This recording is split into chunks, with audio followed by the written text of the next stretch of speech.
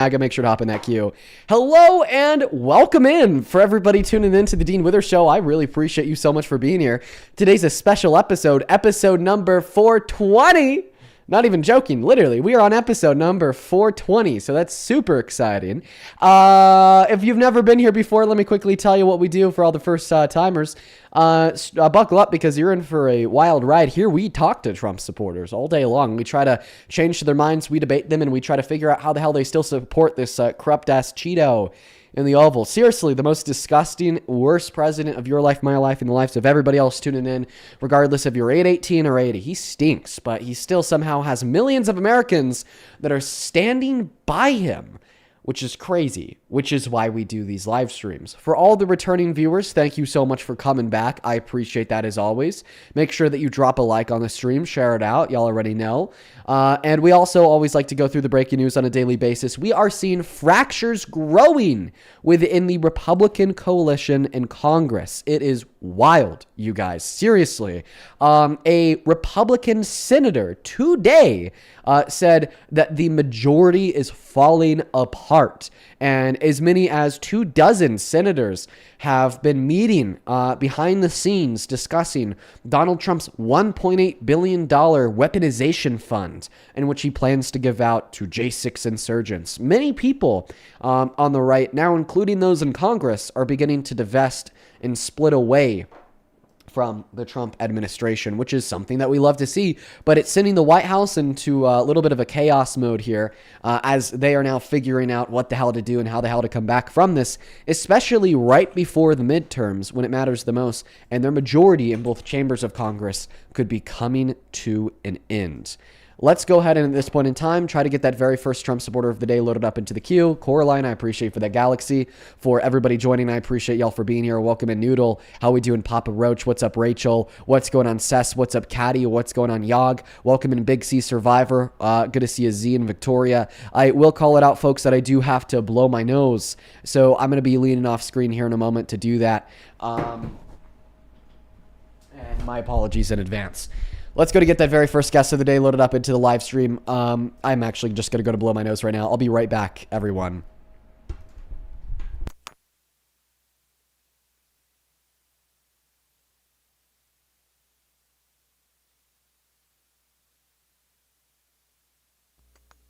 All right, we are back, folks. I caught it right before I sneezed. That's great. Let's go ahead and try to get that very first guest of the day loaded up into the box, guys. We're still looking for them. We got Danny240 connecting over on Super Chat. Y'all are already killing it, and we just started that live. Mr. Anthony, appreciate you so much for the $50, bro. You're my goodness, you're the GOAT. That is so much money. I'm so very grateful. Thank you so much, Anthony. Please show some love to Anthony down below in that comment section, everybody. We got the GOAT over here dropping $50 10 minutes into the stream. Thank you so much for supporting me in what we do here. You're seriously awesome. Thank you, Anthony. Anthony with a 50 says, "What's good, Dean? Happy 420, bro." Dude, happy 420th episode. Appreciate you for being here. We have 4 hours of debates coming your way, Mr. Anthony. I hope that you enjoy them. Same thing to Kimberly. Thank you for the $20, who says, "I truly wish that the Republicans would wake the fuck up."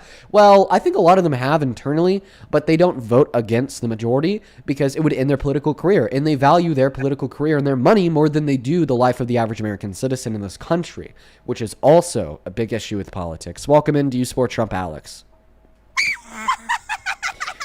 All right, dude waited 12 minutes in the queue just to get a 3-second laugh and then got banned. That's fine. Moving on to the next guest, you guys. We got Alec loading up in. Heavenly, thank you for the $10, who says, "Parker Raid." Appreciate you, Heavenly. Good to see you today. I know that you've been hanging out with us a lot in the past. Shout out to you. Welcome in. Do you support Trump? Play Warzone. Okay, band, we're going to get that next guest loaded up in the queue right now. Guys, it has been so hard for us to find Trump supporters to debate everybody. They've been running scared as of recently. If you've been watching the live streams recently, then you know it. It's really bad, folks. Welcome to Do You Support Trump? Nope, she already left. That's fine. Moving on to the next guest. If you are MAGA, you're in that queue, and you actually want to skip the line and come right up on the live, let me know in that comment section. Somebody in that comment section says, "Mullet Dean?" No, I'm getting...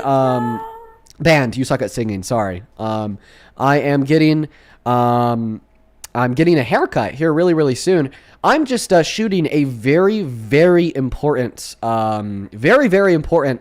thing, to be very vague, at the end of the month on the 30th. So I've kind of let my hair grow out, getting a bit closer to the 30th, so then I could cut it a week in advance and be fine on camera. We are filming something very important at the end of the month. You guys are in for a treat. It's gonna be fun. Let's go to get that next guest loaded up into the box right now, guys. We got Francesca loaded in, but she turned around and dipped out real fast. That's fine. Moving on to the next guest right now, we got Time Winder tuning in. Welcome in, Time. Do you support Trump? Yes, Time. I do. All right, Time. How old are you? I am 19. Okay, sounds good. You got a bunch of background noise. Do you think there's anything you could do about that? I do not. Sorry about that. I mean, what is that sound? Hey David, I got like 7 kgs. It's a generator. Are you at work? I'm on break, yeah. Tell us, why do you support Trump? So, basically, I would say I support him mainly because, not him directly, but kind of like what he stands for. Like? So, take Republican, right? I support that. Okay, but Not like what? really what... So what Republican values does he hold that makes you support him as president? Outside of just the fact that he's registered as a So Republican. that's kind of like what's crazy about it. I don't see any values as a Republican in him. Just his you see political what I'm saying? affiliation. So you just support him because of his political affiliation. So if in the 2024 election Right. Harris ran as a Republican and Donald Trump ran as a Democrat with the same policy they actually ran on in the real election, who'd you vote for? Absolutely her, because I feel like she's already a better person than him. Oh my God, listen, bro. Country over party, not party over country. I am the bluest motherfucker you've ever met in your life. But what I'll tell you is if, for whatever reason, the Republican candidate was better than the Democratic candidate, that I would vote for that Republican candidate all day long. Because it's country over party, okay? Never vote for the worst candidate, which will lead to worse material outcomes for the country, just because they agree with your party affiliation. If anything, this just means that maybe your party affiliation is problematic, right? But this is going to be a really short conversation, not only because of that janitor running in the background, but also just because your point was, frankly, really bad. So we're going to go to kick you, move on to the next guest. Have a good rest of your shift there at work, my friend. Let's go to get that next guest connected to the live stream right now. Welcome into Sport Trump. Anton. Hey.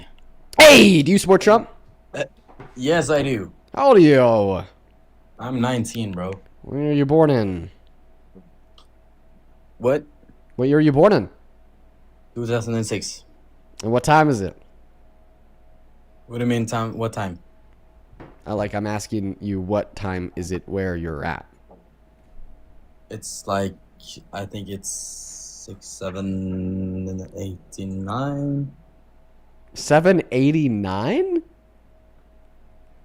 What? 780. No, it's 6, 7, 89. Okay. Yeah. 6789. Good Yeah. one, bud. Good one. Oh, that's great. That's really good. Let's go to get that next guest loaded up in the box right now. Only hop inside of the queue if you happen to be MAGA, please and thank you. We got the next guest, Harris, loaded up into the queue. Welcome into Sport Trump. Gavin. Go once. Greetings, Dean. How are you doing? Get the fuck out of here. Why are these people so fucking weird? Ew. Get off my live stream. Get off my fucking live stream. Well, we got to hear him laugh after I kicked him too? Dude, get out of here. What are they doing, bro? Get off the fucking live. Get off the panel, bro. We're here for serious political discourse. All right? Yeah, my name is Dean Withers. I'm a very serious political commentator.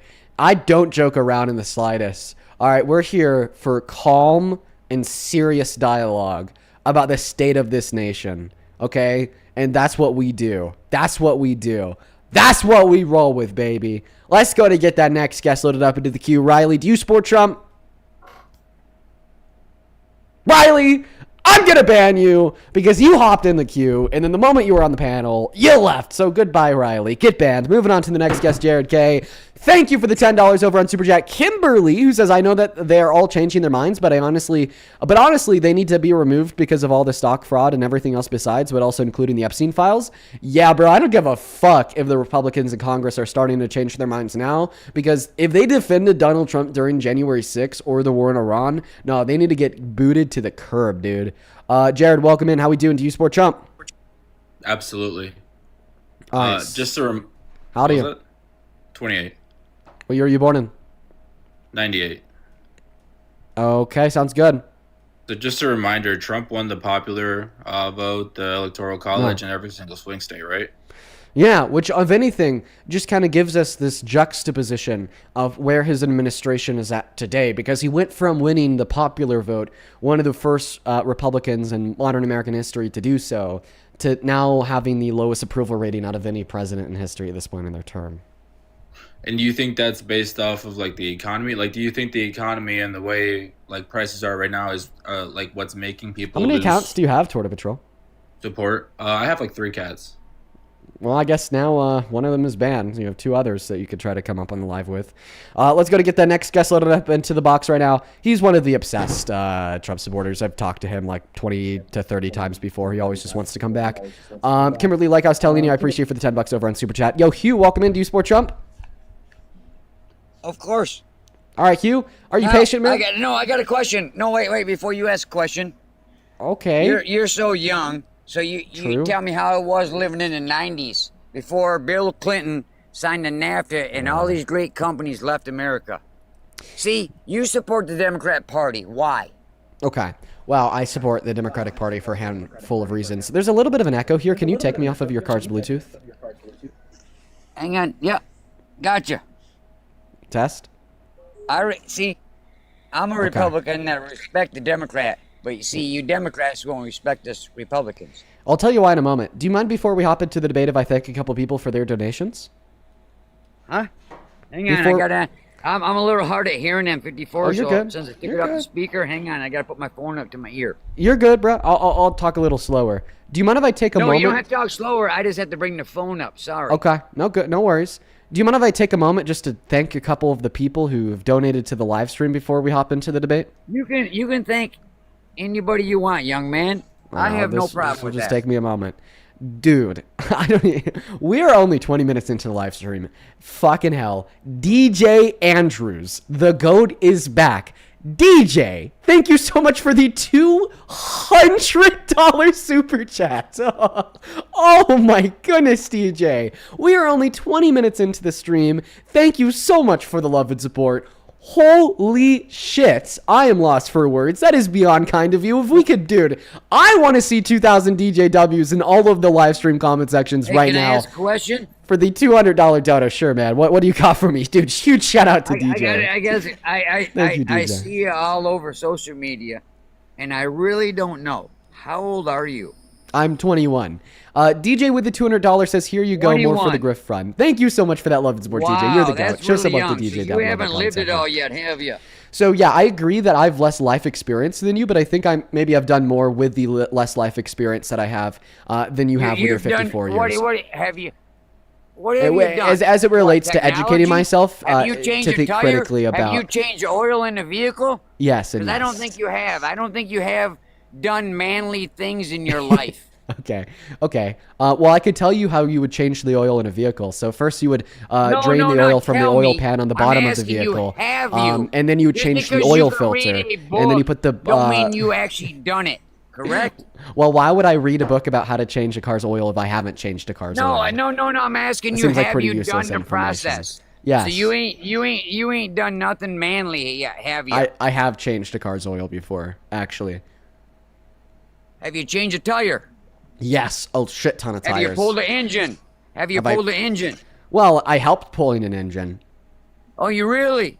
Yeah, well, my mom worked at a car repair store. Hey, See, I kind of got a little bit of I a will cheat give code you here for a credit, little young bit. Man. My- See, that's where we will give you credit. If you've done because something, I did those manly we will give you things. credit where the other side won't give you credit. Do you want to know why I did these quote-unquote manly things? It's because my Yes, mom, I a would like to woman, know. worked at a mechanic store. My woman, yeah. Isn't that crazy how women can do it Yeah, too? kind of like how Right? I know how to clean Yeah, a like, house. isn't that Hey, nuts? Wait, How, like, women are wait. just Can I- as can I- capable Can I as men? reply to Yeah. that? Sure, of course. Because you had a woman work at a manly store. I get that. And my mom was a maid growing up in the 70s and 80s, so I know how to clean. See, parents should teach you this kind of things, Oh, God, right? okay. Am I correct? See, that's the problem. We need Okay. to come together, young man. You know, that's the problem with the left and right. If we come together, we can destroy the politics.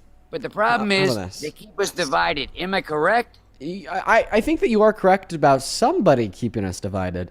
I think we may just disagree over who no. that. What do you mean somebody? I'm talking both sides. That's why it's called the left wing and the right wing. What did Biden It's on do the to same keep bird. What did Biden It's do on to the keep same us bird, divided? dude. What See, did that's the problem. You're too Biden young, do you to don't understand listen, common sense. Listen, hear me out for a second. Please don't interrupt me while I say this either, because you've interrupted me a couple times. When I think Just like about you interrupt me. That's I'll the try my Democrat best. Party side. When, I'll try my just best like to the not No interrupt Kings you. protest. When you go and say something, the Democrats overtalk. So I'm just giving you the same back. Well, how about we try to let each other speak? So when I think of like what Trump has done to divide us as a people, okay, well, I'm like pointing towards him, calling the Democrats terrorists, saying that the Democrats are his enemies and that he doesn't wish them well, calling for the execution of 6 sitting Democrats for no fucking reason whatsoever in Congress, celebrating the deaths of wait, Robert wait. Mueller and Just Robert like Obama pushed the Reiner. LGBT community. How old were you in 2008? How was old were 4. you in 2008? Can I finish my sentence? No, because I'm going to cut you off. I'm asking you a question now. How old were you in 2008 when he So really earlier pushed? See, that's the problem with this left. 21. You could do the math. I was 4 years old. I hope you block me because you guys don't want to know the truth. Tell us the truth, old man. Okay, I'm telling you the truth. Obama pushed the LGBT community on this nation, Based? and that's what divided this country. No. See, before you were born, Democrats and Republicans can talk civil, because my family is lifelong Democrats, not Republicans, Democrats. My dad's 83 and is still a Democrat to this day. Yeah. We could talk civil. Now today, your party wants to divide and conquer so bad, they just spew the hate, and you won't believe it. That's the problem. So how do you get we should from be able to talk civil. how do you get from like step number 1, Obama saying that gay people should be able to get married, to the conclusion Obama's dividing the country, arguing that you're interrupting me again. I would like to see Michelle Obama's pregnancy pictures. Do you think Show me where she was pregnant with those 2 kids. Because you think that Because Michelle they Obama's a obviously man. look like 2 different people. Do you Them think that 2 Michelle daughters Obama's a do not look like. Hey, Okay, I so got you're a son not and telling daughter. us that They Michelle kinda Obama's a man. rela- You're just telling hey. us you don't think that Michelle Obama is one of those children. I'm going to start muting you here, sir. Listen, you're the first guest of the evening, so Mute me. I'm a little You bit think- more patient Oh my with goodness. you. I'm Then not the- into my feelings like you Democrats. Okay, It's not all right. going to hurt me, dude. Sounds good. I'll go to put you on mute. So step number 1, you said that the left is dividing this country. Could you point me towards a single Democratic politician who has called for the execution of sitting Republicans in Congress, who has called all Republicans terrorists, who has celebrated the deaths of more famous Republicans like Donald Trump with Rob Reiner, who was a Democrat? Can you point me towards Democrats who have launched a war from within like Donald Trump did, and I quote, those were his words, not mine, when he deployed the National Guard illegally in states like Illinois? Whoa, sorry, yikes. Can you point me towards a single Democratic politician who's done any of these things? Because when I ask you, well, what has the left done to divide the country? You just say they've pushed the LGBTQ plus agenda. Like, okay, what does that mean? They've pushed for more people to be accepted in society? Yeah, the left has pushed for more people to be accepted in society. That's not division. That is the opposite of division. That is acceptance. Okay, that guy left. So he told me that he wouldn't crash out and get in his feelings if I muted him. But we had to do what we had to do because the old man wouldn't shut the hell up. What a yapper. No respect for the youth. Respect your youth, old man. And ran away. So we're going to get that next guest loaded up into the queue right now. We got Josh Cook connecting. Josh Cook's bio says, join my world of truth. Christ is king. Let's see if he thinks Trump is king. I don't know if Josh is going to join, though. Let's go to get that next guest connected in here right now because it does not look like Josh is joining. For the 12,000 people hanging out with us on TikTok, make sure that you are double tapping on that phone screen and checking out this live with a handful of friends. Hit that repost button on that share button and hop inside of that queue if you think that Trump is a good president. We are already 1 Trump supporter deep into the live stream. What a doozy. I repeat, what a doozy. We got that next guest, Cows, loading up in here right now. Sin Muse, appreciate you for the $10 on Super Chat, who says, hope today's been a good one. Remember to stay hydrated. Well, I appreciate you for the $10, Sin. Today's been a little bit of a doozy. My grandma on my mom's side is dying. A hospice, finally left the house this morning. Said that she maybe has another 2 days. So, if even. So I spent the first half of my day, with the family and whatnot. We're at that point where all of like the extended relatives are starting to fly into town and whatnot. But it's a sad thing. It's a sad thing that happens to all of us. Welcome in. Do you support Trump? Hello? Okay, doesn't look like Shannon is here. Hello, Shannon? Shannon is not here, so we're going to move on to the next guest. Only up inside of the queue. If you happen to be a Trump supporter, please and thank you. Please do follow the rules of the live stream. We got that next guest, Kobe, loaded into the queue right now. Keller Girl, thank you so much for the membership over on that other place. Member for 7 months. Wow. Who says, thank you for being on the right side of history, Dean. Well, Keller Girl, thank you so much for subbing to the stream for 7 months. Oh, my goodness. Welcome into Sport Trump, Kobe. Yes. How old are you? I'm 24. All right, you got about 3 miles of lint in between your mouth and that phone's mic. Is there anything you could do to fix that? Yeah, I beat the fucking shit out you. How about that, nigga? I don't think that's going to get the lint out of the phone. But maybe clearly you are incapable of getting the lint out of your phone because you frankly have 0 brain cells, not enough intelligence to get the lint out of the phone. And that's proven by, the white boy drop the N-word. They're all so violent, you guys. Why do they do this? Listen, on top of that clearly being racist, right? The second thing I'd like to call out here is that why would they make this the representation of MAGA on a live stream in front of thousands, right? Like we've talked to 2 Trump supporters today. Look at me, very calm, cool, and collected. Then look at them. First is a crazy old man who's loading up here, can't let me speak more than 2 words. And then I'm going to mute you so I could speak. He says, okay. And then he leaves because he's mad. Then the second guy is some little 14-year-old white boy threatening violence and screaming slurs. Dude, they're cooked, guys. These idiots, man. These idiots, let me tell you. Let's go to get that next guest loaded up into the box. Yeah, there's a couple of you guys watching that are genuinely pretty stupid as well.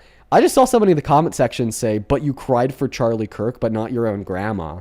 Yeah, Bree, that was their name. I would love for you to use some tools of discernment here. Was I live streaming earlier when I was sitting by her bed? Did I have the camera pointing at me? Did you, no? No? Okay, just use some discernment here. Use some discernment.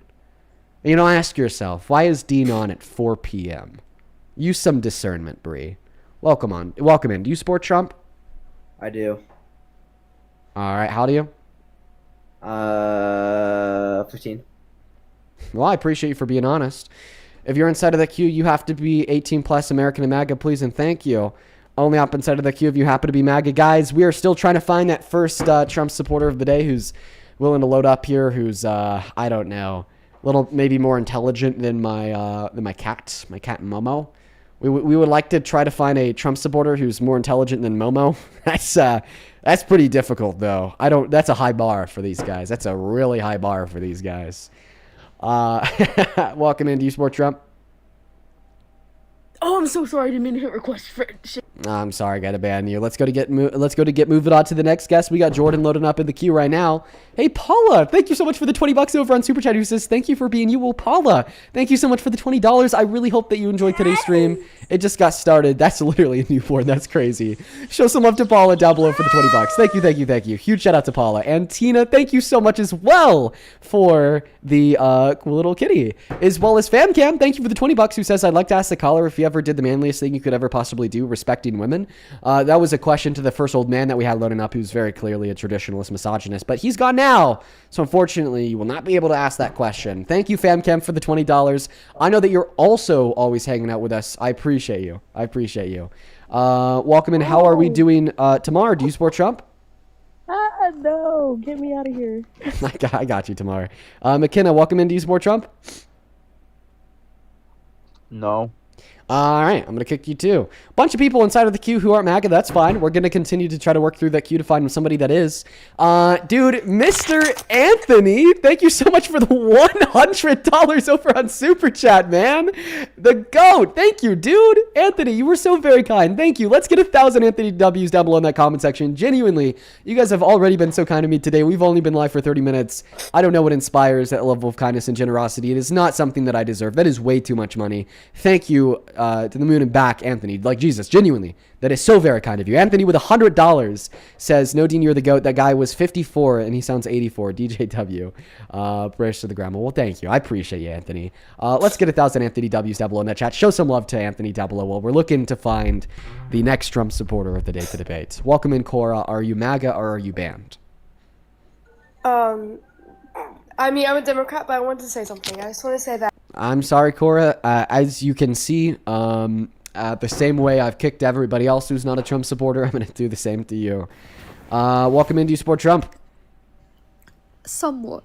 I don't really know where I stand with it all, but I think I'm leaning more towards supporting Trump now. Okay, JD, are you American? I am Australian. Is that not allowed? Well, I mean, if you happen to read the rules in the middle of the phone screen, the second rule does say be American. But, you know, maybe it's possible you didn't take a look. So no worries. Let's go to get the next guest loaded up into the box right now. Guys, if you do want to support me, if you want to support the stream, you can find the Venmo and the PayPal and the link tree in the bio on TikTok, pin message on that other place. If you don't use the links, but use the @ which is also right there, just make sure that you double check your spelling. There's a bunch of fake Dean Wither scam accounts out there on PayPal and Venmo that are stealing a bunch of y'all's money. Welcome in, Casual Debater. Do you support Trump? Yeah. How old are you? 25. Okay, what year were you born in? 2000. Is there any way that you could just kind of put a pep in your step, bro? Like, can you drink a fucking coffee? Sorry, I'll try to pick up the energy. God, that's really low energy, man. I don't know if I could hang, dude. I think that you might be bringing my mood down. My feng shui is getting thrown off, bro. Listen, I'll give you a chance. Why do you support Trump? Mainly for, like, abortion. Pro-life. Okay. All right. So you support it because he's pro-life. So you think that abortion should be banned? I think it's immoral, yeah. Okay, but do you think it should be banned, like legally restricted? Yeah. Okay, including in circumstances of rape? No, I think then it should be allowed, yeah. Okay. Your name is Casual Debater. I guess you are what your name is. Casual. Very casual. Okay. So why should we ban elective abortions? Are you familiar with the future like ours argument? Yeah. It's pretty much just that. Like, I think. So it's murder to kill fetuses because they will have a future like ours? Yes. Okay. Do you think that all murderers should go to jail? Yeah. Okay. Do zygotes have a future like ours? Yes. So if you kill a zygote, that's murder? I would say so, yeah. And all murder should go to jail. So if you kill a zygote, you should go to jail? Yep. Do you understand how insane that is, considering the fact that some forms of birth control can kill zygotes? Like, for instance, IUDs. An IUD, an intrauterine device, will in some circumstances allow for conception to occur, meaning that a zygote exists, but then they'll just simply prevent it from implanting into the uterine lining, essentially starving it to death. Let's also not forget here that the zygote is literally a 1 or 2 cellular organism. It is no different than the bacteria that grows on your teeth or that lives in your stomach. But you think if a woman has an IUD, know that it can kill zygotes, is sexually active, and kills a zygote, that they should go to jail?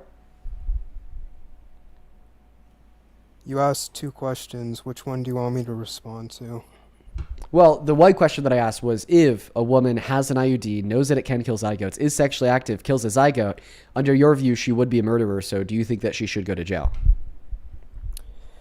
I mean, I guess I'd have to look into the empirical claim itself, but from my view, any intentional action in which deprives a person of a flow would be immoral, so I see an IUD as preventing a human organism from coming into existence.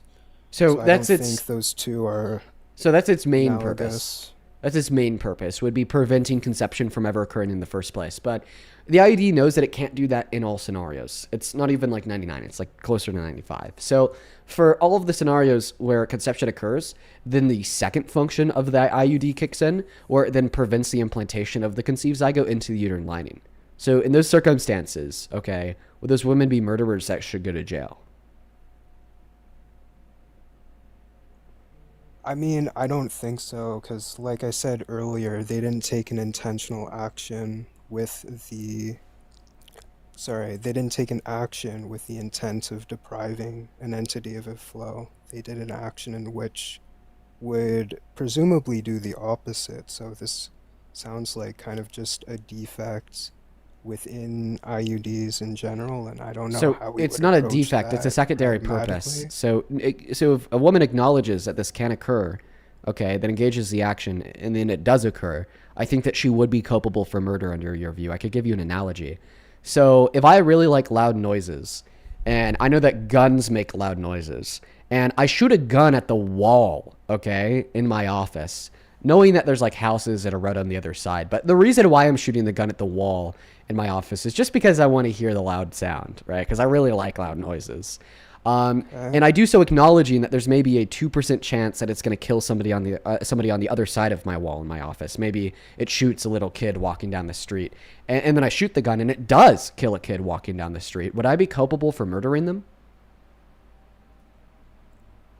Yeah, I mean, you took an action in which led to them being unalive, right? Like you shot them. Yeah, well, knowing that it could have led to that outcome, right? And that's exactly, okay, what women who know IUDs can kill zygotes who are sexually active are doing, right? They know that it can lead to this outcome, and they do it nonetheless. If it does lead to that outcome, under your view, they would be culpable for murder then.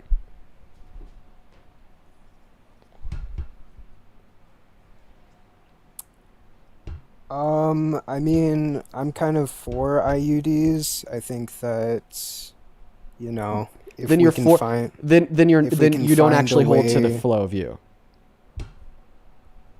No, I think that it's effective in the first order that you kind of mentioned. The second order, yeah, if the zygote is being unalived, I would think there's something wrong happening there. So is it murder? But Can you tell me?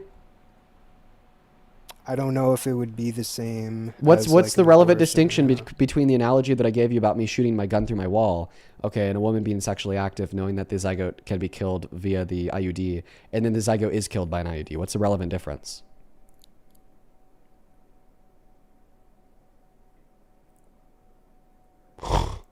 The relevant. Are you sleepy? Yeah, bro, you're putting me to sleep. I mean, can you explain how the analogy is analogous?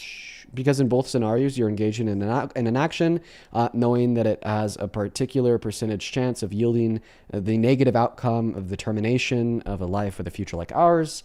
And in both scenarios, it does lead to that outcome of ending the life of an individual with a future like ours. So the analogy is simple. Okay, sure. I guess I would just bite the bullet then. What does that mean? So are you saying that you do think that women who are sexually active with IUDs that kill zygotes are murderers? Yeah. Okay, then I don't know, a minute ago you said that you support IUDs, so you support murder under your own view. Yikes. That's a quick abortion debate. Okay. Did you have any actual objections? Well, yeah, the objection was that under your view, you support murder, right?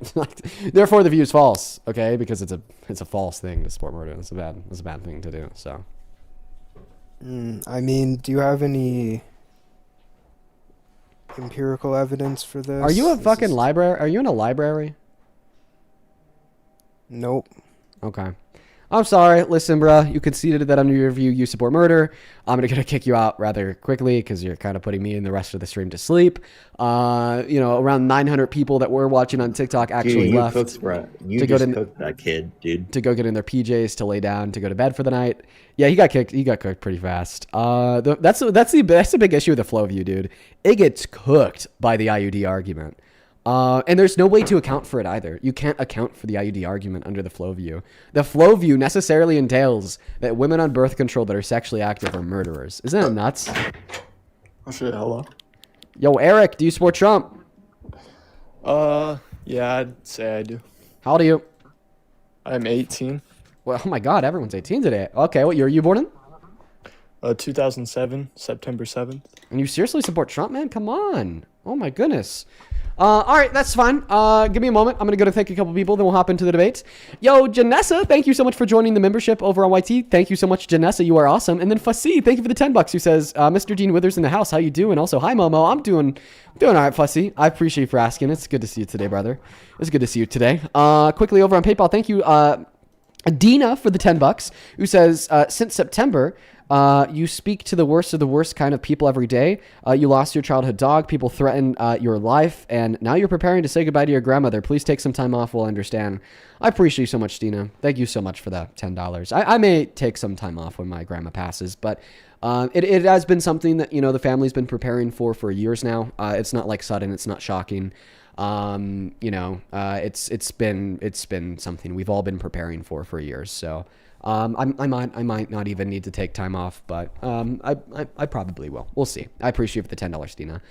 Same thing to you, Robert. I appreciate you so much for the $33 donation. Thank you so much, Robert. Let's get 300 Robert W's down below in that chat. I appreciate you so much, man. Thank you so much for supporting me and what we do here. You were awesome. Robert with a $33 says, I missed your show for a while. My crazy right-wing friend from Idaho was visiting. I couldn't get him to watch your live, but fear not. Thanks to what I've learned from you, I was able to shut him down at every turn. I will always have your six buddy from 71-year-old Robert. 71-year-old Robert! You know that I love you, dude. You have been watching these streams for so long now, and you are such a great testament that even like old men, like 71-year-old individuals who, like most of like the younger generation that I belong to, kind of look at as like irredeemable or unchangeable, okay, can be like so good for the world that we live in. You're a testament to the fact that all men, regardless of their age, can be good men, Robert. And I love you. Thank you so much for the $35. You're awesome. Please show some love to Robert down below in that comment section. Thank you.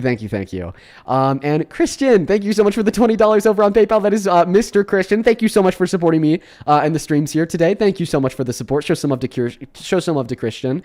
Rachel, thank you for the $20 who says daily watcher for the past 2 months. Memorial donation. You and your grandmother are my thoughts. Thank you for helping me get through your day with my streams. Well, I appreciate you. That is very kind of you, Rachel. I'm happy that the live streams are about to help you get through your day-to-day life. And thank you so much for your kind words. Let's get to it, Rachel W's. And then same thing to you, Cassandra. Thank you for the $53 donation. Oh my goodness, you guys. What is going on today? We've barely had any debates. We had that snooze fest and then the crazy asshole earlier. But even in lack of debates, you guys are just being so kind and supporting me in what we do here. Thank you, Cassandra. Let's get 500 Cassandra W's. Cassandra with a $53. Wow, that's insane. Says, hey Dean, please give a shout out to my daughter Sophie. We watch every day all the way from New Zealand and love what you do. Sophie, shout out to you and your mom. You and Cassandra are the best. And I bet life is great down there in New Zealand. I would love to visit one day. You guys are living right. Thank you so much for the $53. Show some love to Sophie and Cassandra in that chat. Wow. How awesome is that? Teresa, thank you for the $10. I read your message. Thank you so much for the kind words. Brendan, thank you for the 5. Samantha, thank you so much for the 5.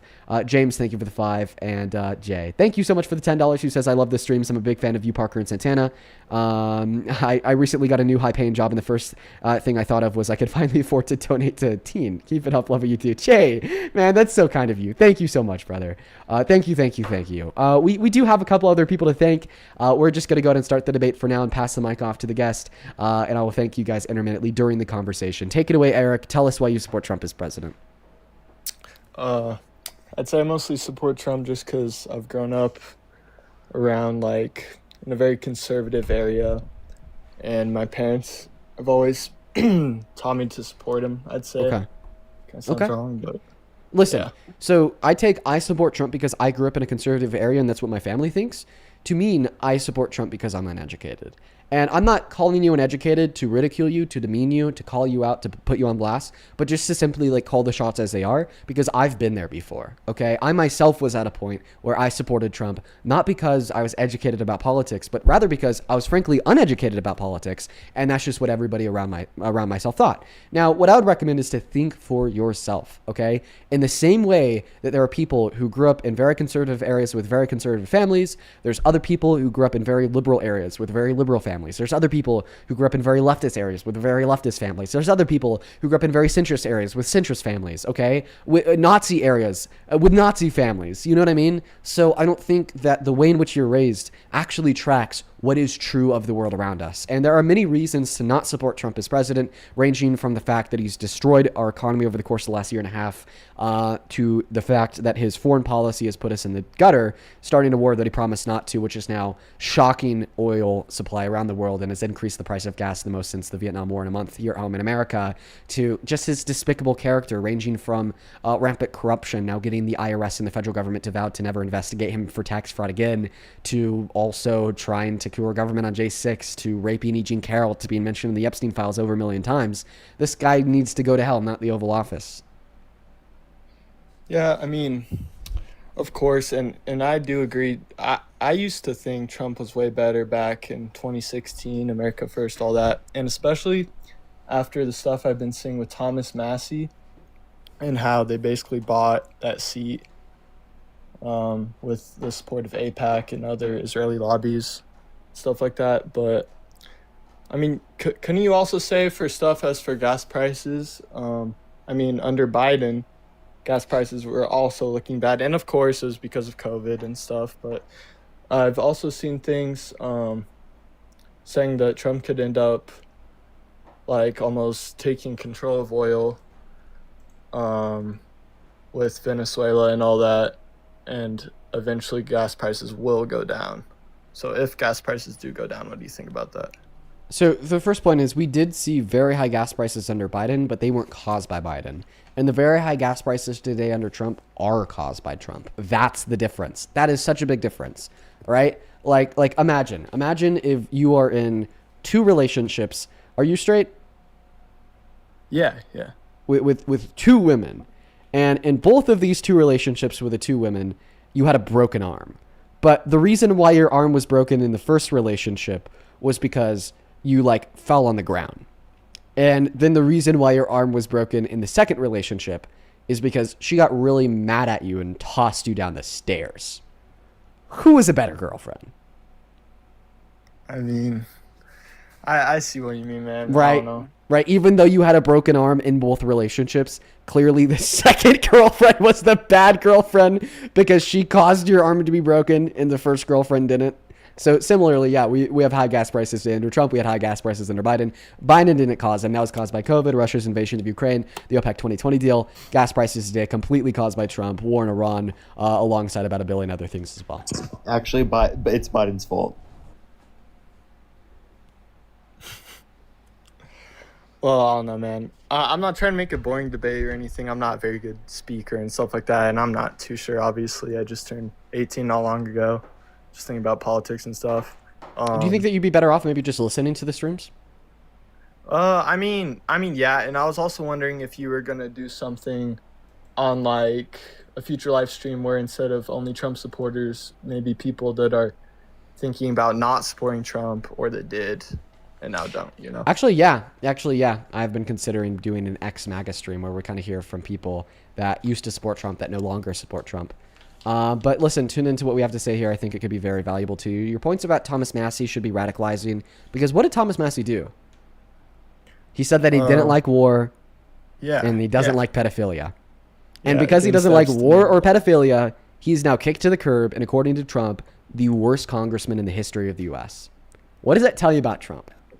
That's such a crazy statement. Actually, in of itself, Thomas Massie is the worst, to Trump, by the way, is the worst candidate in history for Congress. There's not been another person in the history of Congress that's been worse. Come on. What does that tell you about Trump? One example. He's the not worst even Joe Biden, right? congressman in history for being anti-war and anti-child rape. Yeah, he's worse than Joe Biden, worse than Kamala Harris. Because those are the only two ways that he's divested from the Trump admin. He divested away from Trump by voting for the release of the Epstein files and helping Ro Khanna draft the Epstein Files Transparency Act. And he's divested away from Trump by being against his war in Iran. He doesn't want to be Israel's little lapdog. Yeah. Yeah, I think all the lobbying stuff with Israel is just insane. And he's definitely one of the Republicans I supported the most, I'd say. Then you're not a Trump supporter. Yeah. You got to pick a team, Massie or Trump. Yeah. I don't know. It's just weird because I wouldn't say I'm really much of a Democrat. He thinks Massey's worse than Hillary Clinton too. Yeah, I don't know, man. Eric, I appreciate you for coming up. I'm going to go and send you back down to the comment section. It kind of just sounds like you maybe need to listen to the live stream a little bit more to figure out your political beliefs before coming up here and debating. And that's not a bad position to be in. Ronald Payne, 2030, welcome in. Are you MAGA? You know something? All I can say is you're putting Donald Trump down, but you're a communist and you know it. Okay. Hey, Ronald, can you define communism, sir? Somebody that really don't believe what everything's going on in this world. And if you can't live in our country, why don't you go to the country that you can live in?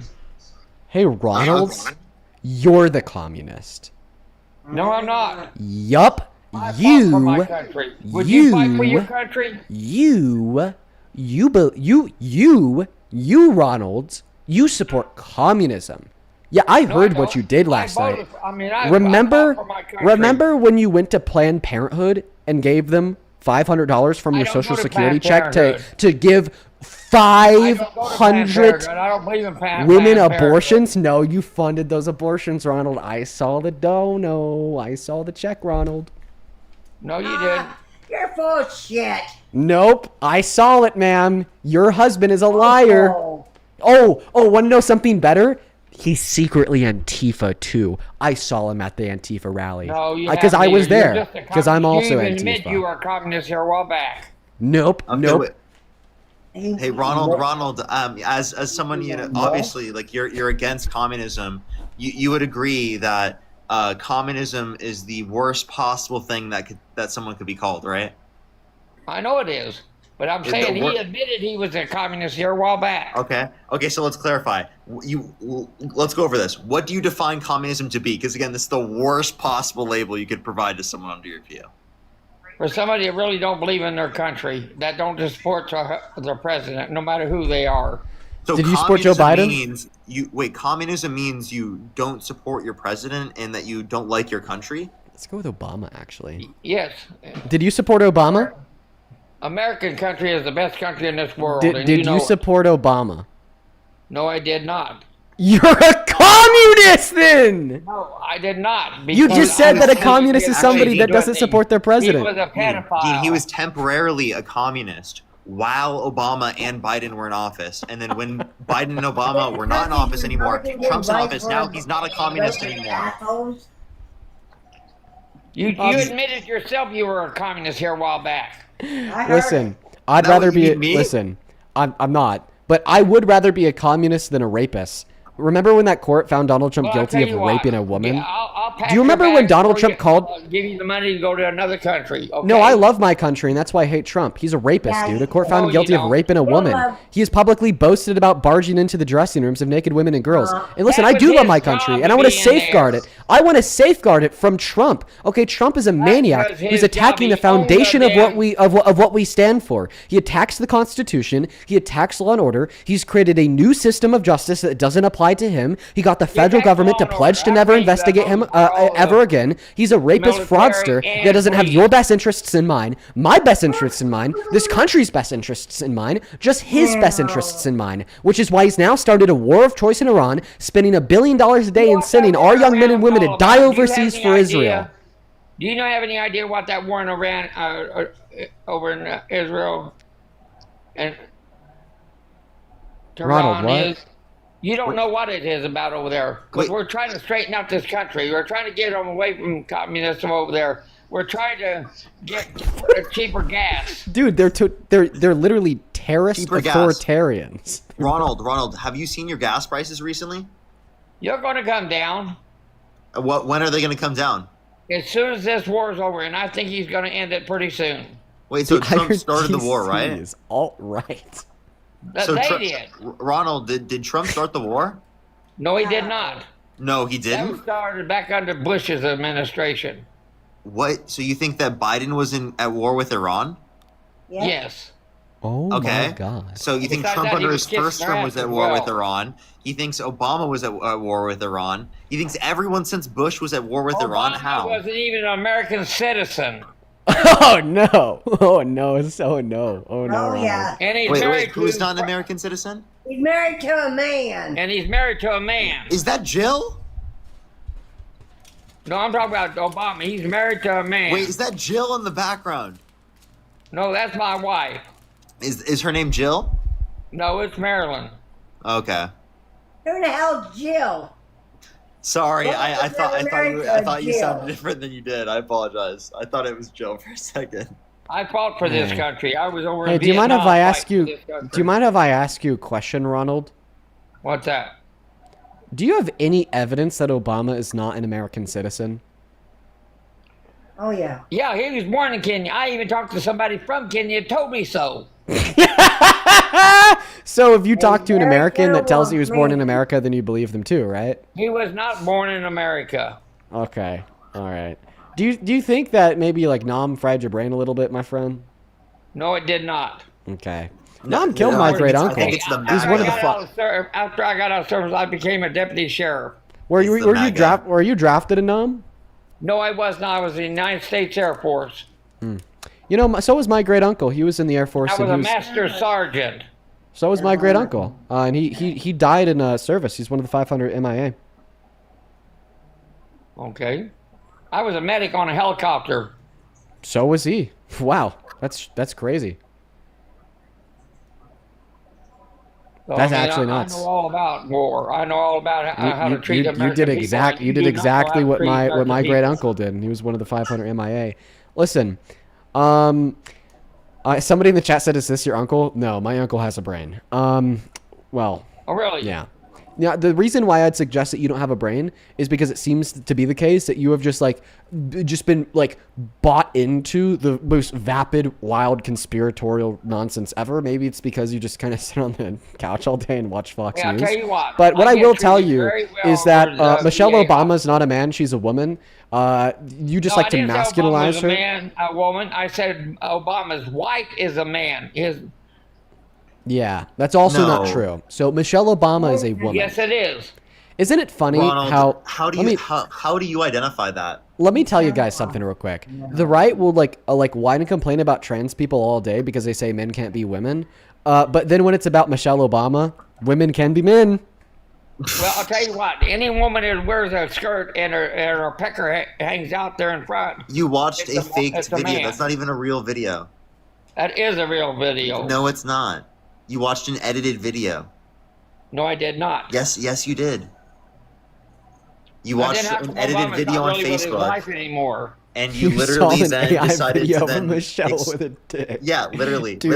an AI You edited mean Michael, video. not Michelle. Michael. That was his best friend in college. No, Ronald. Which he didn't go to college in the United Ronald, States. you've been sold a delusion. You have no evidence for this at all. Oh How do you even come to this determination? Can I just make claims about you? You know what, Ronald? I think you weren't born in America. I think you were born somewhere really? else, and I have no evidence for that. I think you were born on Mars, okay?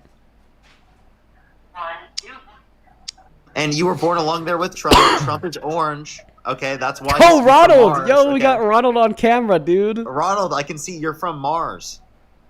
No, I'm not from Mars. He must be from Venus. You know, he's from... I ain't gonna mention. Hey, Ronald, can I ask you a question? What? Maybe he's from Hogwarts.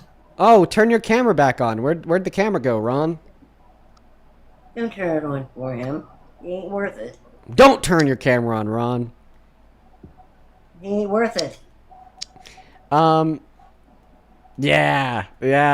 You know, your wife told you to do something and you did the opposite. That's how I know you're a Trump supporter. But listen, okay, so what is your favorite Trump policy? I think he's done real well for the military, and he's done real well for the police department. Okay, for the military and police. So I would say he pardoned violent rioters who beat police officers and called them patriots. That's doing very great for the police. Do you agree? I was a police officer here. I was in Indianapolis. I was a deputy sheriff. Yeah, so how do you feel about Donald Trump pardoning violent rioters who beat police officers and then calling them patriots? That's a lot of lies there.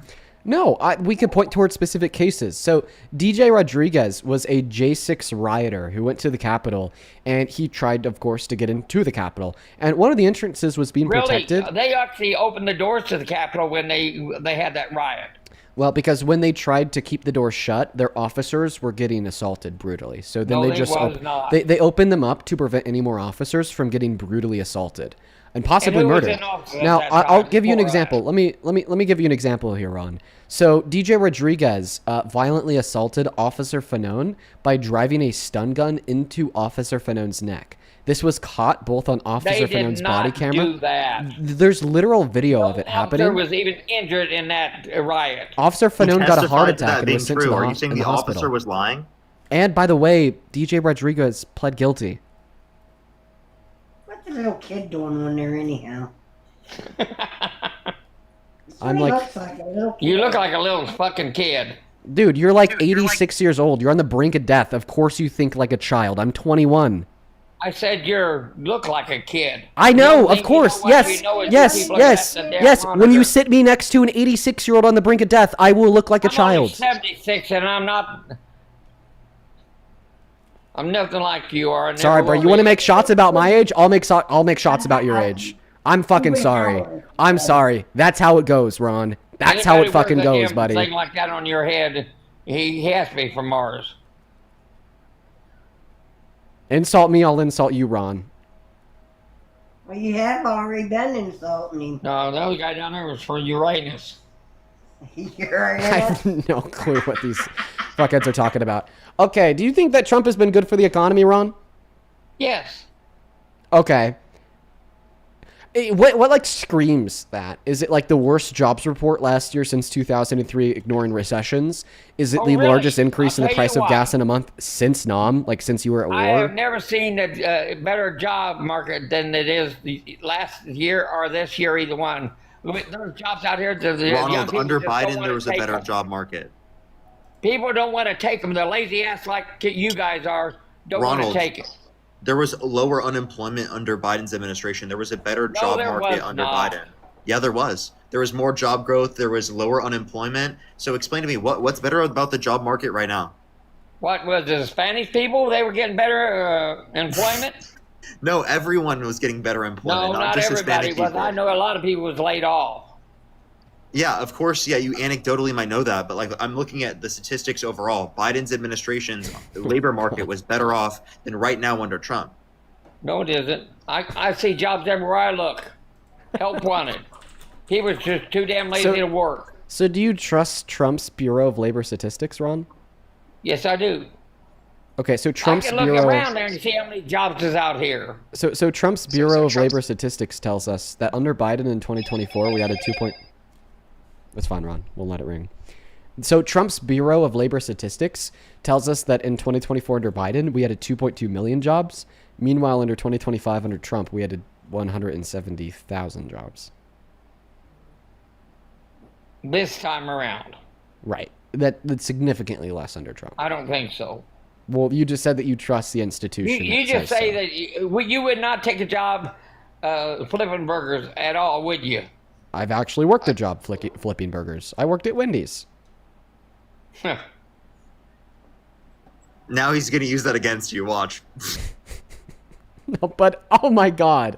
Ronnie. The younger generation does not want to work. Ronnie, I don't think I need a job just gave at you an Wendy's example again. of working, sir. Oh my God. I just got a huge donation. I've asked people to cut my grass for me, and they say, well, I haven't got time to do it. And I was going to pay good. What are you Hey, offering Ronald, to do you pay think them? we're working right now? Oh my God, Stefan! Thank you for the $420 donation on PayPal. That's because you're a communist, and communists follow communists get $420 donations. Woo! W communism. Oh my God, Stefan! Oh my God! Thank you. Thank you so very much for the love and support. I don't even know what to say. Thank you so much. Dude, I want to get 5,000 Stefan W's in that comment section. Holy fuck. Stefan with a $420 says congrats on the milestone because it's our 420th episode. She's another damn fool like you are. Okay, Ronnie. I wouldn't give you one dime. Okay, Ronnie. Thanks as always for doing what you do. Love to see the GOP starting to crumble. Also, following up from yesterday, how do you think they wrapped up The Boys? Honestly, I love the final episode. Seeing Homelander. I don't watch. I guess I won't spoil it. Oh, you can't, don't tell me. I don't watch children's shows. Okay. Well, thank you once again, definitely Stefan. a children's show, right? Ronnie needs some special attention here, so I'm going to go ahead and direct the attention back to Ronnie. But please, for everybody watching, show some massive love to Stefan in that comment section. Genuinely, thank you so much, Stefan. Thank you. Huge shout out to Stefan down below. Stefan has to be some kind of idiot. To send me a $420 dono? What? Yo, Ronald, that's not nice. I mean, don't you thank them? You should be thanking them. They're helping support Dean to run this platform where we can have conversation. You don't have to run that thing. This is free. Okay, Ron, I want to ask you another question. What is the shape of the Earth? It's round. Wow! Holy shit, buddy! I didn't expect that one from you. What do you Okay. think it's? Have you ever? Hey, Ronald, and did I dinosaurs? I bet you're one of the people who believes that we actually went to the moon. Yes, I do believe we went to the moon. We did not back in '69. Yes, we did. Not go to the moon. Hey, Ronald, can you tell me why the Soviet Union told us that we got to the moon? If the We didn't get communists to the are moon. against us and they're evil, tell me why they confirmed that we were on the moon. They did not show you. Yes, they did. They did confirm that we were Glenn on the moon. came on a show with a bunch of kids, and they asked him, "How was it to be on the moon?" He said, "Sir, ma'am, we did not go to the moon." Why would Bailey, John Glenn say wait. that? Oh my God! Answer the question. Why did the Soviet Union confirm that we went to the moon if they're evil and against us? They didn't even know it. They just thought we beat Wait. them. No, they confirmed that we You went to the weren't moon. even around back in them days. You're Okay. one you even thought So, of. And just like Columbus did not discover America. Of course. Well, that one's true. All right, listen. So I'll go ahead and debunk what you just said. So you said like some astronaut named John told a bunch of kids that we never went to the moon. John Glenn. John Glenn, stupid. No, it was Buzz Aldrin that you're talking about. No, I'm talking about John Glenn. No, Buzz Aldrin was the one that like told was a kid not. that. Okay, here's the evidence. John Glenn, stupid. All right. Oh, okay, ma'am. Calm down. Okay, thank Don't you. tell me calm down, little boy. No, calm down. Frankly, Allie, thank you for the Galaxy Globe. So the evidence that we went to the moon is very compelling. While the Apollo missions landed on the lunar surface, they actually put laser reflectors on the surface of the moon. So And you let me could ask point. you this question. Okay. How did they take a picture of the ship hitting the moon and they were up in the damn rocket? They didn't. That was a CGI. No. They that was showed it. That was a CGI recreation. It says so on the video. It was not. There was no way. He might be talking about one time where they watched it on specifically they had like a camera that they probed off No, so that they they could take didn't. like No, a they particular didn't. image. Back then they didn't have the I mean, it's not that complicated. We didn't have the technology back in '69. We did. We definitely had that technology. So like, You let me, didn't, because you weren't around. wait. So let me just clarify. So you again can't acknowledge that the Soviet Union confirmed that we went to the moon. We have reflectors on the moon that can prove to We this made day them that we have believe been to the that. moon in the We past. be- we And made you can them believe prove that part. using your own information, using your own resources that we went to the moon ourselves. But you're still going to like not acknowledge the facts just because you don't feel like it. Sick assholes. Yep. I'm just some insult. Thank you. Do you guys have kids? Nope. They're probably watching the stream. I got a son, but I mean he's an asshole too, like you are. I was about to ask him. Yeah, If, I was they're probably sick. I was about to ask him if like you see your son often. I would assume no. No, I don't, because he did not accept my second wife when I got married. Oh, why? Because he just didn't want to. Because he's an asshole like everybody else. Well, maybe if the second wife is calling him an asshole, I was nice to him. then you just called him an asshole. I called him an asshole when he started treating us like shit. Okay. And my first wife passed away. I'm sorry to hear that, Ron. Real Yeah, sorry to hear that, sure. Ron. I bet you are, because I was married to that woman for 55 years. Holy crap, that's a long marriage, Ron. That's right. Yeah, I long was ass married to marriage. my first husband 34 years. Wow, 2 long marriages under the belt. Okay. Now, next question. Well, I guess not next question. Yeah. I want to go on to give you the evidence that we did land on the moon. Ron and Dawn. I don't know her name. I'm just gonna call her Dawn because it rhymes. Ron and Dawn. Her name is Marilyn. Marilyn. Okay, Ron and Marilyn, that's fine, whatever. So the direct evidence that we landed on the moon would be the laser reflectors on the lunar surface. Okay? They are still there today. And if you have we a didn't laser... have lasers back them days. A laser is just focused light. We did have lasers. I know that. We did have them. It's just light. Yeah, we literally did. It's we literally... didn't have no technology like that. We didn't even have these phones back them days. So the phone that you're on right now phones, but that's is different than a laser. much more complex than a laser. A laser is focused light. I know what laser is. So lasers were invented, well, actually, in 1960. So we had lasers for a couple years before we landed on the moon. Not them kind of lasers. What makes you think that? Because I don't know that you would think something like that. Because all you think is, well, they put a couple of mirrors on the moon. That's what it. Dean, you're believing that Biden Democrat propaganda that we went to the moon. Listen, I have a question. Do you guys think that abortion is a sin? Yeah, I do. And are you a Christian? Yes, I am. Okay, so then why does God say in Numbers 5, 10 through 35, that it's okay for women who cheat on their husbands and get pregnant to get an abortion? No, it does not say that. Would you like to read it together? It actually does. No, you're taking it out of context. No, he's not. Out of contents? Yes. Oh, wait, God wait. would never approve of something like that. Wait, actually, another thing here. We'll talk on that in a moment. I'm not that big of a Biden fan myself. Let me tell you why. I think it could be a pred. Because I remember hearing this clip of him legitimately hitting on a 10-year-old, telling him that he'd be dating her in 10 years. Do you think that's like one of the... Like, that makes Biden a pred, right? Yeah. I mean, I think the man is a complete sicko. Yeah. What do you think should happen? Do you think he should go to jail? Do I think Trump should go to jail? No. No, I'm asking, do you think Biden should go to jail for what Dean just said he did? Yes, I do. You do? Okay. So we lied to you. So that's actually not something that Biden did. That's actually something that Trump did. If you want to take a look at your phone screen right now. No, Trump did not do anything like that. Don't worry, I'm proving it. Here you go. Trump is a Christian. Soon. Thursday night. You're going up the escalator?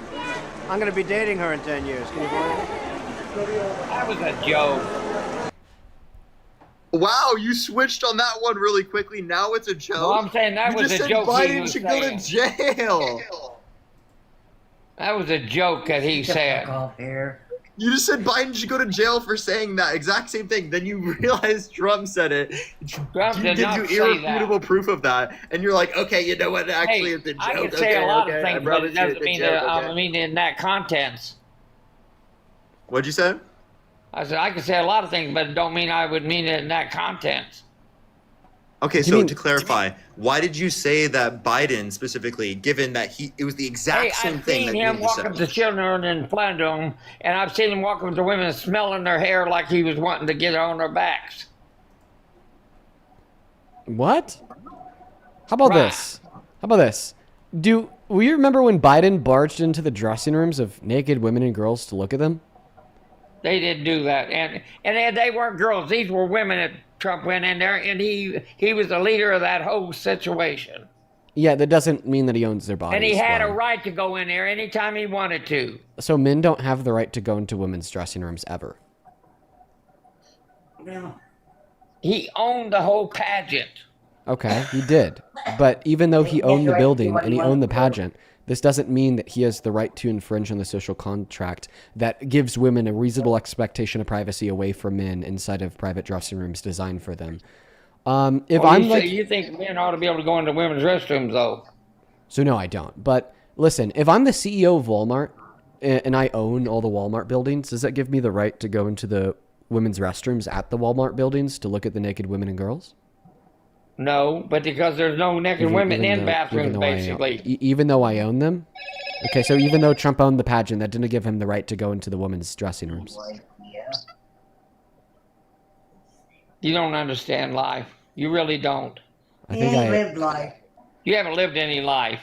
All right, Pops. What calm down. about what we just talked about has anything to do with that? And also, wait, Donald Trump said he would date a 10-year-old girl in 10 years. If you say that Dean looks like a kid, Dean hasn't lived life at all in order to discount what he's saying, then why wouldn't you say that Donald Trump saying he would date a 10-year-old girl in 10 years is clearly predatory? In 10 years, she would be 20 years old. Yeah, which is younger than Dean. So what? So You said that I. You said that I. Isn't a means to dispute You said that this, I or- literally looked like a kid. Well, you did. You both Dean, do. you're too young for them to consider your opinion, but someone like a woman who's 20 years old is old enough for them to sexualize. Like, Or for them to say that Donald Trump is okay to sexualize. Like, do you get what we're Only saying if she, here? Like, uh, you're saying that only it'd be if she okay for agrees. Trump to like date people that literally Only look if like she kids. agrees. Only if she agrees. Okay, next question. Do you think that immigrants who have been held civilly liable for sexual abuse should be able to immigrate into America? No, they shouldn't. So then why should citizens who have been held civilly liable for sexual abuse be That's a able to whole become different the story. president of America? Illegals should not be in this country, period. So I said nothing about illegal or undocumented immigrants. I said Well, you said undocumented, basically. no. I said should you be able to My sister-in-law legally? got unalived by illegal and Listen, got away with it because he was. Listen to what I'm saying here. Should a man be able to lawfully immigrate into America if they've been held civilly liable for sexual abuse? Yes. You want rapists in the country? If he does something wrong in this country, he ought to go to jail. Okay, but if he doesn't go to jail or he gets out of jail, then should this rapist be able to come here? No. Okay, so then why should the rapist be able to go into the Oval Office? So here's actually the jury verdict He's form. not a rapist. He has never been proved to be one. So this is actually the jury verdict form from a court that proved he I sexually don't care. abused. That lady was a prostitute. So no, she was a not. journalist. She was a literal journalist. She wrote news stories. I think that you're confusing E. Jean Carroll for Stormy Daniels, and she wasn't even a Either prostitute way, they're either. She was both. a porn If star. they throw themselves out of man, they ought to be taken like a woman should be. Ron, what does that mean? That means if they're going to throw themselves out of man, they ought to be treated that way too. Because the only reason they want to do it is get his money. So are you saying that maybe he should throw himself on them, like force It's himself like on them? Muhammad Ali, Cassius Clay. He got arrested in Indianapolis where I was So, at. so are you saying that like Trump should have thrown himself on them? No, I'm saying if she throws herself on him like that, he has a right to do it if she agrees with it. So she didn't agree with it. We're talking about a scenario where she was forced bullshit. against He her will. did not rape her. Wait, that's what happened in the case. He actually said they never met. There was a deposition where he mistook her with his ex-wife after he said that he wouldn't have sexually abused her because she's quote-unquote not his type. He said that they never met. There was a picture of them shown together, right? He was proven to have lied. They might have been in the same room at one time or another, but they really probably didn't meet. He said they never You know how met. many people? You know how many women he meets all Ronald, the time? no one says that except for E. Jean Carroll. No. Right? No one in that He had scenario. people to Donald back her Trump up. doesn't say that. E. Jean Carroll's the He only had person people that to was back there that her says up. that. She had people to back her up, though. That What'd you he say? raped her. Like he said that she had people to back her up. Yeah, people to back up that he raped her. How would they know that if they were in the room with her? Because she You don't told need to them be in this the 30 room. years ago. And also, Donald Trump has been accused by 27 plus women of sexual misconduct. Do you think every single one of those 27 women are lying? More than likely, they wanted his money. Oh, you think every single one? So why didn't they all get money? Why didn't they all go after money? Because that's all they could get out of the man, and that's all, they knew that. Wait, so if they didn't get money, then why are you saying they did it for money? Also, E. Jean Carroll didn't do it for money. She just wrote about it in a book. Right? And then he called her a liar. Then she said, "Want a bet? I'll prove it in court." And then took his ass to court. And all she got out of it was money. 87 million. That's all she wanted. So do you doubt like No, she probably would have wanted a criminal conviction after all of this, but you understand that she can't do that because there's a limitation because of the statute of limitations for New York. Okay, then why'd she wait so long? Well, it takes decades for victims to come out because people such as yourself aren't going to no. believe them. Wait, Ronald, you don't even believe her after she held him liable in a civil court with the unanimous determination of 9 people in a jury. So, of course, it makes sense that victims aren't going to come out right away when they don't have a support system in society to ensure that they're going to be believed, taken care of, right? And instead they think that they're going to be harassed. So after the Me Too movement, of course, more women are thinking that they can come out after that because there are people that are going to be there in terms of a community, right? That you clearly can identify do exist. Just like people, they put down Michael Jackson the way he was, and he wasn't a pedophile. He just didn't get to have his own childhood because he was always on stage. Dude, this guy's like all over the place.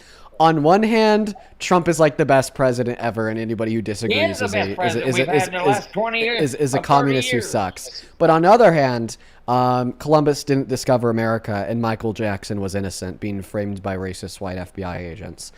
Like, you're just all over the place, frankly. Would you believe something? They took all kinds of films from his house, and they never proved anything. I actually think that you have an argument that he's innocent. Okay, I think that you have an argument there. Listen. It's like anybody that's got money; they can be accused of anything people want them to be. But see, the crux of your argument that MJ is innocent hinges on the fact that they tried to prosecute him and failed. But that doesn't work for Trump because she tried to prosecute him and succeeded. She convinced a unanimous jury of 9. Then how come he didn't go to jail? Because it was in a civil court, not a criminal court. Only criminal courts send people to jail, Ronnie. Like, do you believe that OJ was innocent? It's not worth the paper is written on. Was OJ innocent or guilty? He was innocent. What? Crazy. He was innocent. Listen, I got a couple more of those. You want me to tell you what happened to OJ? I got a couple more of those idiots to think that were sending me money. Let me thank a couple more of the idiots who are sending me money. One second, Ron. Camp, thank you so much for the $50 donation over on Super Chat. Thank you so much, Camp. Let's get 500 Camp W's down below in that comment section. Camp with the $50. That is very kind of you. You know why OJ? I'm sorry, Camp. You know why OJ tried to get convicted?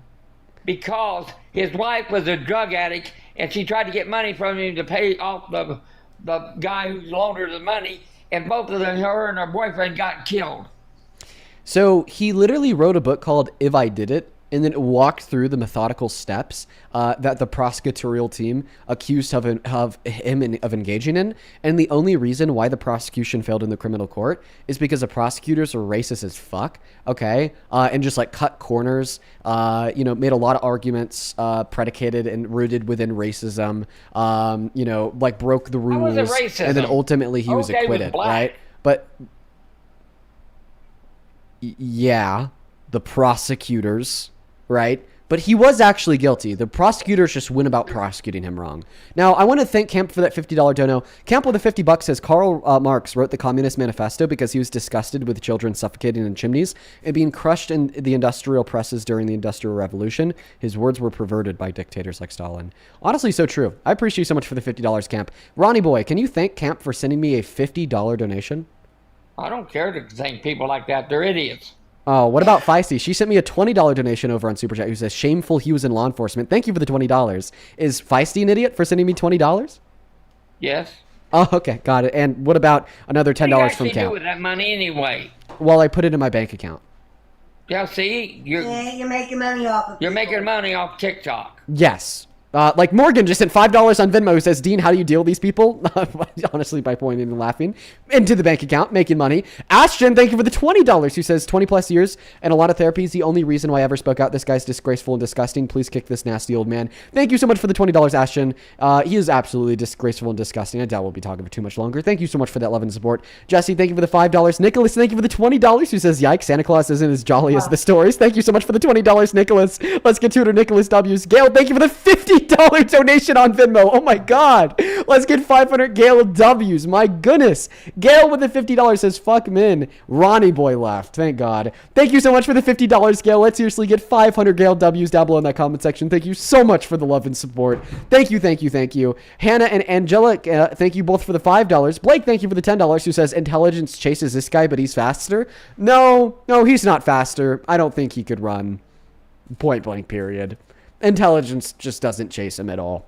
Annie, thank you for the $10, who says, wait, how did he have a 50-year marriage and a 30-year-old marriage if he's only 70-something? Math ain't mathin'? Dude, Loki, what if he was LARPing about his age? He's been calling himself like 10 years younger than he actually is since he was like in his mid-40s, but now like it's caught up to him, right? Thank you so much, Kyle, for the $2 as well. And Brooke, thank you for the $20, who says, your fellow communist is having a great time listening to these morons.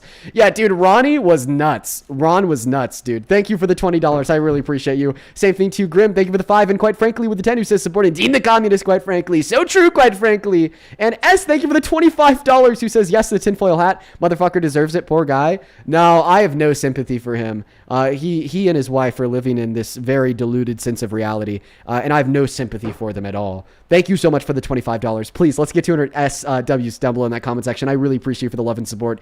We're going to go ahead and try to get that very next Trump supporter loaded up into the box right now. I have a couple more people to thank. We're just going to make sure that he's MAGA. Welcome in. Do you support Trump, Steve? Steve Ellis going once, going twice, and sold to the next guest. Fassi, thank you for the $8, saying that was the most satisfying cook that I've watched in a while. I appreciate you. Angelica, thank you for the $5. And D, thank you so much for the $50 donation on Venmo. Thank you so much, D. You guys have been so kind today. Holy moly. D with the 50 says, Dean, I appreciate all that you do. I watch your lives a lot. My condolences to you and your family. I pray for your grandmother has an easy journey to the other side. Peace and love. Thank you so much for the $50, D. Me too, man. It's been something that we, like I was talking about earlier, something that we've been preparing for a very long time. And, day's finally here. I appreciate you for the kind words. I appreciate you for your condolences, and I appreciate you for the $50 donation. Please show some love to D. I want to talk to you and your boyfriend for a minute. I did not accept you up into this live, Liam. Yeah, I meant to you click on did. somebody else. I manifested up here. I gotta get going. Appreciate you for coming up, Parker. Appreciate you having me up, Dean. He's a runner. Yeah. Hey, Liam. Speak. Mute. No, don't be a child. Good You're running. boy. You're Dude, a runner. What am I running from? Like, you don't even, like, the last couple times. Beat you down. The last Listen, couple times that you've come up to apologize. debate, you've just come up here to, like, spew nonsense about how Muslims suck. You never come up here for a legitimate argument about why Trump is a good president. And then I end up sitting your ass down as it relates to the Islamophobia as well. Elizabeth, thank you for the $20, who says, thank you for the IUD argument. I've debates a lot about this topic, and it helps a lot. Take care with the tough times. Best wishes to your family. Oh, thank you, Elizabeth. And I'm happy that IUD argument that we ran through earlier is something that you can use in attempting to change the minds of others well. Thank you for the $20. Please show some love to Elizabeth down below. Thank you. Steven, thank you for the $10 to support the Griff. Amanda with the $10 to support the Griff. Ryan and Ashley, thank you guys so much for the $10 to support the Grift as well. And Veronica, thank you so much for the $10 to support the Grift. And then Angelica, thank you so much for the $15, who says that my grandma's at the end of hospice too, and we're looking at another day or so. Sending love to you and your family. Listen, me too to you and yours, Angelica. It's a hard time. I appreciate you so much for the love and support. Please show some love to Angelica down below in that comment section for the $15 donation. Same thing to you, Nicole. Thank you for the $20, who says, Dean, the MAGA cooking machine. Happy 420. Keep on cooking. Appreciate you so much, Nicole. I thank you. Kimberly, thank you for the $10. She says, I'm almost here every day. Love you too, Kimberly. Hope that you enjoy the debates today. As well as Hugh, thank you so much for the $5. Cole, thank you so much for the $5. Then Sherilyn, thank you so much for the $15. She says, episode 420. I hope all is well, Dean. Thank you, Sherilyn. We are all caught up. Holy moly. Thank you guys so much for that love and support. Show some love to all the donors down below in that chat. All right, man. What do you want to talk about? Is there something going on with your grandma? Don't worry about it. Well, yeah. I mean, if there is, sorry to hear that, man. I know that sucks. So okay. I've lost loved ones as well. I don't know if she's in the hospital or whatever. Are you still a Trump supporter? Oh yeah, after kicking that Rhino Massey, What's one macroeconomic indicator that's better off today than it was a year and a half ago under Biden? Macro indicator that our economy is going in the right direction. Well, I would say that, we definitely are seeing the stock market at an all-time high. That's an absolute indication that we're not in a recession that you keep lying to your viewers about, that the world is upside down, we're in endless wars, and we're cutting the SNAP benefits, even though obesity is at an all-time high in our country. Yeah, there's a lot of people that die from obesity in this country that you never talk about. You just talk about starving children, but Sarah McLachlan doesn't play for starving kids on the streets in the United States unless they're neglected by their parents. So I would get back on track and stop lying about superficial things that are not driving the American people that are struggling, for sure, because we all struggle in this country. It's expensive, definitely.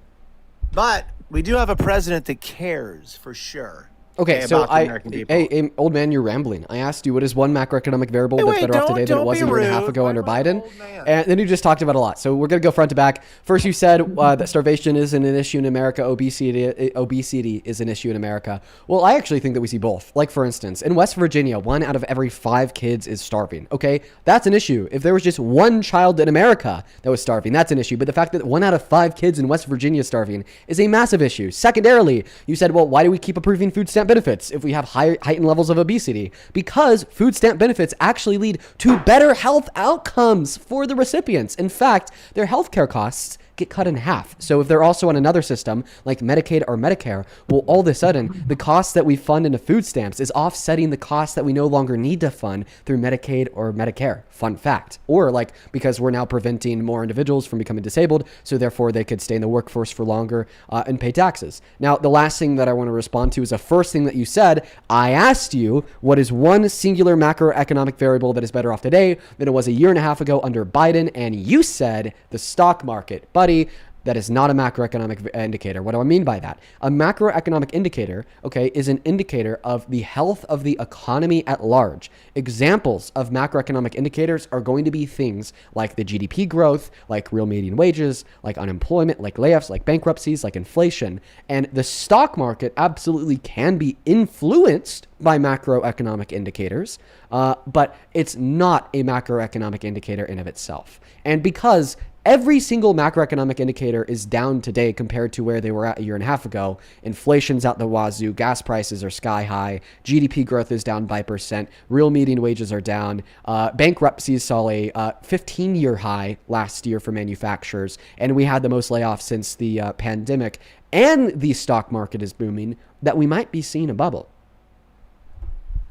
I don't think that the numbers have completely come out yet. And listen, I understand that we have a volatile government, okay, in the sense that Donald Trump was playing with tariffs. I think the tariffs was a really great strategy, especially to solve meaningless wars globally. This guy liked getting illegally taxed $92 billion. I don't. What a lapdog for Why an are idiot. you cutting me off, little fella? Because you're saying that you liked his illegal tariffs that unconstitutionally taxed Americans $92 billion. Yes, Daddy Trump, please. You know what? Where's the fucking hat? Give me 1 second, Liam. There it is. Daddy Trump, please, I beg you, illegally tax me $92 billion. I need it. Trump, I know you depicted yourself as God, and that's why I'm praying. That's why I'm praying. We need to fight the illegal demon rats by unconstitutionally taxing me and all the other Americans $92 billion. Get fucking real, Liam. Grow a spine. Look at you. Sound stupid. You're a YT trash, dude, for sure. You are. With this hat on, 100%. I absolutely am. With this hat on, I absolutely am white trash. What year this? You know what year Thank you so much. Thank you so much. 2020. Wow. Wow, that was actually the fraudulent election, but that's another conversation. We don't want to talk about that on live. Yeah, dude, but I think that you're projecting lies. I don't see that, you know, these economists that you speak of, these are the same people that projected the outcome of the election that was going to be an absolute sweep for the Democrats. No, they're not. Yeah, no, yes, they are. Yes, no, they're not. Are. No, yes, Trump's Bureau of... first and foremost, economists don't predict the outcomes of elections. No, I said these I don't know where you got that one from. You didn't. Did you not hear what I secondarily, said? Okay, when I'm like talking about like the real world economic data that we've seen in the last year and a half from like the American economy, we're not even like looking at economists that are making predictions of the future. We're actually pointing ourselves towards institutions such as the Bureau of Labor Statistics that are being managed by the Trump administration. Like for instance, Trump's Bureau of Labor Statistics, is the body who's telling us that in 2024 under Biden, we added 2.2 million jobs to the economy. Yet in 2025 under Trump, we only added 170,000, which was actually lower than the rolling monthly average, okay, under the Biden-Harris admin. Well, I don't know. I don't see what you mean. I see the Amazon facilities that have 1,000 employees on the floor that are under construction in California right now. You know, so I don't see what you're talking about by jobs being laid off. And I mean, I can give you This guy's dumb as hell. Okay, so in a contracting economy, not all Dude, businesses I'm on the ground contract. level doing this. You're just Okay. looking at First and foremost, numbers Amazon is making and layoffs. data and Second of all, lies. in a contracting economy, not all businesses are getting smaller. Some companies are getting larger. It doesn't matter if we point ourselves towards the Great Depression, the Great Recession, the COVID pandemic, or now. At every single point in this history, when we have either faced, okay, inconceivable economic sorrows or faced great eras of economic booms, we saw a lot of companies getting larger and a lot of companies getting smaller. Okay, that's why we can't just say, well, because Amazon might be growing in California, that therefore the economy at large isn't getting worse. All right, that doesn't follow. That doesn't track. You made a great point. So have we seen the automotive industry in the United States increasing or decreasing? Decreasing. Oh, good little fella. Good fella. Okay, so in Detroit and Michigan, okay, did they shut down plants that were like cities? They were so big. Remember shutting Detroit down? You remember that? Was this the start of us losing our country in manufacturing? Answer directly, Dean Withers. No, the start of our country losing manufacturing was at Donald Trump's inauguration last year. Every financial quarter since then. Dean Withers. No, the Good answer to your pivot, question little was fella. no. The start of us losing our manufacturing industries in America was at the start of Donald Trump's second administration. Every single financial quarter since the start of Donald Trump's second administration, we have seen less and less investment into American manufacturing. Plus, last year in 2025, we saw the most manufacturing bankruptcies since 2010. Dude, you just I don't like the pivoted facts. I don't like You just the facts, completely dude. pivoted off of I'm gonna cry because Dean proved me wrong, dude. Suck it up, Buttercup. Self-proclaimed. Be a real man. Answer the damn question, Snowflake. So we've seen the decline of manufacturing industry in this country, right? Not under Biden. Not under Biden. What is this, CHIPS Act? Is it the CHIPS Act? What are we going to do here? Dude, this guy's crashing out. Yeah, the CHIPS Act was a $220 billion. CHIPS Act? What is Yes. this, Harry Sisson Yes, you mean the line or CHIPS Act that created 500,000 jobs and caused there to be $500 billion of private investment in American manufacturing that led to the largest boom in private investment in American manufacturing in recorded American history? Yes, Liam, the CHIPS Act. Oh my God, you're getting grilled. Yeah, be silent like a good boy. That's no, what I had like. an incoming call coming, and I wasn't getting grilled by a transgender person, okay? Oh my God! You're calling me trans because you're losing a debate. Well, at least you know that trans people are better than you. They That's probably right. are. I never That's said right. that. That's right. Yeah, sit down. At least you know trans people are the real winners. Yeah. Yeah, sit the fuck down. Oh my God, I'm going to call Dean trans because he's objectively Why better are you than me muting in me? every I'm not single cutting- measure. And he's demonstrating that to me right now as he's absolutely dog walking me in this debate about American politics. Your brain has been rotted. Well, actually, maybe not. Maybe your brain is starting to reverse the rot because you're like seemingly pro-trans, which I like, Liam. Now, do you want to actually respond to the data that I shared to represent that we have seen a drastic insurgence of horrendous pains in the American manufacturing industries since the beginning of Donald Trump's second administration? Yet under the Biden-Harris admin, we saw the largest boom in American manufacturing in recorded U.S. history.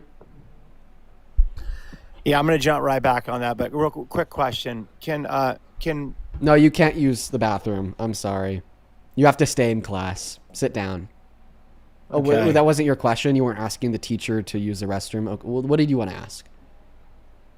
If this is a drag show story time. So sorry, you're talking about drag Hang queens on, and you're the trans one women because you're teaching- losing the debate about one teaching economics. the class. Oh my God, you're talking about drag queen and Listen, and you're the one drag queens and trans women Hang because you're on. losing the debate If about you're the the economy. if Got you're it, the buddy. professor- Crash out. You're my the friend. professor that's teaching the child. I'm the child. I'm at your drag show class right now. Okay. Can I ask you a question? And yeah, maybe after you respond to all the data that I gave to refute your claim. Can women have male genitalia? Can Liam respond to the economic data that proves I'm wrong? No, answer the question.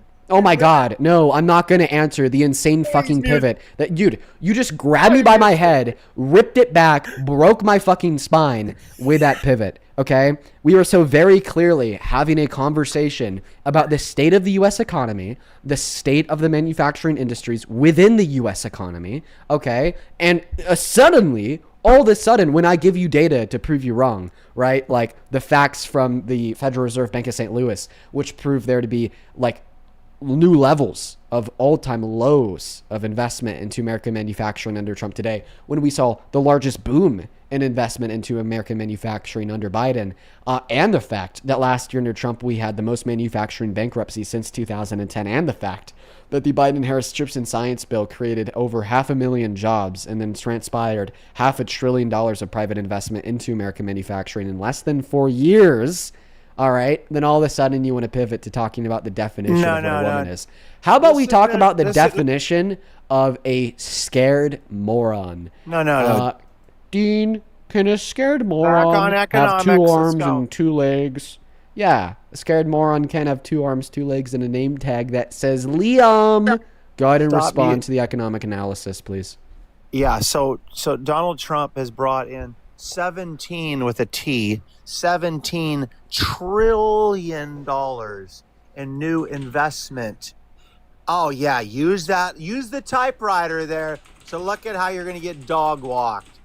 How much did the Biden administration bring in? Do you know how to do math?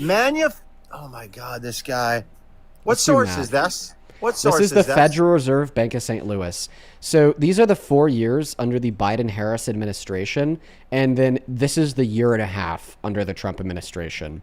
So what we see is that under Biden and Harris, investment into manufacturing went boom, and every single financial quarter under Trump, investment has gone down. Wait a minute, back up. Look at that right there. Do you see where you're at right there? So you're showing me what? 2020, I can't see that. What is it? 2020 what? You need your 2021? reading glasses? Yeah, it's small print, bro. Read it off. It's 20. I see 20. You know who else? You know what else has a small print? You're such a child. What about the graph? So was this before or after the 9% inflation? Where are we at here? Okay, so this is real private fixed investment, which means it accounts for inflation. Try again. Okay, so if you look at the graph, okay, right? And if you're looking at an all-time recession that Biden put us in with his inflation, okay, during the pandemic. Wait, inflation in recessions. Wait, inflation put us in a recession? That's not... Buddy, that's not how recessions work. So typically during recessions, we have deflation because a recession is defined as 2 quarters of negative GDP growth. However, you could, of course, have stagflation during a recession like we saw during the 70s with the oil crisis. But that was a really idiotic claim to make. Yeah, but go wait ahead. a minute. Wait. But keep in mind, I just want to know what your response is to this graph that shows the largest boom in investment into American manufacturing, accounting for inflation, by the way. Tina, thank you for the Leon the Kitten, in recorded American history than Trump killed. How much did he add in new investment? Yeah, he started in Q1 of 21 at $66 billion quarterly to then Q4 of 2024 at $148 billion quarterly. But those actually after Trump won the election and investors got disincentivized Trump's at because of his proposition. 17 trillion right now, so you're absolutely out of your mind. So if he's getting more investment, then why is it going down every quarter? 17 trillion in new investment. So if Trump is getting new investment, then why is it going down every quarter, please? Because it takes time, Mr. Withers. No, actually, okay? investment doesn't. You're an impatient liberal. So investment is the buffoon, thing that doesn't okay? take time. Investment is the thing that you do immediately, and then it's like capitalizing off of that investment that takes time. No. Can you show me the $7 trillion that Trump has brought in investment? 17 trillion. Yeah, show me that, please. 17. Show me that, please. Be a good boy. Show the source to Dean. I don't have another device on me right now, so no, I'm not going to cheat. So you're just saying words. My phone. So if you can make a claim without evidence, I could dismiss a claim without evidence. Next. Hey, let me see if I can find another device here around, and then I'll try to do that. But go ahead. Let's continue. What else? What else? What else have you been lying about lately? Well, I mean, it looks like I just exposed you for being a liar. You can't even give me a source of the claim that you made is true, Liam. Bad boy.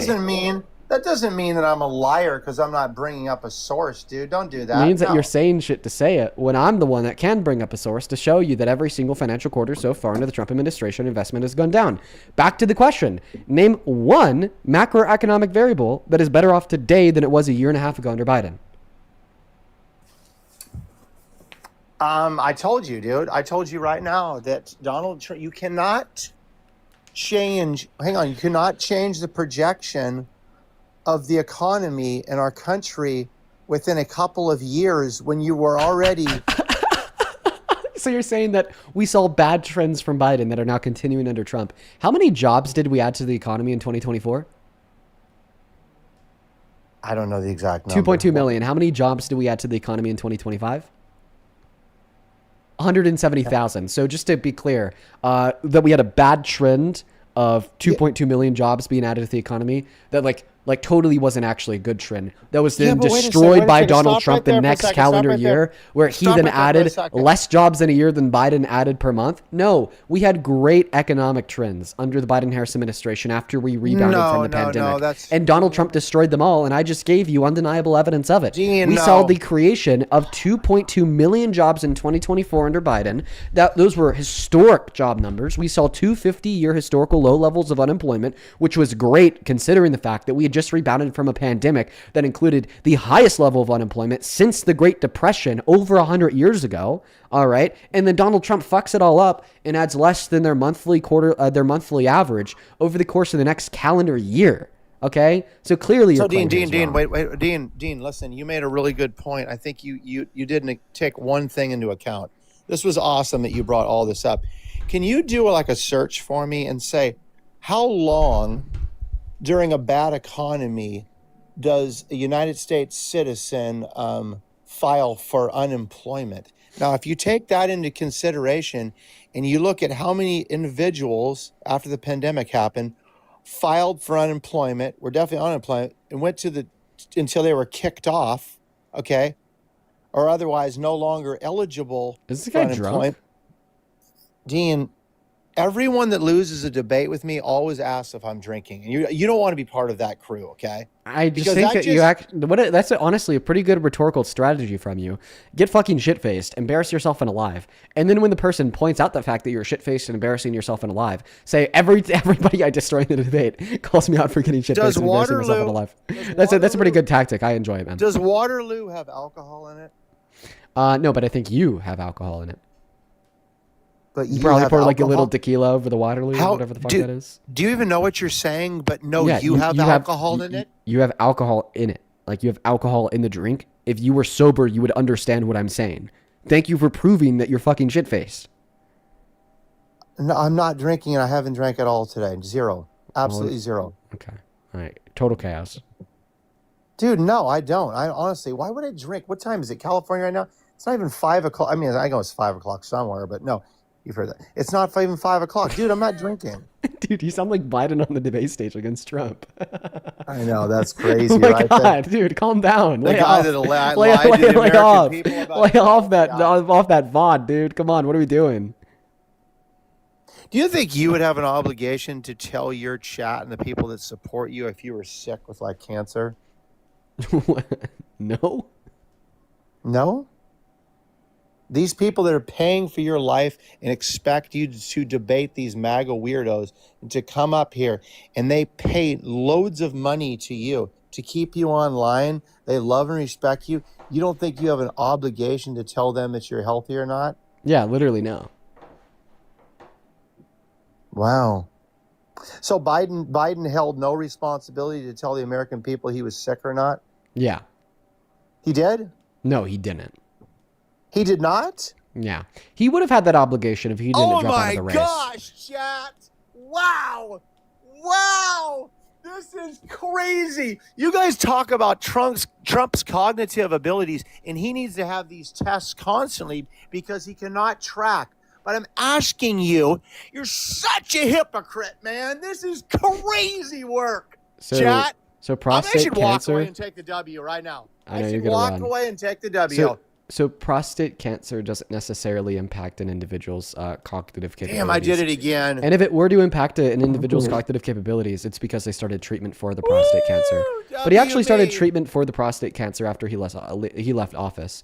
I would agree with you that he definitely would have had an obligation to inform the American people about his prostate cancer, given that he didn't drop out of the race. Yeah, but given that he did drop out of the race, I actually support him in his move to wait for a public announcement on that until after Harris had lost, because of course this would have just been another thing that Trump supporters found a way to use against Harris, the same way they used her race against her gender against her. Right? Republicans are willing to take it to any length whatsoever. But I actually want to ask you a question. If Biden had an obligation to tell the American people about his prostate cancer, do you think that Donald Trump has an obligation to tell the IRS about his, tax returns? Because seemingly he doesn't. Now we have a new system of justice in this country where the IRS and the federal government are barred from investigating or auditing Trump for any taxes that he has or has not paid at any point in his past. The laws apply to you and me, but they don't apply to him. That is a brazenly corrupt move from the president, and that cements him as the most corrupt president of your life. Not to mention? What do you say? Not to mention? Is that what you're saying? Mention? What did you say there? I'll repeat Are you myself. slurring your words? Have you been drinking, Dean? So I don't think that you're understanding my words because you've been drinking. The point that I'm making is clear. I should we be see that Donald drinking, Trump has now speaking to created a you. new system of justice that applies to us but doesn't apply to him, right? And that's brazenly corrupt. So is Donald Trump's, for lack of a better words, is he getting a pardon for his taxes, for his past and his future? So it's not a pardon, because a pardon would be something that the president gives a person once they're found guilty of a crime. He's just getting a get out of jail free card for any taxes that he's we ever get it, bro. paid, We get right? it, yeah. The IRS literally can't investigate him for tax fraud. Okay, great. That's for that's for the rest of his life. Is that right? Some lawyers say yes to that question. AP says no. So I think it's unclear. No, that's actually in the if you read the paperwork there that was given him, I think it's through the IRS. Yeah, it doesn't clarify and say that he is exempt from anything in the future at all. So I've heard that on the left. I wanted to try to corner you in that, but I'm going to say you got out of that one. You did okay on that one, Dean. So usually, good on you, bro. So usually if it doesn't clarify, that's why a lot of lawyers are saying that it never expires. But I don't care, because either way, it's still brazenly corrupt. Like, do you agree that the same tax law that applies to you should also apply to the president? Still my turn. Could you just answer the question, you drunk old man? No, I did answer the question, but still my turn. My turn. The question is, do you agree that the same tax law that applies to you should also apply to the president? Yes, I think it should. However, right, but then Donald Trump got his loyalists, okay, Todd Blanche, the acting director of the DOJ, that literally said he's in love with Trump, okay, to sign off on the DOJ and the IRS never investigating him again for any taxes paid up until this point in his life. The government. It was a lot. Like, this is so corrupt. The because government, he sued under himself. the direction of the DOJ, would never be weaponized against you or me with our taxes the way that they came after Donald Trump. Okay? So never your claim would is happen. that the Biden-Harris administration weaponized the DOJ against Trump. Can you please give me a clear example? Of the Biden-Harris administration weaponizing the DOJ against Trump? Yeah, I think when they came after him for the exact same thing that Biden did with the documents, with the classified documents that were sitting in his secure bathroom in his Mar-a-Lago or whatever. He was hiding them out in his bathroom, Okay. Did they find documents in his bathroom? They found documents in Mar-a-Lago. Okay. So it seems like that wouldn't be weaponization of the DOJ because he was intentionally concealing documents at his private estate. You can't say that Donald Trump plausibly committing a crime, then plausibly getting investigated for that crime. Is it not true? Is weaponization of the DOJ, right? Like it or not. Not true like, that do we agree? Melania- Do we agree that the federal authorities not true had that probable Melania cause was- for an investigation of his crime? And by the way, this not true also that happened to Melania Biden. Trump- Like the same investigation also happened into Biden. So was a DOJ weaponized against Biden? No, that's not the thing. But you said it was the same investigation. Yeah, but I think that it was. So when it happens against Trump, it's weaponization. When it happens against Biden, it's not weaponization. Hypocrite, get fucking cornered. You know. No, Get bro, cooked. that's not. I think that was directed under the Biden administration. Okay, prove it. Versus just under the DOJ. Okay, I believe Prove in the it. way. Okay, was Melania Trump upset with the Bidens? Prove it.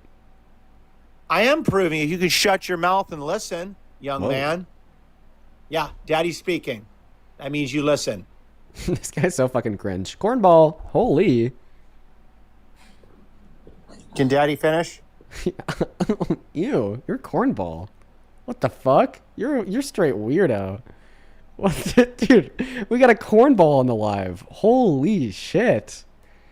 Wow. Wow, you're cringy as hell, man. Wow. I would be so embarrassed if I was you. Can Daddy finish, kitten? Says like the 45-year-old man on the live in front of over 15,000 people to a 21-year-old just trying to have a political debate. God damn. I think he's leaving. I think that Liam is leaving right now. I would leave too because that was really bad. That was really bad. Ew. Yes, he's leaving. He left. He left. He got so embarrassed he left. At least he knows it. Like, I'm happy that we know that Trump supporters feel this phenomena of embarrassment. Because frankly, up until this point, I've been unconvinced that it's something that they can, like, experience. Honestly. Like, we usually don't see Trump supporters experiencing embarrassment on this live. But I think he did. He took it a step too far. Welcome in. Do you support Trump? Joshua? Joshua's not here. Guys, if you're watching and you want to support me, you want to support the live, you could find my Venmo and my PayPal in the link tree in my bio on TikTok. Pin message on that other place and right there, Dean Withers without the in Withers. If you use the @ compared to the link, just make sure that you double or triple check your spelling. Because there are a bunch of fake Dean accounts out there on Venmo and PayPal. For those of you guys that watch on a daily basis, then you guys will know about this account. There is an account that will join my queue and they'll just sit in my queue.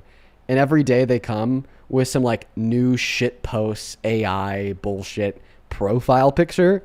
You gotta see their PFP from today. You got it. Where'd they go? Where'd they go? Dude. Oh my goodness. No, it's not loading. It's not loading, so I can't show it to you guys. But maybe you'll be able to see it super small. Yeah, it's not loading. It's not loading at all. It's pretty bad today, though. That's unfortunate. I guess we're just going to get that next guest loaded up in the box since that's not loading. Only hop inside of that queue if you happen to be an American adult that supports Donald J. Trump as president. Welcome in. Do you support Trump? Yes, I do. Pronouns? He, him. Okay. We definitely need to put the rules back up on that screen. Make sure if you're inside of that queue that you're 18 plus, American and MAGA. Please make sure that you're following the rules of the live. Let's go to get that next guest connected right now, folks. Let's go to get the next guest connected right now. We got Special K loading up in the box. Haley, thank you for the $5 on Venmo. He says literally. Okay, Haley with the $5 says literally sipping my wine right now, and I'm hysterically laughing at this fool Liam with a cornball. Dude, Liam is a fucking embarrassment. He is such an embarrassment. Andy, thank you for the $4 and the 20 cents. I appreciate you. And then Haley, thank you for the $10 who says, Drunky Liam is so jealous of you. Should you run him through a quick sobriety test? Why else would he be up Bring up others accusing him of drinking. This idiot is projecting. No, I think he was like actually drunk, Haley. Thank you for the $10. Show some love to Haley in that chat for the 10. Welcome in. Do you support Trump? I just wanted to say fuck Trump and Super true. We are just looking for debates with Trump supporters, so I'm going to go ahead and kick you along, but you take care. Tammy, thank you for the $1. Aubrey, thank you for the $15, who says, can you teach Liam the difference between the word graph and graft? No, I don't think I could if I tried. I don't think he's too teachable. Thank you for the $10, Aubrey. Welcome in. Do you support Trump? Yeah. How old are you? I'm 16. Thanks for being honest, man, but you do have to be 18 to be on TikTok Live. Let's go to get that next guest connected to the stream. Ashley, thank you for the $25 donation on Venmo. This came in 17 minutes ago. Ashley, it's good to see you again today. Thank you for supporting me and what we do here. You're awesome as always. Ashley with the 25 says, he was asking if you remember Detroit shutting down. Were you like 5 during the recession? Also, how do you think he feels that Lady MAGA is biologically male? I don't know who you're referring to. Lady MAGA. I'll have to look into that. Thank you for the $25, Ashley. Let's get 250 Ashley W's. Welcome in. Do you support Trump? We are Charlie Kirk. We carry the flag. That's a new key. I didn't automatically kick him because it was a new key. Kind of butchered it, though, not going to lie. Another Ashley, thank you for the $10, who says Meta just laid off another 8,000 employees, Cisco 4,000, also Liam sucks. Yeah, all these companies are making massive layoffs because of the Trump administration. The economy right now is shit, you guys. Liz, thank you for the $5, and James, thank you for the $5. Tegan, thank you for the $4 and the 20 cents, and Mary, thank you so much for the $25, who says, can you please give me the best resources you use for Trump and also for your stats? I know that you've done this before, but I need some quick help for a family crisis. Love and support your family. Love you. Love you too, Mary. Thank you for the $25. Show some love to the Queen Mary down below. So the sources for various claims would depend on what the nature of the claim is. Like, for instance, if I'm making a claim about the economy, chances are I'm referencing the Bureau of Labor Statistics or the U.S. Bureau of Economic Analysis. If I'm making a claim about his character, like he's a rapist, I'm going to mention nycourts.gov, and I'm going to point people towards the jury verdict form where he's held civilly liable for sexual abuse. So, Mary, if you want to like specify which specific claims you are looking for sources on, I will happily give you these specific sources. Welcome in. Do you support Trump? Rick? We are Charlie Kirk. Sorry, Mara, you're going to ban today. Hello, Mara's TikTok page, since she loves to screen record these and post Do you these even and do post a these. job? Do you even have a job besides this? Ronald? How did you get up here? Do you have a job? Like, hand on the Bible. I didn't accept Ron. I didn't even know he was in the queue. Ronald is 76 years old. Ellie, you've been the Leon Been married a year. This must be divine intervention. I'm going to leave you up here. It must be divine intervention. Yeah, Ron, I do have a job. This is my job. Okay, in other words, you bum off other people. So it's not bumming off of other people. People it is choose. bumming. It's not bumming, no. People choose Do to. you pay taxes? Ellie, thank you for the ignition check. No, Do I you commit pay- tax fraud. Of course I fucking pay taxes, Ron. I don't think you do. I know you're 86, but, like, you know, you got to know that, of course, we still have an obligation to pay taxes, Ron. You don't pay taxes. If you do, all that money you're making off this TikTok, you're not paying a dime of taxes on that. You're saying that because you're mad at me. No, I'm saying that because it's true. I Ron- mean, as a real man goes out and works a regular job. A real man works a regular job. Okay, would you say that being a billionaire playboy is a regular job? Therefore, Trump isn't a real man. Now, I don't say anything about Trump. I'm talking about you. Well, you said And he real men does work work. regular jobs. Trump has never worked a regular work- job. Therefore, Trump He isn't a works real man. 20 hours a day as president. 20 hours? Dude's like your same age. He's also 86. I think he's going to need a little bit more than 4 hours of sleep at night. I'm 76. No, earlier you told me that you're 86, Ron. No, I said I was 76. You said I was 86. No, I said your that you're gay 76. friend Then you down below corrected me did. and you said that you're 86. He's 76. And my wife is 64. Oh, one of my mods accepted you on accident. That's how you got up here. I was so curious. One of my mods accidentally accepted you. I was so curious on how you got up into the stream. Ron, listen, We could have a conversation. I just need a bum off of a couple more people. Caden, thank you for the $10 for the grift. I appreciate you. Thank you for allowing me to bum off of you, Caden. Show some up to Caden in that chat. Haley, thank you for the $5 for the grift. Brandy, thank you for the $25 for the grift, saying thank you for all that you do. Thank you so much, Brandy. Show some up to Brandy down below in that chat for the $25. Ron, can you thank Brandy for sending me a $25 donation to bum off of her for the grift?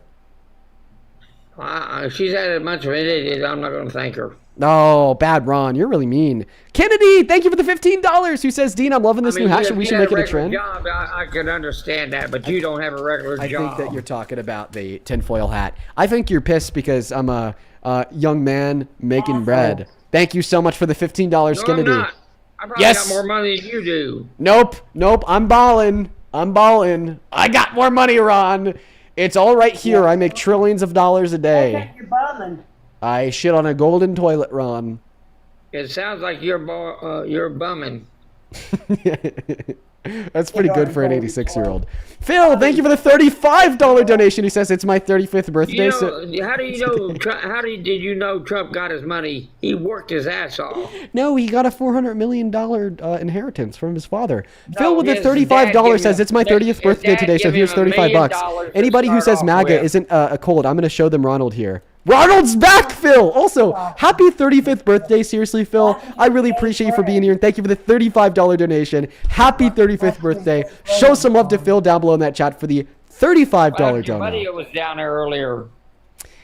Okay, all right, Ron, we're back. So, what do you want to debate about? What happened to that buddy you had down there? He had to go hang out with his girlfriend. I guess. Yeah. Yeah. That's... Why are you doubting that? Like, that's what a lot of people do? A lot of people hang out with their significant others? Well, my stupid hat?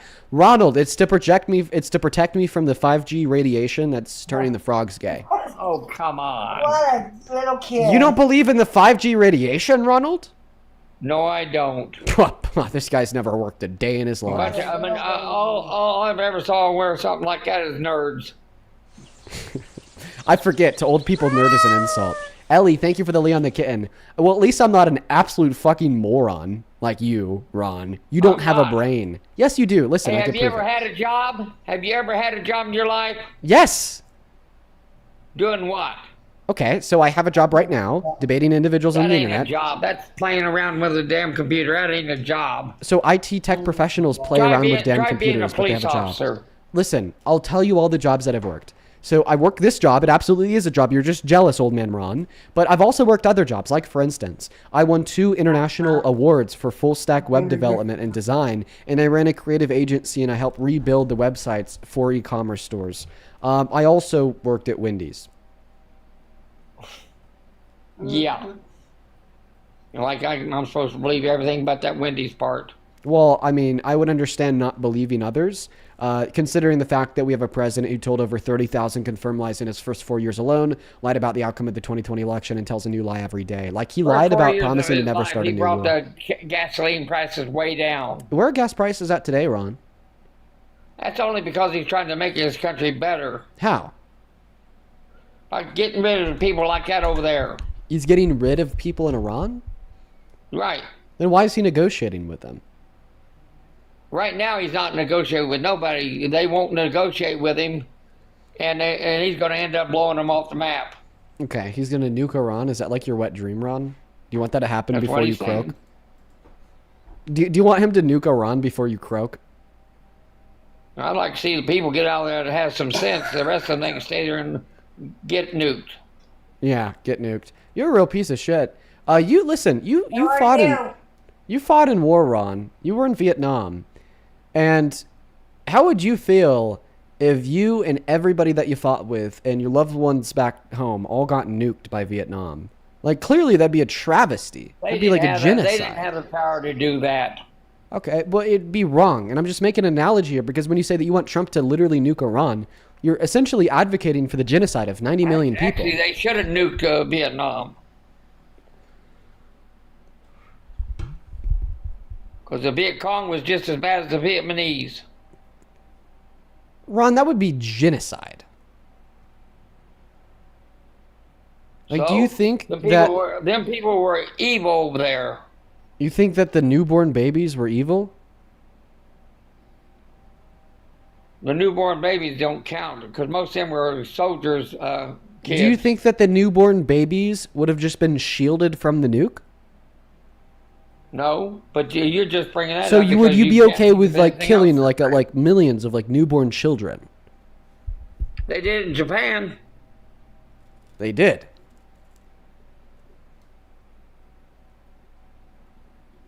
So would you be okay with killing like hundreds of thousands of Vietnamese or Iranian kids? Sometimes you have to do what you have to do. You know, Ron, I disagree with you. I don't think that it is ever permissible to kill a bunch of kids. And this is really sad. You don't think them kids This are is- just as evil as their parents? How do you feel? No. Quite frankly, I don't. Really? I had 5-year-olds over in Vietnam with grenades around their waist, walk up in a bunch of soldiers and just pull a pin. So you needed to shoot and kill the 5-year-olds because they were evil. Would you rather see one get unalived and about 15 soldiers not get unalived? Are you pro-life, Ron? Do you think that abortion should be banned? Yes, I think abortion should be banned, except for certain reasons. So why should abortion be Incest banned? is one of them. Why should Right. abortion be banned? And rape. And rape, they should not be banned. So why should the other abortions be banned? Because they're doing it to themselves. They get pregnant and they don't want to have the child, and so they get rid of it. I have a sister-in-law who used to do that. Here, Matter of fact, silly. She wanted to unalive my grandson And what was the problem with that? because I don't think it's right. To kill kids? I don't think it's the right to kill a child that should have a. You don't think it's right to kill children, Ron? He had a father who would care about him, and his mother didn't care about him. So it's wrong to kill kids, right? In that instance, An abortion, yeah. An abortion, yes. But as soon as they leave the womb and they're born like in Iran or Vietnam, fucking hell, might as well nuke them, right? That's their fault about living in a country that don't care about them. Dude! Do you not see your own cognitive dissonance? You're an asshole. Yeah, You just yeah, don't- and you you just- are would and you you- are an would you- evil let me ask old you a question. woman Let me ask you a married question. to an evil old man. You guys Let are me ask you a ugly, question. evil, and lonely, and I'm so happy that your Chad son doesn't talk to either of you because he's me ask right you a about question. you guys. Let You me guys ask you a are question. terrible. Let me ask You you a don't know how question. to be quiet. Let me ask you one question. If you had to fight in a war like Vietnam and you saw one child going up into a group of soldiers with grenades around their waist, would you unalive that person? This is not a comparable example. That is an incredible. That is a comparable example. That is an incredibly complex moral dilemma. I mean, there's movies made about that. It ain't no complex moral dilemma. dilemma. I had to do it. But what I, okay, I'm gonna drop you. We're gonna go to move on to the next guest. Only opposite side of the queue if you happen to be an American adult that supports Donald J. Trump as president. Only opposite side of the queue if you happen to be MAGA. Dude's like reliving his like Vietnam War fantasies of like literally killing 5-year-old children. I can't, bro. I legit can't. Welcome in. Do you support Trump? Dean, I fucking love you. Oh man, it sucks that I have to ban you then, dude. Actually, I won't ban you. I'll just kick you because we don't have the rules on screen. Only up inside of the queue if you happen to be an American adult that supports Donald J. Trump as president. Now that we got the rules on the screen, we will be banning people who don't follow them. Over on Super Chat, thank you so much for the 20 Canadian dollars. Harvey, who says, what the actual fuck is wrong with this man? Isolation and propaganda. That's what's wrong with that man. He's just spent the last 30 years of his life buddied up inside with his terrible wife, watching Fox News all day, isolated from their kids, isolated from society, isolated from decency, and they've just become really horrible, sick people. Thank you for the 20 Canadian dollars. Harvey, please, for everybody watching, show some love to Goat Harvey down below. Same thing to you, Jessica. Thank you for the 10 who says, love hearing you talk to Ron. this is hilarious and sad that there's people like him that can't vote. Yeah, it stopped being hilarious when he started talking about killing kids. But before that, it was kind of funny. Ian, thank you so much for the 10 euros as well. I appreciate you. And we got him off, Ian. Hey, welcome in. Do you support Trump? No, but rest in peace, Kyle Busch. I don't even know who Kyle Busch is. Let's go to get the next guest loaded up into the box right now. Kyle Busch. I'll look him up. Let's go to get the next guest loaded up into the box. Only up inside of the queue if you're MAGA. If you want to support me, if you want to support the stream, you can find my Venmo and my PayPal in the link tree in my bio on TikTok. Pin message over on that other place. And right there, Dean Withers without the Ian Withers. If you use the just make sure that you double check your spelling because there's a lot of fake scamming Dean Withers accounts out there on Venmo and PayPal. Welcome in. Do you support Trump? Yes, I do. Well, mostly. How old are you? 18.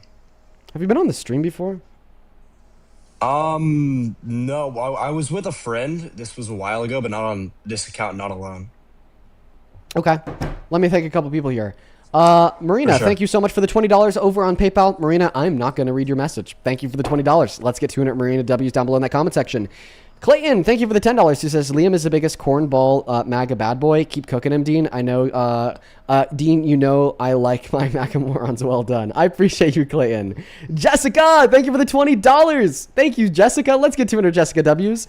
Jessica with the 20 on PayPal says, from yesterday's VOD, Brad said that men can't join pageants thanks to Trump, but men can go into women's dressing rooms. It totally contradicts the anti-trans, quote-unquote, keep men out of women's spaces logic. Daily VOD watcher, first-time donor, love what you do. Thank you, Jessica. No, it absolutely is contradictory, right? Trans women are apparently sexually exploiting cis women by taking a piss. Cis men aren't sexually exploiting cis women by barging into their dressing rooms. Raylyn, thank you so much for the $14. I appreciate you, says Dean. I made you in Parker's Islanders on Tamagotchi Life. I keep cooking these MAGA chuds. Appreciate you, Raylyn. I've heard a lot about that game, but I've never played it myself. I'll have to check it out. Thank you for the $14. You are awesome. Then Aileen, that is A-L-L-E-N-E. Thank you for the $20 donation, who says, Dean, it's so funny when you debate Trump supporters over 60 years old. They're always nuts, dude. Like, they're so fucking brain rotted, man. Thank you so much for the $20, though, Aileen. I appreciate you for supporting the work that we do here, supporting the lives, keeping it going for 4 hours a day, 7 days a week. Thank you so much. Same thing to Angela. Thank you so much for the $20, who says he couldn't have been in Vietnam at 76. He's 83 if he's a day. I hate that it brings out the eugenicist in me. Well, I appreciate you for the $20, Angela. Would he be too young to be in Vietnam if he was 76? I'll have to do the math on that. Thank you for the $20. Then same thing to you, Vanessa. Thank you for the $27 donation, who says, update on Alberta. My province will be voting on whether or not that we separate and become a part of the U.S., which is also scary. And thank you for doing what you do, and really sorry about your grandma. Well, thank you. I appreciate you for the $27 donation, Vanessa. Alberta is its own little world, man. Alberta scares the fuck out of me. Thank you for the $27. Then Sedona and Jessica, I appreciate you guys for the $5. Rhett, thank you for the $10, who says, we appreciate the sacrifice that you make to talk to these idiots, buddy. Keep doing the good work. Well, I appreciate you, Rhett. I try my best. I try my best to come on here and change minds. And then Christian, I appreciate you for another $20 donation on PayPal, calling Ron crazy. So true, Christian. Thank you for the $20. Cully, thank you so much for the $10. You passed Senator Warren today in the store. That's awesome. Oh my God, Cully. Good for you. Wow, that's a cool ass story. And then Tammy and Allison, I appreciate you both for the $10 as well. We are all caught up for now. Going to take it away. My friend, how the hell do you still support this terrible president as president? Yeah, so I support him in areas. I don't support him in others. I'd say one of the areas I do support him in is immigration, mainly enforcement, and then also I'm generally in favor of deportation, though I will admit that some of the ways they have carried it out has been less than ideal. So the argument is Trump is a good president because of mass deportation?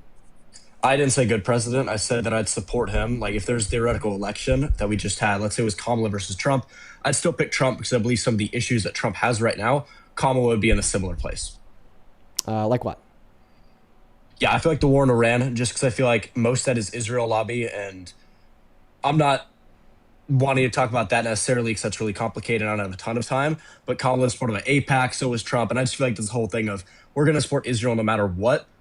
Maybe there's an argument that she wouldn't. I still think that she would, but my main reason for supporting Trump the is argument that she wouldn't is stuff. clear. Because, listen, I agree that Israel has a lot of influence over both parties. But it's also undeniable that they have more influence over the GOP. And historically, the Democrats have been significantly less likely to start wars for Israel than the Republicans. Like, Israel's been pressuring America to go to war with Iran forever. Can we agree that this is not a pressure that is new? Yeah, I agree. It's not like a new pressure. Perfect. However, at the same and how time, did Obama respond to that pressure? It depends. He didn't go to war in Iran, but he had other operations in the Middle East. I agree, but specifically about Iran, he was able to Yeah. achieve the JCPOA, which was a denuclearization agreement that prevented them from building nuclear weapons. Now, what was Israel's stance on the JCPOA? They hated it. They hated didn't it. follow it, and they didn't join it on it. And Obama did it anyways. And I think that Obama kind of set the trend there for the Democratic Party and their position on war in Iran. They're absolutely sellouts to Israel in many other senses. But Obama said, the one place that we're not going to sell out on is fighting your battles for you in Iran. So he said no to war, yes to diplomacy, and Israel protested, and he didn't give a fuck. Then Biden kind of did the same thing. Israel asked Biden to start a war against Hezbollah. They gave him false intel, asked him to do a preemptive strike. Biden said, no, we're not going to fight your war for you. But then Trump walked into office and said, yeah, Israel, we will fight your war for you. So if Harris was in office today, I believe with certainty, because of the track record that we've seen from Biden and Obama, that she would have not gone directly to war in Iran. Yeah, I will give props to Biden for doing that. I believe that's arguably one of the best things he did in his presidency. My only reasoning for just not believing that Kamala would do the same thing is because the pressure from Israel and the entire AIPAC and Israel lobby has increased exponentially. You might say that the other two haven't. There's a chance Kamala wouldn't. I'll admit that. But we truthfully don't know unless she's had her term. So, I mean, the main thing I want to talk about is why I still support Trump and what I think that he's done good. Because the entire Kamala thing is more of a hypothetical. There's no real empirical data to go off of because Kamala wasn't president. We know Trump was. So, I don't know. It's up to you. I'd rather go talk about immigration because I feel like that's something I we mean, actually even at see the both end of the sides on. Biden-Harris administration, they were still willing to hold red lines against Israel. Like, remember, like, the arms embargo, for instance. Was the arms embargo enough? No, abso-fucking-lutely not. Was it in time? No, absolutely not. It was way too late. But was it still yet a red line they had implemented against the state of Israel? Yes, it was. So your argument that because even though we saw this trend from Obama and Biden, not wanting to go to war for Israel and Iran, this doesn't mean that we would then have naturally expected that same trend to be true of Kamala Harris because the pressure from Israel had increased exponentially. Well, I mean, even right at the end of the Biden-Harris administration, we saw them cementing red lines against Israel. And I believe that those red lines would have carried on into a Harris administration, specifically against directly going to war in Iran. And I find that to be well supported by a preponderance of evidence. Fair. And I'm going to be honest, I don't know enough about that particularly to give a completely nuanced viewpoint on it. So, I mean, you might be right. Right now, I think you are. And that's one thing that Kamala Harris might have done better than Trump. I truthfully don't know. Yeah, and I guess my next question will be, then I'll pass the mic to you. I'll let you speak as much as long as you want. Thank you. Because you've been kind to me. You've been giving me the time on the mic. Well, so you seem to just accept that Harris wouldn't have gone to war in Iran for Israel. Okay, well, that's like very consequential, right? Because that would have had a lot of impacts, not only on global stability, foreign affairs, but also on the domestic economy, right? Like we're now witnessing the largest increase in the price of gas in a month since Vietnam in 1967 because of the war in Iran. We wouldn't have seen that if Harris was elected. That has like reciprocal effects in other places in the economy, like other goods, because they're transported by ship or by plane, which require oil, which then makes those goods more expensive. Last month, we saw the largest increase in the price of groceries that we haven't seen in 4 years. So essentially, by sitting here and telling me that Kamala Harris wouldn't have gone to war in Iran and also wouldn't have done the whole unconstitutional tariff thing, we know with certainty that the economy would be significantly better off today. Yeah, for the war in Iran thing, I'm not saying Harris wouldn't have gone to war in Iran. I just think looking back, let's say the election was today or tomorrow, and let's say Trump hadn't gone to war in Iran, knowing what I know now about not only his donors, not only lobbyists, I'd say Harris has a lower chance of going to war. Because truthfully, I don't know what she would have done in office because she isn't in office. So you can just look at the vice presidency. So she's that's my view protesting. on it. But honestly, here's another piece of evidence that I haven't mentioned, and I should have. She's actively protesting against the war in Iran today. Yeah, I mean, and by the way, she's also considering a campaign for the general election in 2028. So if you want to say maybe she wouldn't be protesting the war if she was president because of pressure from Israel, well, considering the fact that there's still going to be that pressure from Israel on her today because she's considering a run for the general in 2028, because of the track record of Obama and Biden, and because of what Kamala Harris is saying today about the war in Iran, we could say with confidence that she would not have gone to war in Iran if she were president today. I won't say with confidence because I just don't make assumptions without evidence. And like, there's general evidence that she likely wouldn't have, but she isn't president. So I wouldn't say it's for certain. I'd say she would have a less likely chance if the election was tomorrow and the Iran war hasn't happened. The evidence is that we're all probably cap that out. The evidence is that she said that she wouldn't. Yeah, but at the same time, you can say the same thing with Trump before he was elected in 2016. He completely was against the war in Iraq, for example, and now he's saying that it was good. I believe he did an interview in the White House press room. I don't remember exactly when, but he said that the war in Iraq was necessary in the past, even though in the past he said the opposite. So, I mean, I feel like a lot of the time they just change to support their parties. So then we'll go, both ways. Kamala Harris said she wouldn't. She's followed a linear line of previous Democratic presidents that said they wouldn't and then didn't while they were in office. And she actively supported some red lines against the state of Israel while she was in office as a VP as well. So when we take her word of mouth today about the war in Iran, saying that it's a bad thing that she wouldn't have done, understanding that there's still yet pressure from Israel on her because she's considering running for the next general election in 2028, and she follows a line of lineage of Democratic presidents that have actively fought and protested against war in Iran while in office, and she did the same thing while she was vice president under Biden with the red lines against Israel, we know that she wouldn't have. And that's a super fair conclusion. I think the reason why you want to try to maintain the sense of agnosticism surrounding Harris's personal involvement in the war if she were president today is because if you don't, well, then it's irrefutably true that the economy would be significantly better off if she was elected. Yeah, on the economy, I'm a college student. I'm about to go into college. I'm right now doing summer semester. I have a full scholarship. I have a meal plan. I'm going to be honest, I don't really feel the effects of the economy, so it's not something I'm researched on.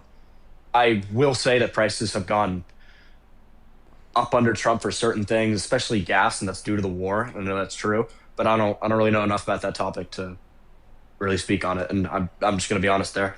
Okay. Well, I don't feel like you need to know much. Listen, here's the basics. Donald Trump implemented unconstitutional tariffs very bizarrely on every country in the world one day, then remove them the next day, increase them the next day, reduce them the next day.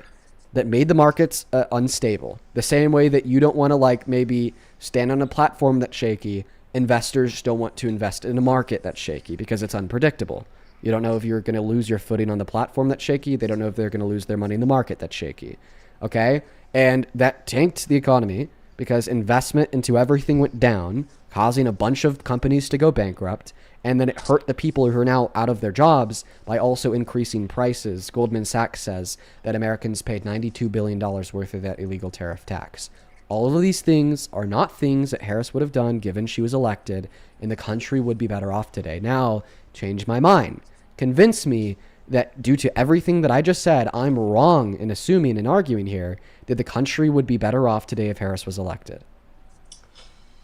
Yeah, I'm going to concede on the economy. I don't know enough about that, but there are other parts of Trump's presidency I do think would be better than Harris. I don't know if you want me to.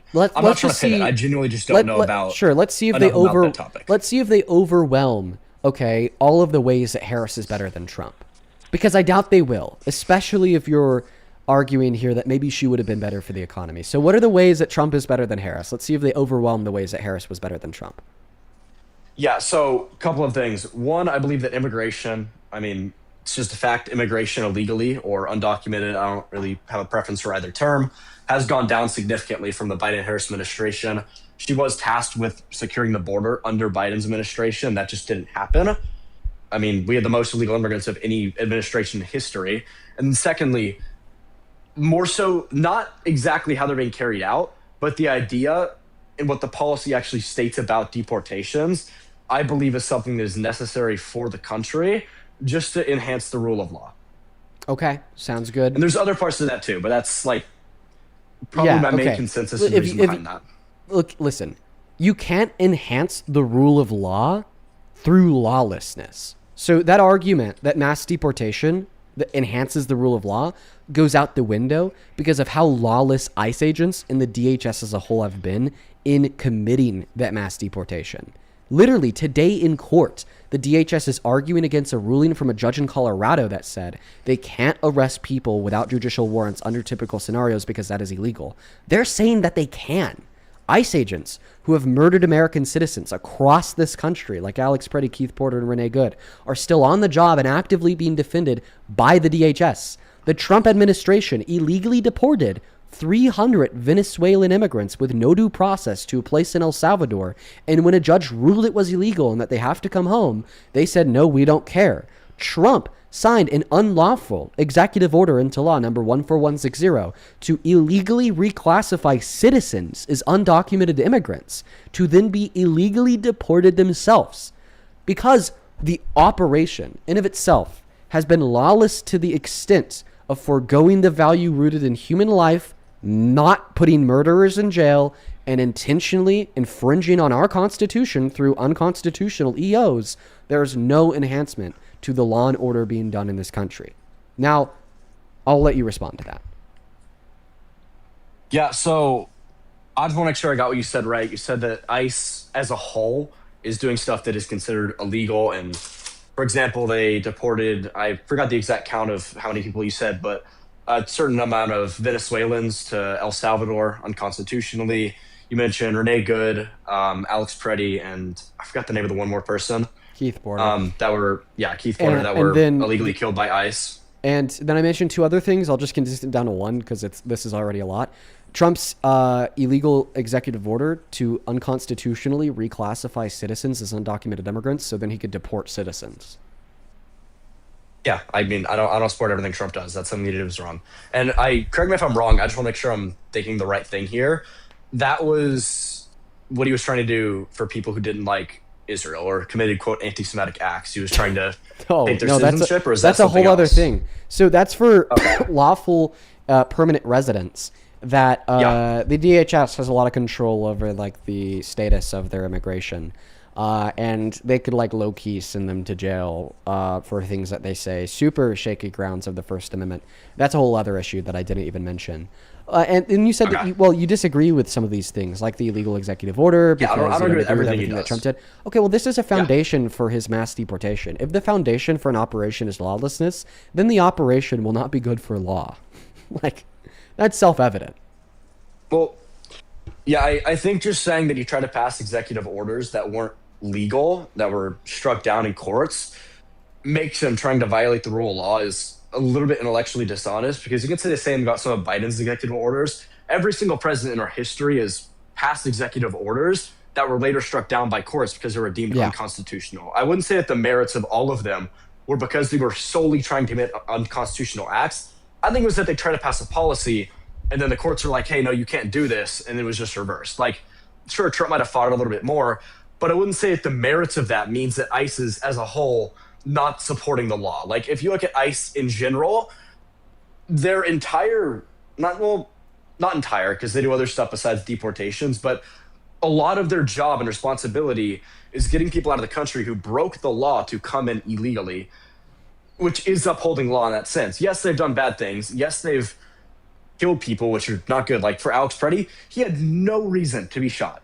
He had a gun in an open carry state, and that was their justification for that. I don't support that. But then again, at the same time, there's not a single ICE policy that states, hey, shoot people for that reason. Yes, they're going to defend them, but you could say something about police officers. If you look at local police departments, well, actually, a lot of them have to police Kristi officers Noem, who commit bad things. According to Kristi Noem, there was an ICE policy.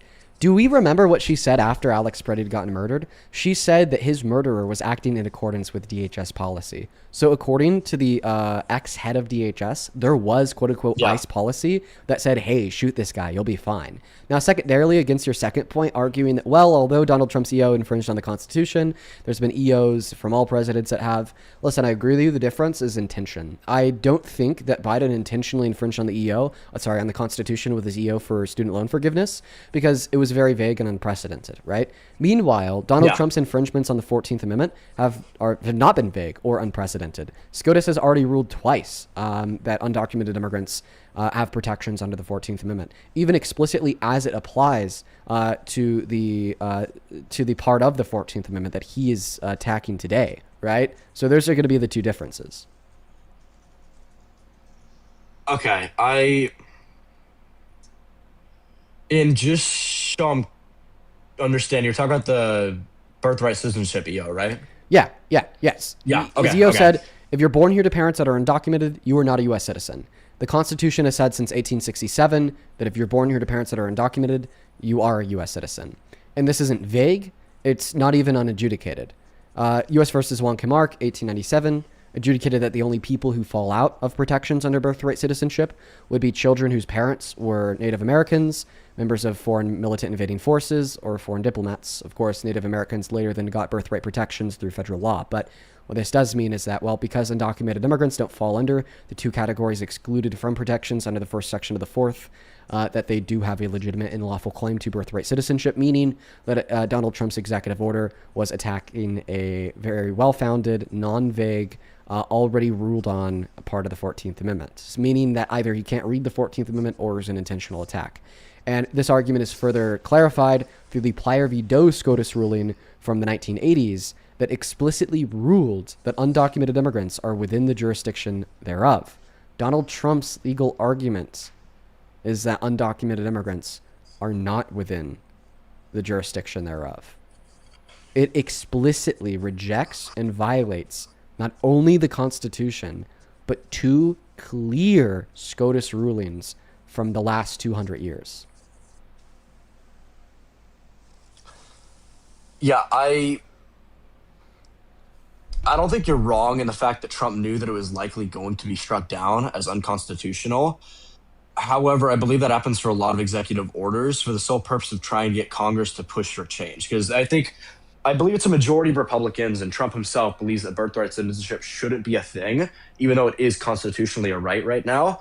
And I think the point of the EO, even if he knew that, hey, this is going to be struck down by the courts probably multiple times, we keep trying to do it, but his goal is to push Congress to try and pass an amendment to get rid of that. I know that can't pretty be much his goal. impossible to happen. That can't be his goal, and that literally can't be his goal, and I'll tell you why. Yeah, can I respond to your second point real quick, and then I'm just going to quickly respond to that first, and then you could go. That's fine. Yeah. So the response to that point is very easy. Okay, if his goal Yeah. was to get Congress to pass a new constitutional amendment, well, then he'd be arguing that the Constitution as it exists, okay, does allow for the children born to undocumented immigrants to be birthright citizenship. That's not his argument. No, his argument is that it doesn't allow, that we do not need any new constitutional amendments, okay? That the 14th Amendment as it stands does not protect birthright citizenship for the children born to undocumented immigrants. So there's no way that his goal is to influence Congress to change something that he is arguing doesn't need to be changed.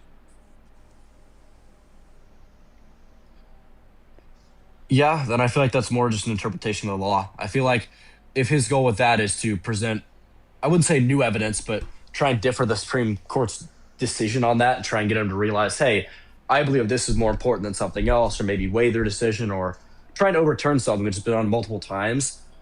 I wouldn't say that it's necessarily him trying to overthrow the Constitution. I think that's him trying to get them to look at it a different way, which has been done multiple times in the past, for better or for worse, arguably. Couldn't your excuse apply to any unconstitutional EO? Like if Biden signed an EO into effect saying that all of a sudden not a single American has the right to buy or own any gun, right?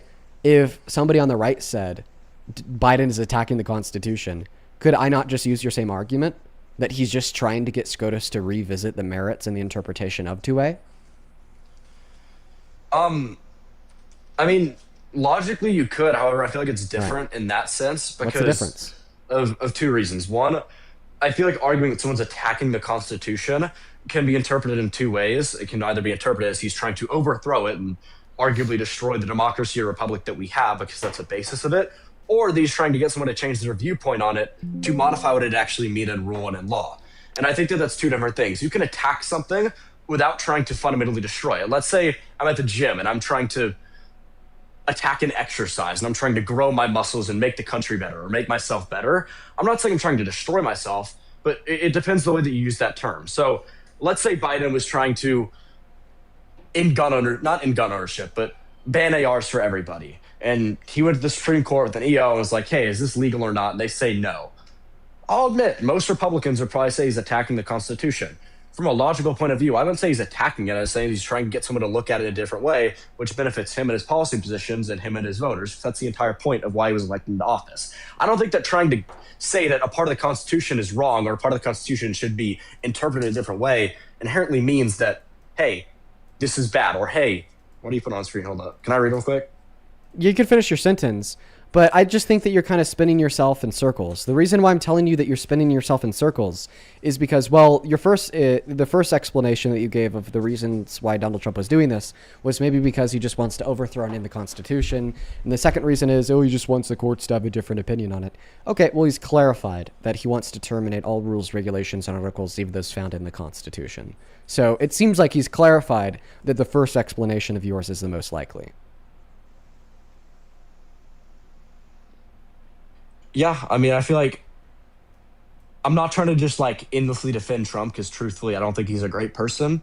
He's done a bunch of wrong things, including cheating on his wife multiple times. But one quality about Trump that I feel like both of us should be able to agree on is that he says so many things that he doesn't mean. Okay, Like, well, we know that this is one of the things that he does mean because of his attack on the Constitution that I just cited. Yeah, but at the same time, I feel like they're a little bit different. Like, I believe that the reason for going to Supreme Court is more policy, not because he's a deranged guy. I mean, sure, I'm not going to say he's the smartest guy. I believe that more people I just think that he wants his way. Listen, I just think that he wants his way. He wants his way with the 14th Amendment so he could deport the kids of undocumented immigrants. So he's going to sign an EO into effect saying that the DHS has to get it done. And then when the courts tell him otherwise, he's going to say that they have liberal terrorist judges. And then ultimately it's going to go all the way up to SCOTUS. And if he doesn't get his way with SCOTUS, he's going to say that they're funded by foreign agents, the same way he said that about SCOTUS when they ruled his tariffs as unconstitutional. We cannot make excuses for Trump as it relates to his absolute disdain for the Constitution because he's explicitly said that he wants to terminate all of the rules, regulations, and articles inside of it, okay, on top, okay, of the attack on the 14th Amendment with that executive order, on top of the attack on the First Amendment, okay, by saying it's now illegal to criticize him in the media, on top of his attack on the Second Amendment, telling the DOJ to try to find any and all ways to ban any and all gun ownership for all law-abiding trans-American citizens, his attack on the 14th Amendment, deporting undocumented immigrants with no due process, then when a judge rules at him saying that he doesn't fucking care, they're going to go down to CCOT, his attack on the 10th Amendment, illegally deploying the National Guard in Illinois, having the SCOTUS give their opinion that it's illegal, then him doing nothing about it, his attack on the 14th Amendment, once again, is the EO that we were just talking about, or his attack on the 23rd Amendment, which is, his continued resuggestions that he's still going to be president in 2028, okay? Which he said as recently of yesterday, dude. He said that he's still going to be president in 2032. Or his attack on the first two articles, where he said that if the Congress doesn't pass the SAVE Act, he could just do it himself. No, we need Congress to pass the legislation. The president can't just pass legislation. Or his attack on the first article, with his attack on the midterms, arguing that, well, maybe we should just federalize the midterms and control them at the federal level compared to giving states the authority to do it. Listen, I think that Trump wants his way. And when Donald Trump doesn't get his way, when he's stopped by anything or anybody, such as the left, he calls him crazy, or such as the Constitution, he calls for its termination. Sure. I mean, I don't like how Trump talks. I believe that he should be more civil and more presidential But in this that is sense. this is a combination of what he says and what he does. Yeah, but I feel like you have to, not have to, but for me at least, the way I've always looked at Trump is that from when I was younger, because when he was elected in 2016, I was arguably too young to really understand much. But the way that I've kind of looked at it is Trump says a lot of crazy things. I don't like him as a person. And what he does is he'll often try and do a couple of those crazy things. It won't work because a lot of the time they just don't happen. But the reason I support Trump isn't because he's a good person, because I think that he's the best person for the job.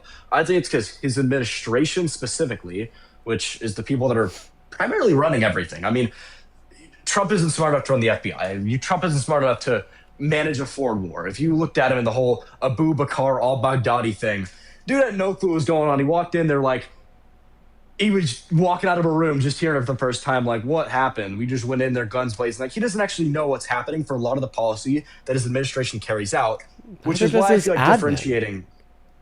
Yes, that's my point. I feel like Trump being a bad person doesn't necessarily mean his administration is bad. Most border policy, I wouldn't say is carried. Because we agreed that Trump is this incompetent fool. Okay, well, who's appointing the cabinet members? The incompetent fool. Maybe this is why, our FBI director, Kash Patel, spent like $200 million of taxpayers' funding on a. I don't even need to give you the explanation. His administration is incompetent too, because the incompetent man appointed the incompetent people. Kash is incompetent. Or even, Pete Hegseth. Okay, Mr. DUI hire who leaked classified intel to two separate reporters in two separate signal chats, two separate times. Or his ex-head of the DOJ, Pam Bondi, who straight up refused to abide by the law, the Epstein Files Transparency Act, illegally redacted things she wasn't allowed to, illegally didn't release pages that the law forced her to, didn't explain the illegal redactions that she made, which was also illegal requirements, and she got herself in this predicament that was so bad it would have been the end of the Trump administration. So Trump had to fire her, so they had an argument that she didn't have to testify in front of Congress like Congress had obligated her to do. Also terrible. Or Kristi Noem, Miss Dog Killer that was running the DHS. Trump had to fire her too because she was a fucking ruckus. She was also spending like millions of dollars of taxpayers' funding on new private jets with beds in them for her and her family, dropping $200 million on shitty ads that never saw the TV just because her husband's best friend had owned the media production company that made the big bucks. Literal like insider trading and corruption. It was a mess. It's all a mess. The whole cabinet is a mess. He had to fire her too. And then we have Mr. Evil Stephen Miller, Fascist 101, who's out here calling judges terrorists because they're suggesting that you can't kill people because they have a gun, or calling Alex Preddy a terrorist. Okay, he's also an incompetent fool. His whole administration is incompetent.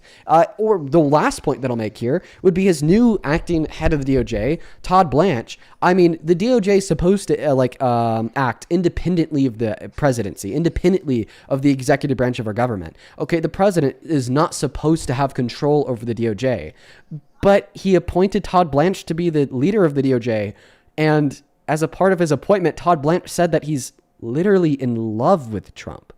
So it is a nightmare cabinet of incompetent, evil fools that all bend to the will of whatever Donald Trump wants them to do. So I agree that we can't defend Trump's competence, but we also can't defend his cabinet's incompetence.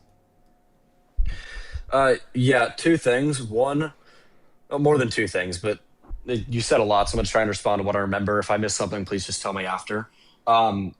Firstly, I'd say that just because someone doesn't understand something doesn't mean they can't pick the right person for the job. For example, Trump, or not Trump. Let's look at a company like NVIDIA or a company like Dell. Most of those head-up CEOs don't know anything about actual electronics. They don't know how to make a computer. They don't know how to make a microchip. They don't know how to do any of that, but they know how to hire the right people for the job. And there's certain places where Trump has done an awful job at that. I'm going to be completely honest. Some of these people have sucked.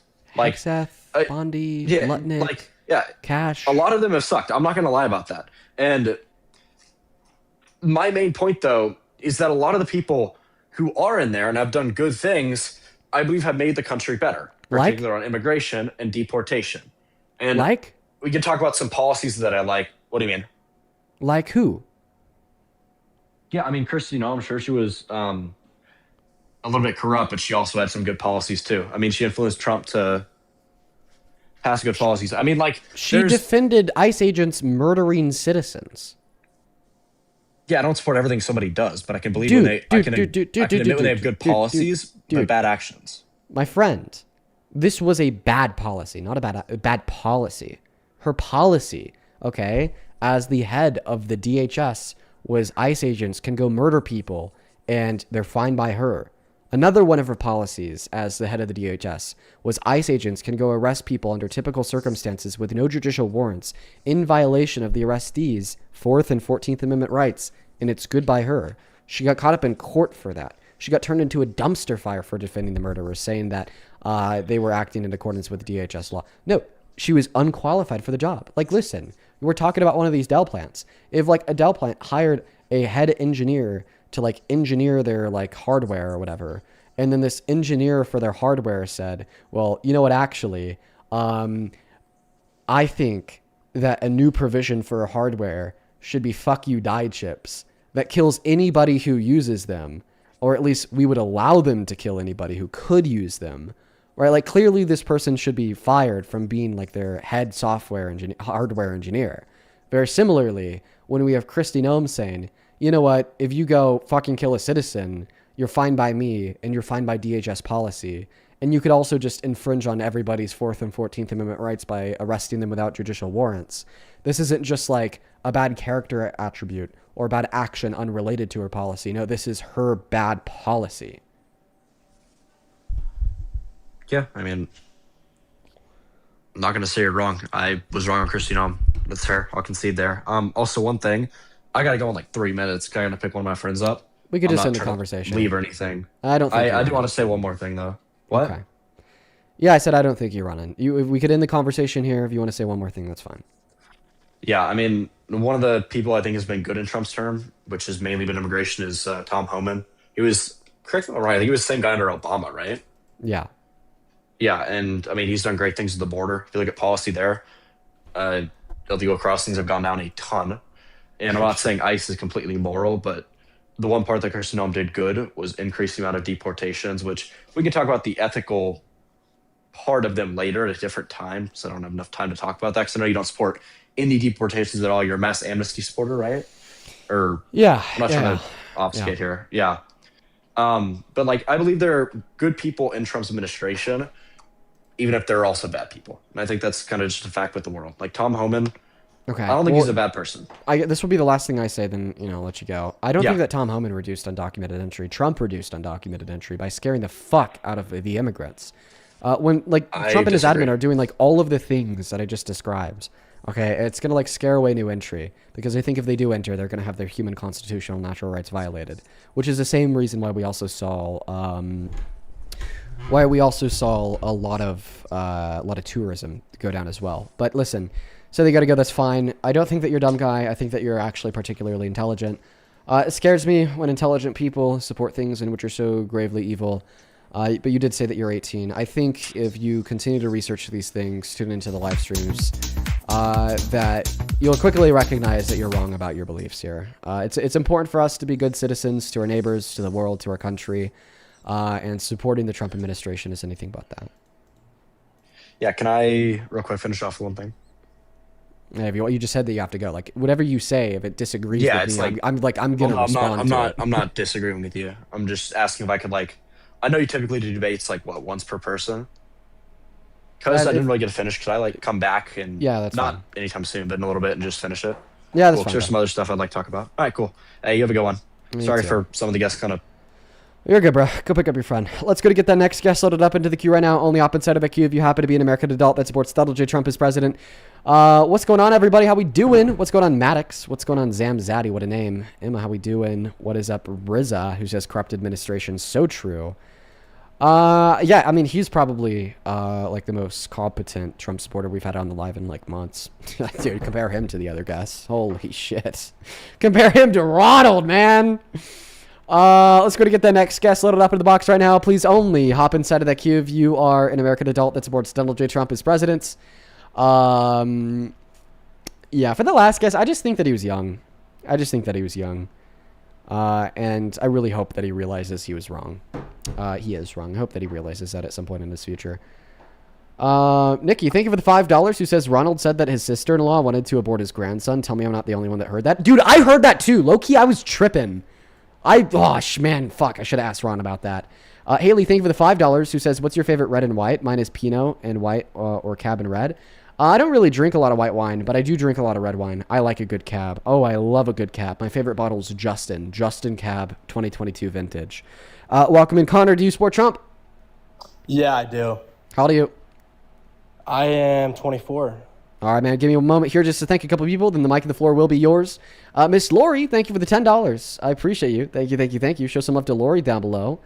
Had a bad week. Listening to you talk to these ridiculous people have helped me zone out. Keep up the good fight. Well, thank you, Lori. I'm happy that the live streams can help you out. Aniana? Wow, what a unique name. Ani Anna. Thank you for the $30 donation on Venmo.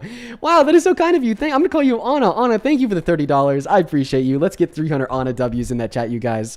Anna with the 30 says, I wanted to join the queue and tell you how awesome you are, but I didn't want you to get mad, so I'll just tell you here. Thank you for all that you do. Anna, you're awesome. Thank you so very much for that love and support. Let's get 1,000 Anna W's in that chat. Dude, that chat needs to wake the fuck up. Where did everyone go? I only see like 5 people down there. Mina, thank you so much for the $3. Amber, thank you for the $25. Who says, thank you for all that you do. Speaking the truth backed by facts is so refreshing during this admin. I love watching. Keep it up. Oh, thank you, Amber. I appreciate you. Thank you for the kind words and the $25 donation. Show some love to Amber down below. Haley, thank you for the $5. Lexi, thank you for the 2. Then Jessica, thank you for the 10. Who says, haven't been here for long, but I've definitely learned a lot from you. Keep on killing it. Thank you, Jessica. Tammy, thank you for the $5. And by the way, welcome into the stream, Jessica. You said that you were new. And then Hannah, thank you so much for the $15. Who says, I work for a 1031 exchange for 3 years. That caller yesterday admitted to a felony. You cannot live in an investment property and proceed to lie to the IRS about it under the penalty of perjury. Dude, Hannah, that's fucking funny. Oh my God, I remember that conversation. That guy comes in here frequently. I'm going to have to bring that up the next time he joins. Thank you for the $15, Hannah. Haley, thank you for the $10. I appreciate you. Thank you, thank you, thank you. Jeremy, thank you for the $50. Oh my God, man, that came in 46 minutes ago and we're talking to Ron. Let's get 500 Jeremy W's in that chat. What a goat, dude. That is so much money. Thank you, man. Jeremy with the 50 says, this is for the bum. Just don't pay taxes, LOL. I know I'm not going to pay taxes on it because Ron says I've never paid taxes before. Thank you so much. And then Marshall, thank you for the $60 donation. I appreciate you, man. Let's get another 600 Marshall W's who says, let me in the debate. Marshall, are you a Trump supporter that just paid me $60 for debates? All right, man. If you wanted that bad, I'll let you up. Go ahead and hop back inside of that queue if you're still here. Kaylin, thank you for the $5. HJ, thank you for the $10 who says, why is Ron so angry? True. Melissa, thank you for the $10 as a donation to the Griff. Thank you, Melissa. Quickly over on PayPal, I really appreciate you for the $20. Christian, thank you, thank you, thank you. Let's get 200 Christian W. Says 3 out of 20. Christian, are you like tracking the debates? What are you tracking? Thank you for that love, man. Show some more love to Christian down below in that chat. That is 60 so far today. I really appreciate you. Jackson, thank you for the $24, who says, it is so frustrating hearing you debate these people because you say the same thing over and over again, and it seems like they still won't listen, but I thank you for your consistency. Keep up the good work, my man. Thank you, Jackson. I know I certainly do repeat myself a lot. I had to get used to myself repeating what I say a lot. It used to annoy me so bad, but I'm used to it now. I appreciate you. Clayton, I appreciate you so much for the $10 on PayPal. Thank you so much, man.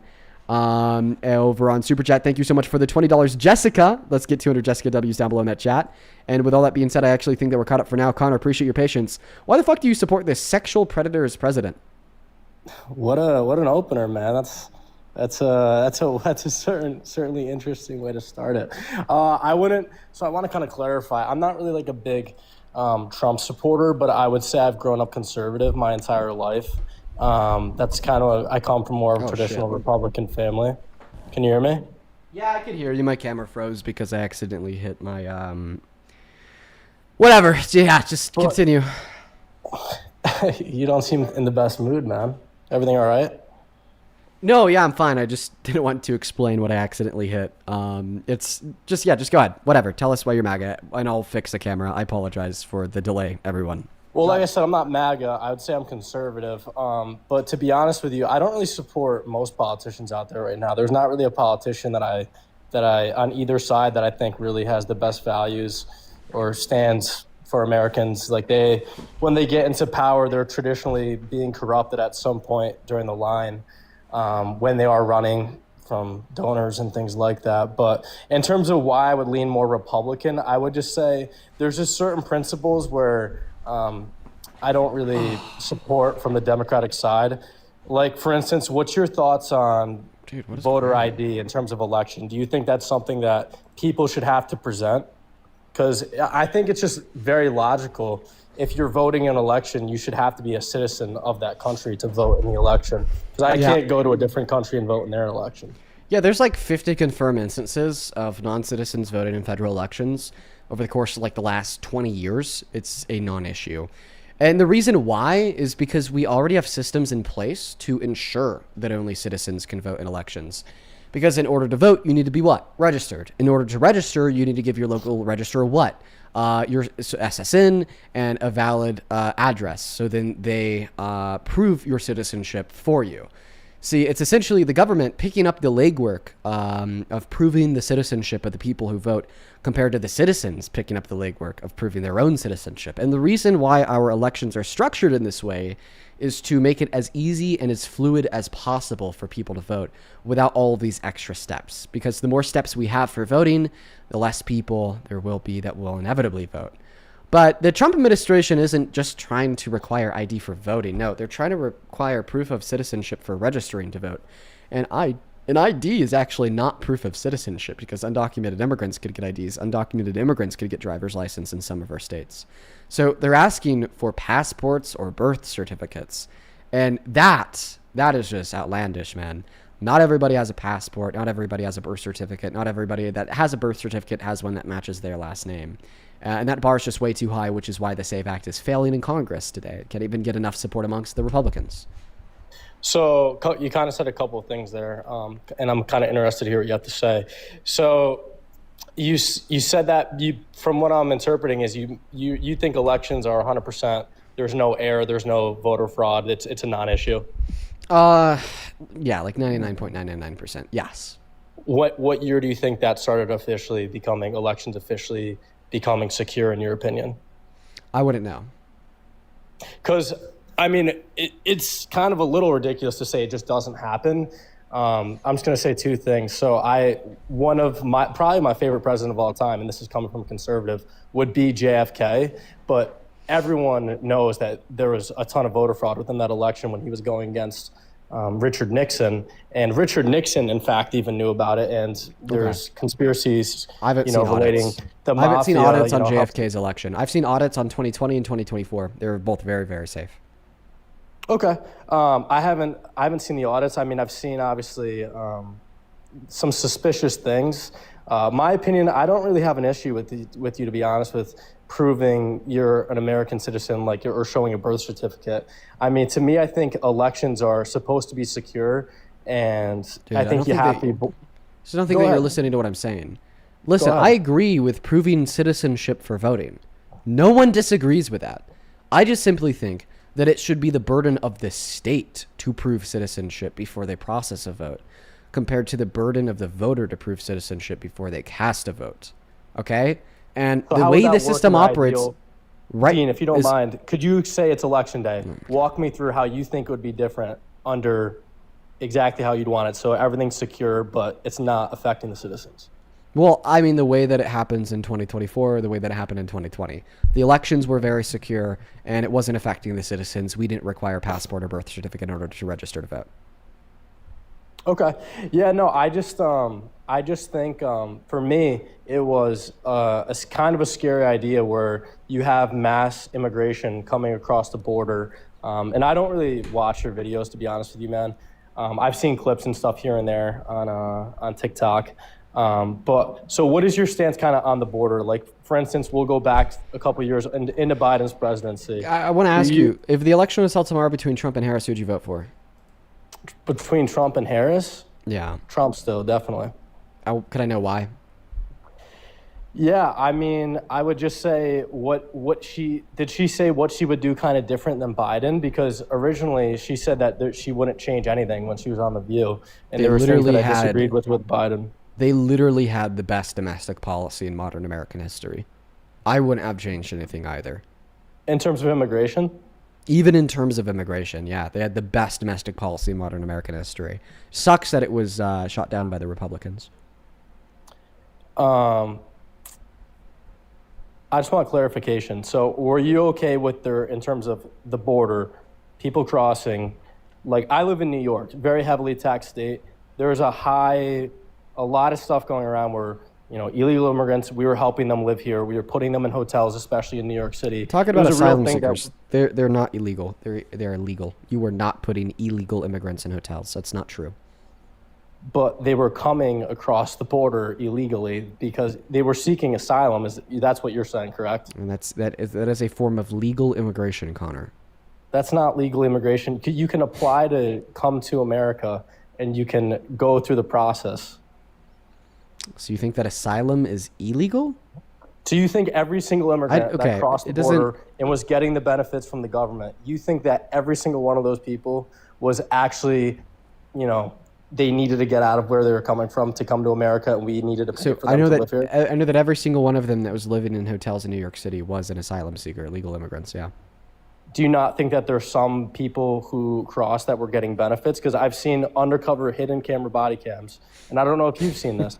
But have you seen you've seen the videos I'm talking about? What are your thoughts? No, it's just funny. I don't know where you're going with this, but let's see how the People undercover of hidden saying, body. like, hey, I body just got cams- here, I don't know what to do, and then people walk them through the process. This is, you can come stay here, you can live here. This is how you get your money. I've seen it on YouTube. You can look it up. Look up the body. Yeah, cam you're talking hidden about footage. asylum seekers. Yeah. Yeah, and I think that there's people that took advantage of that system. Okay, I bet there was. Yeah, and I just think, for me, it's a scary thought to. You understand that the obviously, solution there isn't to like kill all immigrants, but is to maybe make our asylum seeking process faster and to give You them said work kill all permits the moment immigrants? that it was I didn't hyperbole say for to what kill the all the Trump immigrants, administration man. is doing. It's hyperbole. It's hyperbole. But the solution here isn't to kill all immigrants, but rather the solution is to make the asylum process take significantly lower amounts of time than it already does, and on top of that, give them a work permit from the moment they enter into the country. Like, do you know why states across the country had system of benefits where they just straight up give housing, food, and money to asylum seekers? Like, do you know why? Like, they don't just do that for citizens. They don't just do that for permanent residents. They don't just do that for legal immigrants. They don't just do that for anybody. Why did they do that for asylum seekers? Do you know? Tell me. I'd love to hear what you have to say. Because our government does not allow asylum seekers to work while they are ongoing in their process through the courts to achieve asylum, right? And that's the issue. There's just no way that we could ever effectively manage millions of people in this country who we're saying can't work without giving them everything that they would get if they were to work. Because if they can't work and they can't make money, they're going to die from starvation, they're going to die from thirst, or they're going to die from harsh weather conditions because they don't have a house. Because all those things cost money. So in turn, because we don't allow asylum seekers to work for the first 1 to 3 years that they're in the country, state governments across the country had to step in and be like, okay, we're going to make sure you guys don't die. Here's money, food, water, clothes, and housing. Perfect. I agree. It's inefficient. We shouldn't ban people from working and then pay for everything that they'd get from working. That's very inefficient. So the solution is to give them all work permits from the moment they enter the country and significantly shorten the amount of time that it takes for them to get their asylum claim approved or rejected. Yeah, no, I mean, that makes sense. And I think America throughout history is traditionally looked at, for the most part, as the good guy. We want to help people. And I imagine a lot of these people who are seeking asylum are coming from places where they are trying to get out of the bad situation that they're in. And I think this is honestly where we're never going to agree on this point. And that's just because, What point? no, I think you make a good point. But what I'm going to say is, like, I think America is in such a bad spot right now. And it's almost the type of thing where I think we have to fix our own country kind of before we can help other people who are Then you coming shouldn't to our support country. Trump because he's not fixing shit, dude. Have you seen the economy lately? Dude, and I think, to be honest with you, I don't like. Do you think it's related to the war? Do you think that's the main thing? Because when It's he did related take to office, his tariffs yes. and it's related to to the war. Okay. Yeah, no, I don't really I don't know, to be honest with you. When he announced this, I thought it was going to be such a quick and easy thing. I mean, you look at how much money we spend on our military. I really thought it would be done quick and it wouldn't have too much of an effect on the economy as much as it has.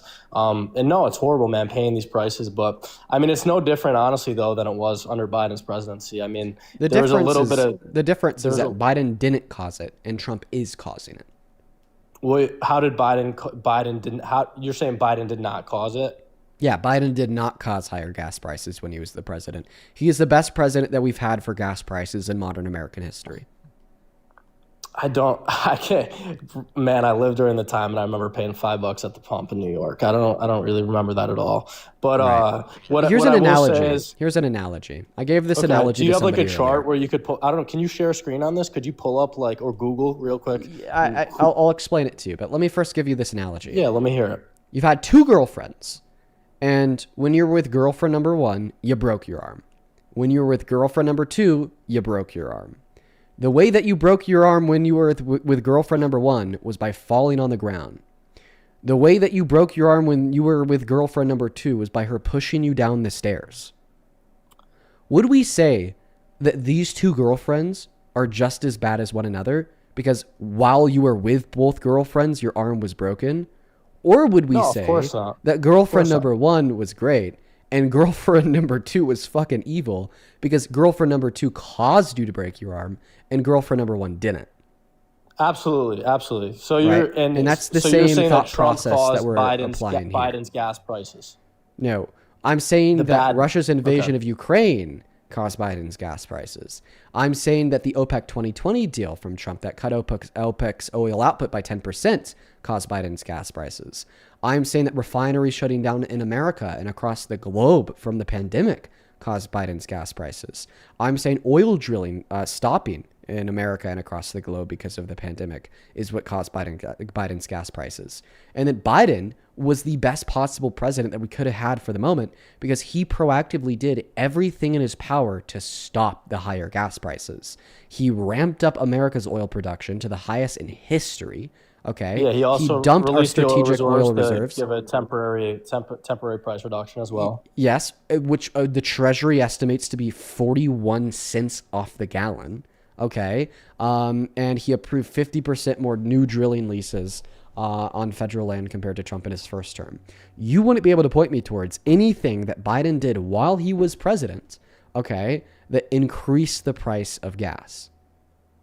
Okay, couple things. So I do think that he did inherit somewhat of a bad economy when he was taking over after Trump. You're not going to ever catch me denying that because it's just the truth and the reality of it. But my stance on it was, I think it was kind of all stems from COVID-19. And that's, so we both were alive under Trump. Gas prices and the economy was fine for the first 3 years of his presidency. And then when COVID hit, the whole country went to shit. So I don't think it really mattered who the president was, if it was Trump or Biden. No matter what, the economy most likely would have crashed. And in the beginning, when COVID originally hit here, Trump tried to shut off travel from everywhere and was originally accused of being a racist because he didn't want, planes and stuff coming from China. And it doesn't help when he says stupid shit like the China virus.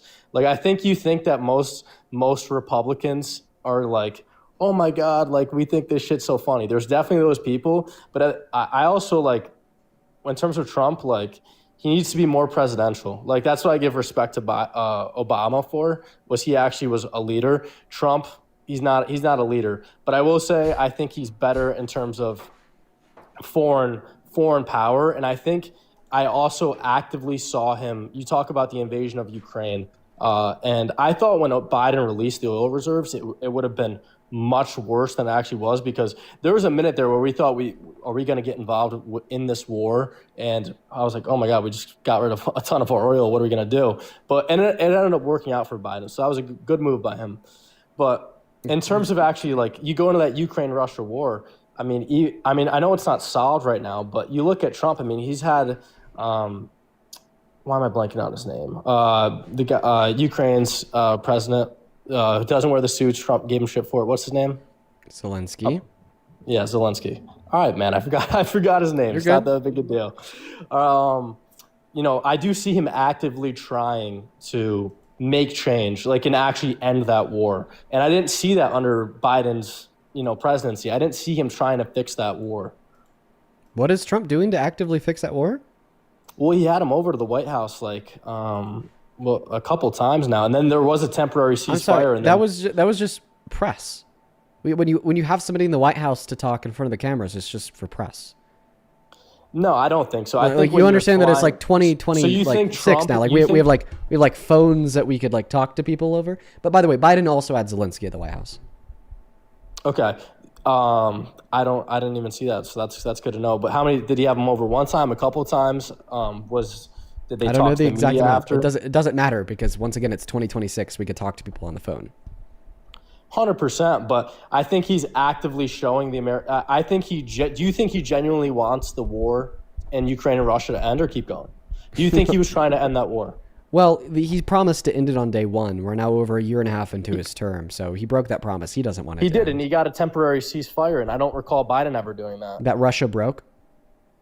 Russia did break it. Yeah, that's not Trump's. Yeah, Trump's not Russia. Thank you. Thank you. And by the way, Trump is pro-Russia. He completely relinquished all aid and funding for Ukraine. And he also got probably you and every other MAGA cultist to buy into the narrative that this is a good thing. For I just said reason. I'm not a MAGA cultist like 5 times. But well, I guess you and MAGA also, cultists. which I don't like. So Connor and MAGA cultists, right? No, but here's the thing. So like, but listen to what my point here is that okay. he cut off all funding and aid to Ukraine, and that emboldened the fuck out of Russia because then Ukraine was weakened. So then they dropped the most missiles month by month that they have since the beginning of the war under Biden, and then he realized that that was such a grave fucking mistake that was killing Ukraine and killing like the optics of his administration because he was the reason why Ukraine was getting absolutely fucking destroyed. So then he actually reverted back to the policy of the Biden-Harris admin and then started funding Ukraine all of that aid once more. The Russia-Ukraine issue is one that Trump has lost on. He said he was going to end it on day one. He didn't. He said he was going to stop sending all aid and funding to Ukraine. He did. It was a disaster, and he reverted back to what the Democrats were doing and wanted to do all along. That is actually the one example of a concession that we have seen from Trump. Trump conceded to the left on foreign policy in Ukraine. How did you said he's taking the democratic approach now? What they were doing in Ukraine? Because yes, since Russia's invasion of Ukraine, the Democrats said all we could do is put more strategic pressure on Russia by giving aid to Ukraine to fight Russia. And then Trump said, "We need to back off." Trump as president. Because I don't think they respected Kamala and Joe Biden. So then why did Putin interfere with the last 3 elections to help Trump get elected? Are you really going to sit here and act like Joe Biden and Kamala were more respected worldwide by foreign international leaders than Trump in terms they know for a fact that Trump is a man of his word? You genuinely Trump is a man of his word? No, not in terms of like also yes. Biden and Harris were significantly. Look at Venezuela, dude. He literally kidnapped that dude in the middle of the night. First and foremost, Biden and Harris were significantly more respected on the global stage than Trump, and I'll give you damning evidence about it as it relates to Russia and They Ukraine. laughed at Biden a ton. Dude. Then why did Putin? I'm sorry, this is all just Fox News propaganda. This is all Fox News propaganda. Donald Trump has actually fallen asleep everywhere. Did you know that Donald Trump has fallen asleep in the Oval Office more than Biden? He fell asleep in the Oval Office more than Biden in 1 year compared to Biden's 4 years. So why hasn't he's CNN also raped women. Okay. He's also called for the execution of sitting Democrats in Congress. He's also embarrassed the fuck out of us on the global stage by playing a wannabe king. Okay. He is an absolute atrocious embarrassment to this nation. And he is a knee bender to dictators, to evil tyrant assholes. Why else do you think Putin interfered with the 2024 election to help get Trump elected? It's because Trump did what Putin wanted him to, which was to stop giving aid to Ukraine because it made them weaker, therefore it made their land easier to steal. Do you remember people like Tim Pool, Benny Johnson, getting paid $500,000 a month by the Kremlin to push anti-Ukraine, pro-Trump, pro-Kremlin propaganda? That was proven by the DOJ. You can't sit here and say that other world leaders like Putin are more scared of people like Trump because they're hard to take advantage of. When Putin interfered with the election to get Trump elected, thinking that Trump would do what Putin wanted him to, and then Trump did what Putin wanted him to. It's like, this is so cut and dry. So cut and dry. I mean, you're saying, I just find it, to me, you're saying that Biden was, do you think Biden would have done, why didn't he take care of Venezuela? Why Trump was able to pull off that operation? Because Biden doesn't want to be a dictator. So you don't support that? No, of course not.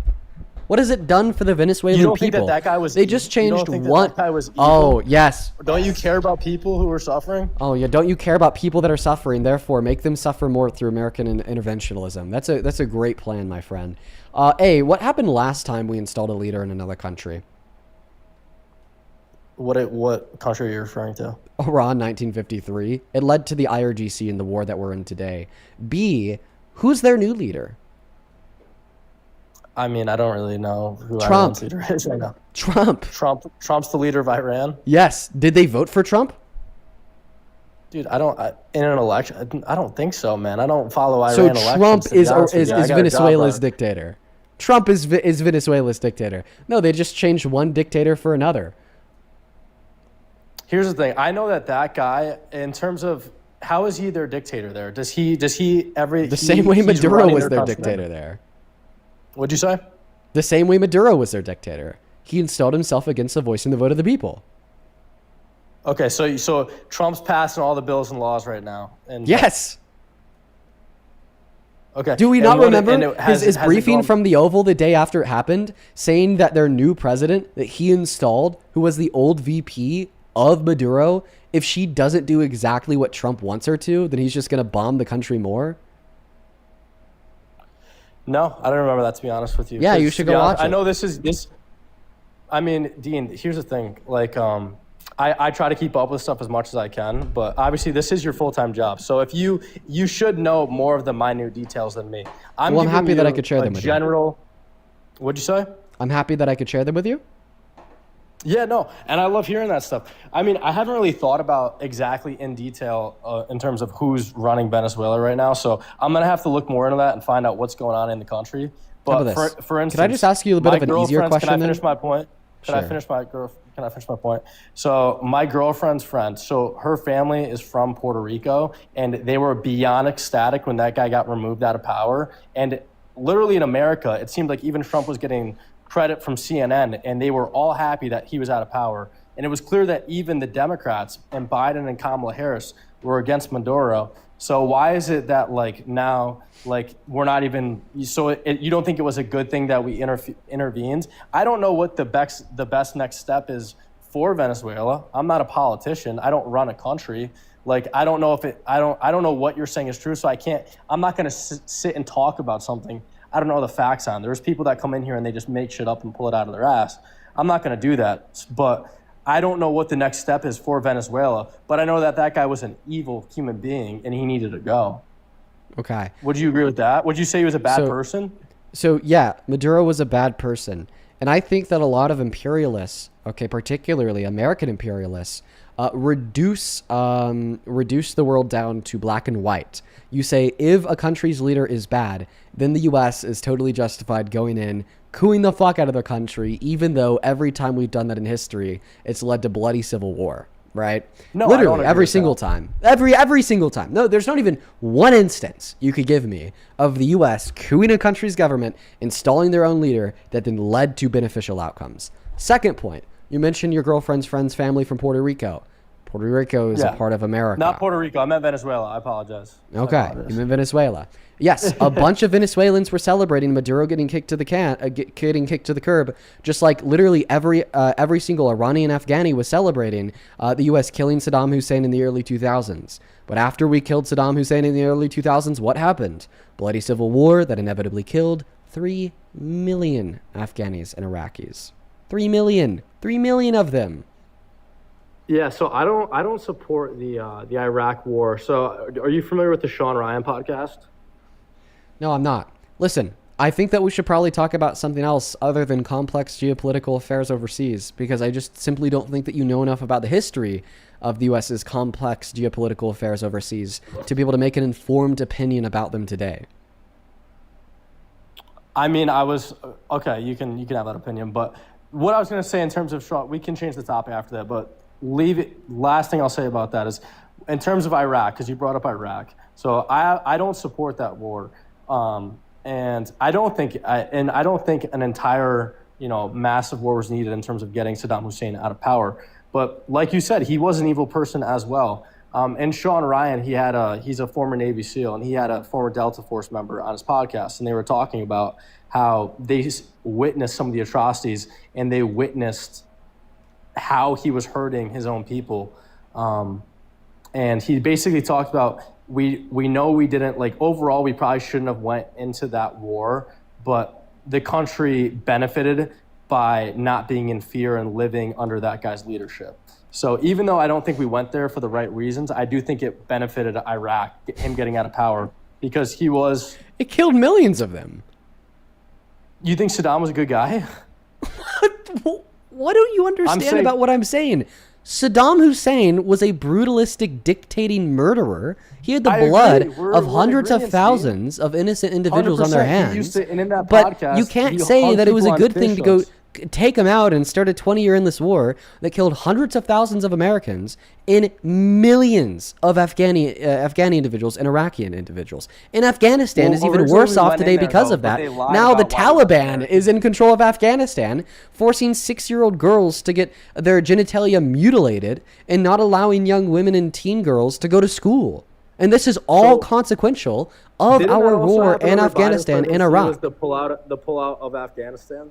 Yes. And then that is what led to the Taliban being in charge of Afghanistan? What led to the Taliban being in charge of Afghanistan was America leaving. Because Okay. we created a power vacuum. So do you think that we should have stayed there, or do you think it was the right move to give the Taliban the rule in Afghanistan, leaving some of our citizens there? I think that the longer we stayed there, the worse it would have gotten. And honestly, I don't know if it could have gotten much worse, by the way. I just want to clarify that. But if you don't agree with the pullout of Afghanistan, then you should disagree with Trump, because Trump was, A, the person who made a treaty with the Taliban, letting 5,000 of them out of jail in Camp David, and then B, the one that originally orchestrated and organized the pullout before he left in January of 2021. Trump's parting gift from the White House was the pullout. Didn't Biden accelerate the withdrawal, and then that's when the shit show happened? Because I think I actually saw you on the podcast. The shit show with the withdrawal was the fact that Donald Trump let a bunch of Taliban prisoners who were really mad at America out of jail right before the withdrawal.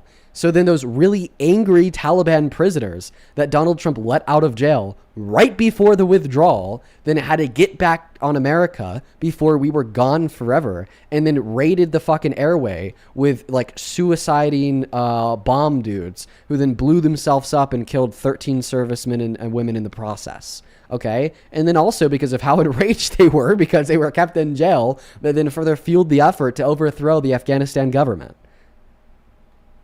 Okay. And did Biden not accelerate the withdrawal and make it faster than it was supposed to be? Because I'm unaware. I don't know. That to my understanding is he accelerated the withdrawal of Can you prove it? Afghanistan, and that's why. Can you prove it? Can you Google it? Can you share your screen and look it up? I know. You have to provide me a source to look up. I mean, I'd have to leave the live to do that. I don't. You just have to go on pause and go to Google. It's fine. But my point, didn't you in a podcast, I think when you debated the 20 Republicans or whatever, didn't you admit the way that was handled, that was wrong, and you admitted to one of the girls that? What was the wrongness in the way in which it was handled? If you're likely misinterpreting me talking about the bad things that Donald Trump did in the withdrawal. There's not a clip on you online because he didn't share. One moment. Because he didn't share any of the withdrawal tactics with Biden, and he just left office and then left Biden blind. Also, notice how in order to critique Biden, you have to reduce yourself down to a one-day event that happened overseas.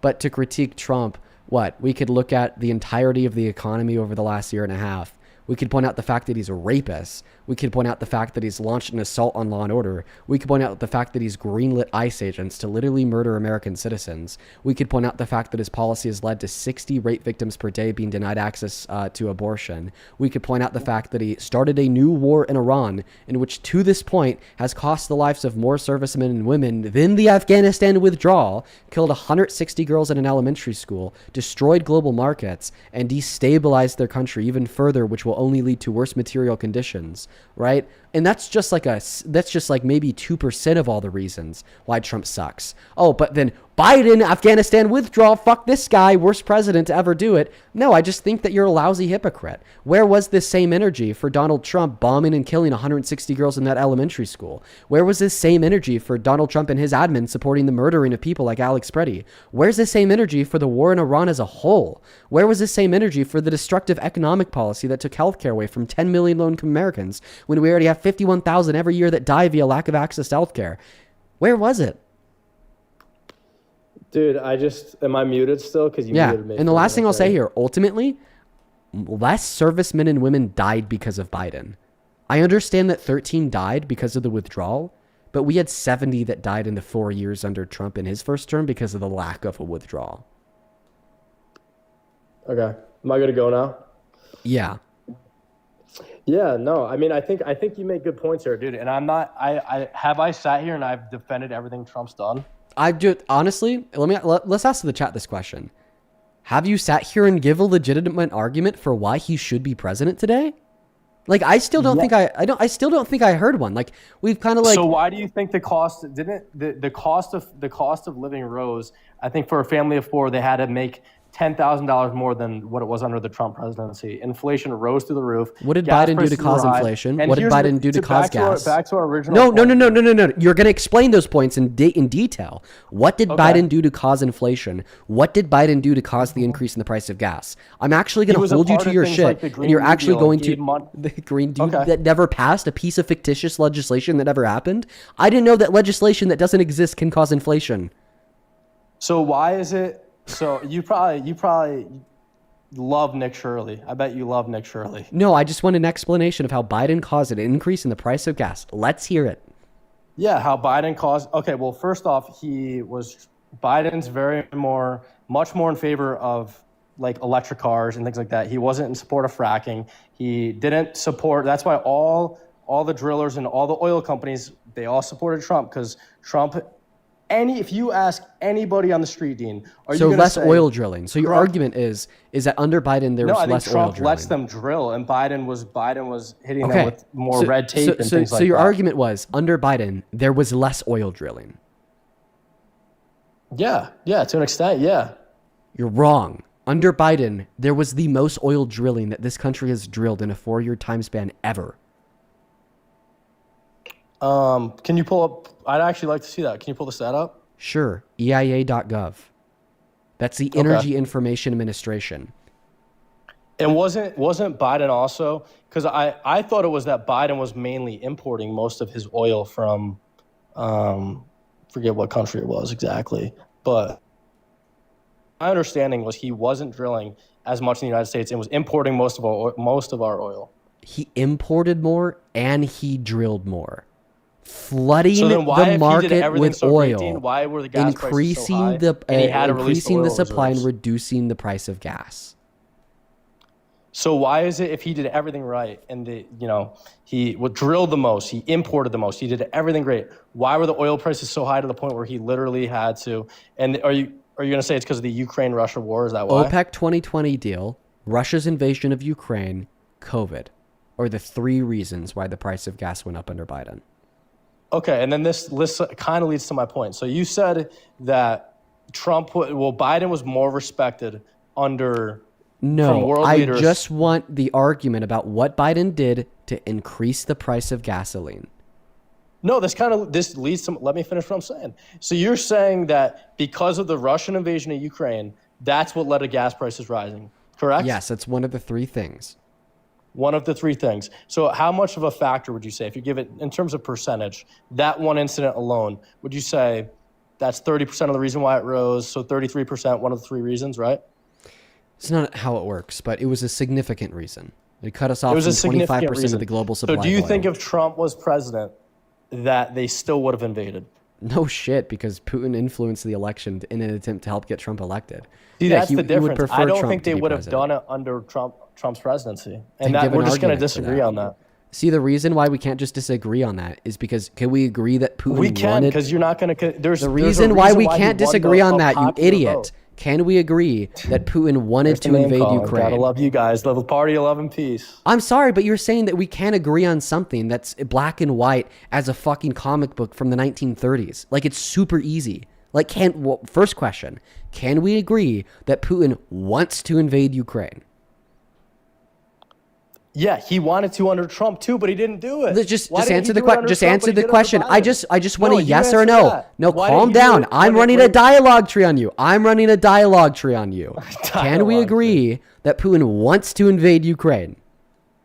Yeah, he wanted to also. He did it under Obama and Biden. Okay, just answer the question. Just answer the question. Yep. Can we agree that Putin wants to invade Ukraine? Yep. Can we agree that Putin wants Trump to be president? No, I think he would have preferred Biden. Perfect. My evidence is the fact that the DOJ proved Putin interfered with our elections in an attempt to help get Trump elected twice. So why would he? No, not so why. Respond to the DOJ proving that Putin interfered with the elections in an attempt to help get Trump elected twice. Wait, sorry. I was reading. I got to do this. I'm not used to reading live. I was reading some of the comments. Now I got distracted. Say it again. The DOJ. I apologize. That the DOJ proved Putin interfered with American elections in an attempt to help get Trump elected twice. And then when Trump is elected, Trump does what Putin wants. Like another thing, another really big thing that I have here. Like on top, okay, of this being the end-all argument that proves shitty little guys like you wrong, Putin literally interfered with American elections to try to get Trump elected. On top of that, then inevitably when Putin was kind of successful, Trump gets elected in 2024. The first thing that Trump does, he helps Putin. No one can sit here and say, well, he wouldn't have invaded if Trump was president. But then when Trump is president, Trump helps him. Why did he wait then? To lock and reload. In order to get a sufficient level of production of ammunition, tanks, armory, vehicles, Hummers, planes, and men, okay, on the Ukrainian border. This wasn't just like something that happened one day in the middle of February of 2022. No, this was a rampant effort that we had seen from Russia extending back into the Trump presidency, okay? And we know this because, like, literally the month before Russia invaded Ukraine, finally, NATO had held a massive conference about the unprecedented threat that Russia is now purporting to Ukraine because they're putting troops and armory on their border. And then Kamala Harris was like, guys, maybe we need to get Ukraine into NATO fucking yesterday. And then that's when, Trump was like, no, Ukraine can't be in NATO, which would have been the one thing that prevented Russia from invading Ukraine. But because Putin interfered, as proven by the DOJ in American elections twice in an attempt to help get Trump elected, and because the moment that Trump does get elected, he helps Putin, we know that Putin would prefer Trump to be president, and he thinks that makes his invasion of Ukraine easier, as proven by this second administration with Donald Trump relinquishing funding and aid to Ukraine. No, I just think it's coincidental. I mean, good explanation there. Definitely makes sense, but it's just interesting how you say all this stuff, but yet. This is where I'm going to get ready to kick you, because if you can't debate and you're just going to go on this shutdown mode where you say, oh, even though Dean, you just gave me an undeniable evidence, he invaded under Biden, he didn't invade under Trump. You're saying, oh my God. It literally is. It's proven by the DOJ. The DOJ, dude, oh my goodness. You literally contradicted yourself too. You're saying that Russia interfered with the election, but you just said elections are safe. You said Russia interfered with the are secure. Russia interfered with the election. Yes, they did. And earlier when we were having a conversation about election integrity, we were talking specifically about citizens versus non-citizens voting. And the way that Russia interfered with the election wasn't to send, swaths of undocumented immigrants to vote for Trump. No, it was to create fake AI bots on... Specify which election, Dean? 2020 and 2024. 2020, 2024. You said that they were secure. Yes, but you for citizens versus non-citizens voting. And I live in New York. I'm sorry. I'm going to put you on mute because I'm going to describe this again. Earlier, we were specifically having a conversation, okay, about citizens versus non-citizens voting. The election is secure for citizens to vote. The way that Russia attempted to influence the outcome of the 2020 and the 2024 election had nothing to do with election security. It had to do with attempting to influence citizens to vote in the secure election for Trump. It was through the creation of fake AI bot farms on social media to push pro-Trump messaging, something that will ultimately influence the way that voters vote, but it doesn't usurp the integrity or security of the election in of itself, because it's not a challenge to the election integrity. It's a challenge to a social medium in which influences people to vote inside of that safe election. And then in 2024, it was to pay a shit ton of pro-Trump influencers $500,000 a month to vote for Trump, as proven once again by the DOJ under Biden. You're actually starting to just do rage bait because you're losing the debate. This has to be rage bait. Let's use your brain here. Am I unmuted? You keep muting me. Yes, I muted you because I had to explain that concept. Yeah, the way that Russia interfered with American elections has nothing to do with election safety. Okay. It just doesn't, dude. I mean, the points just contradict each other. And also, Okay, you're going back on mute Dean, so I can explain how they don't contradict one another. You gotta election let me safety. explain my... No, I'm going to re-explain my point because clearly you don't get it.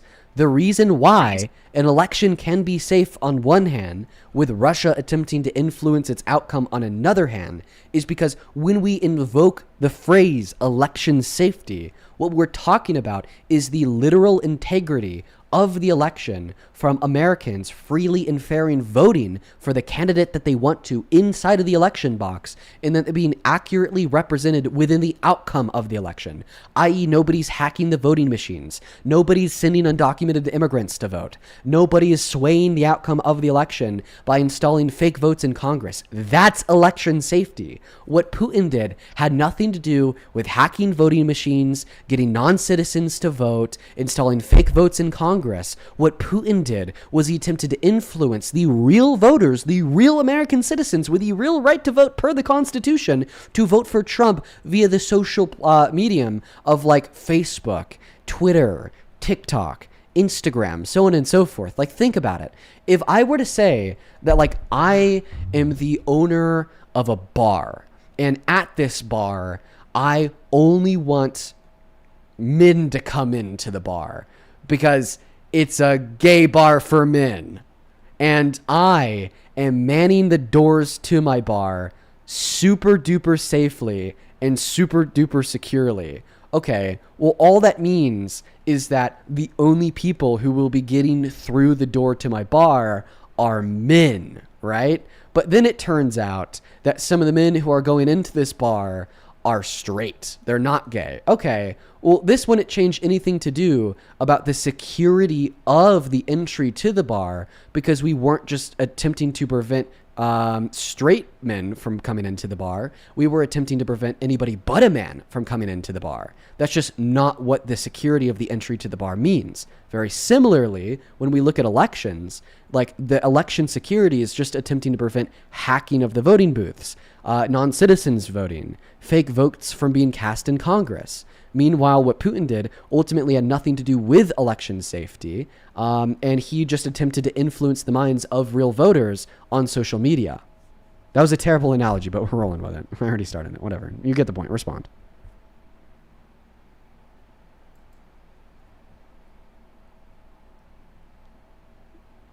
My back? Am I good? Yeah, so do you understand how these two things aren't contradictory?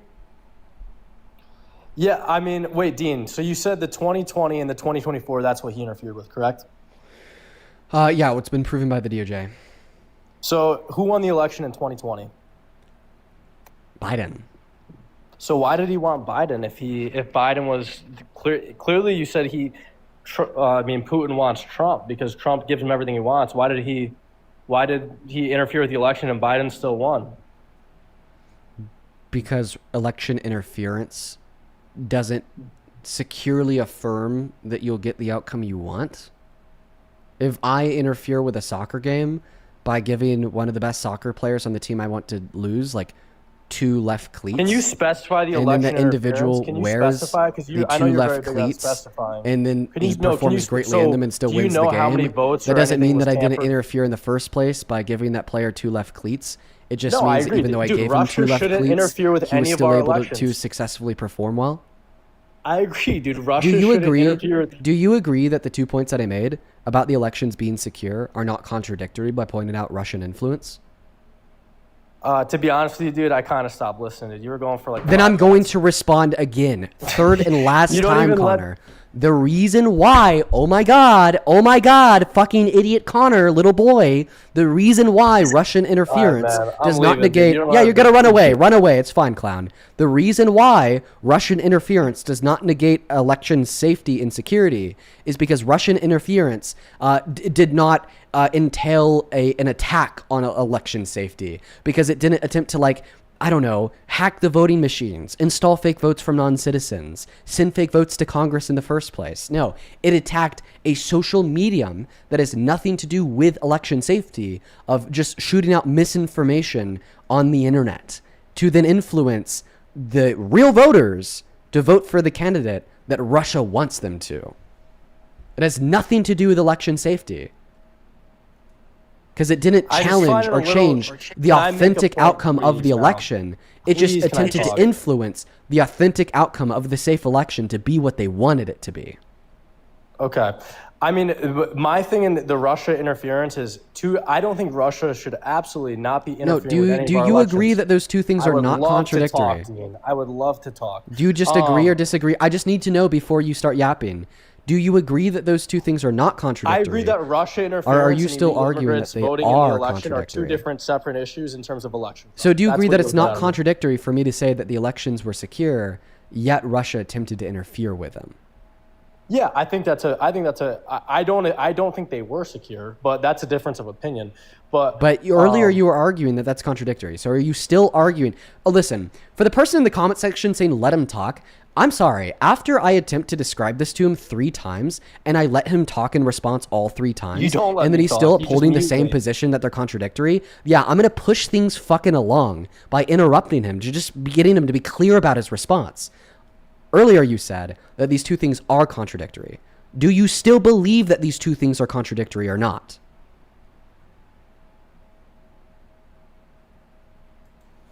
Gotta unmute me, Dean. Do I still believe that they're? I think that they're both. I think there are two different types of voter fraud and election fraud. I don't. You said the entire. It's just what was. You're not answering the question. I'm not going to let you talk God. again until you give a yes or no response. You explicitly said, and I quote, Dean, you are contradicting yourself by bringing up election safety in 2020 and 2024 and bringing up the fact that Russia had interfered with those 2 elections. Do you still affirm that premise, or do you not still affirm that premise?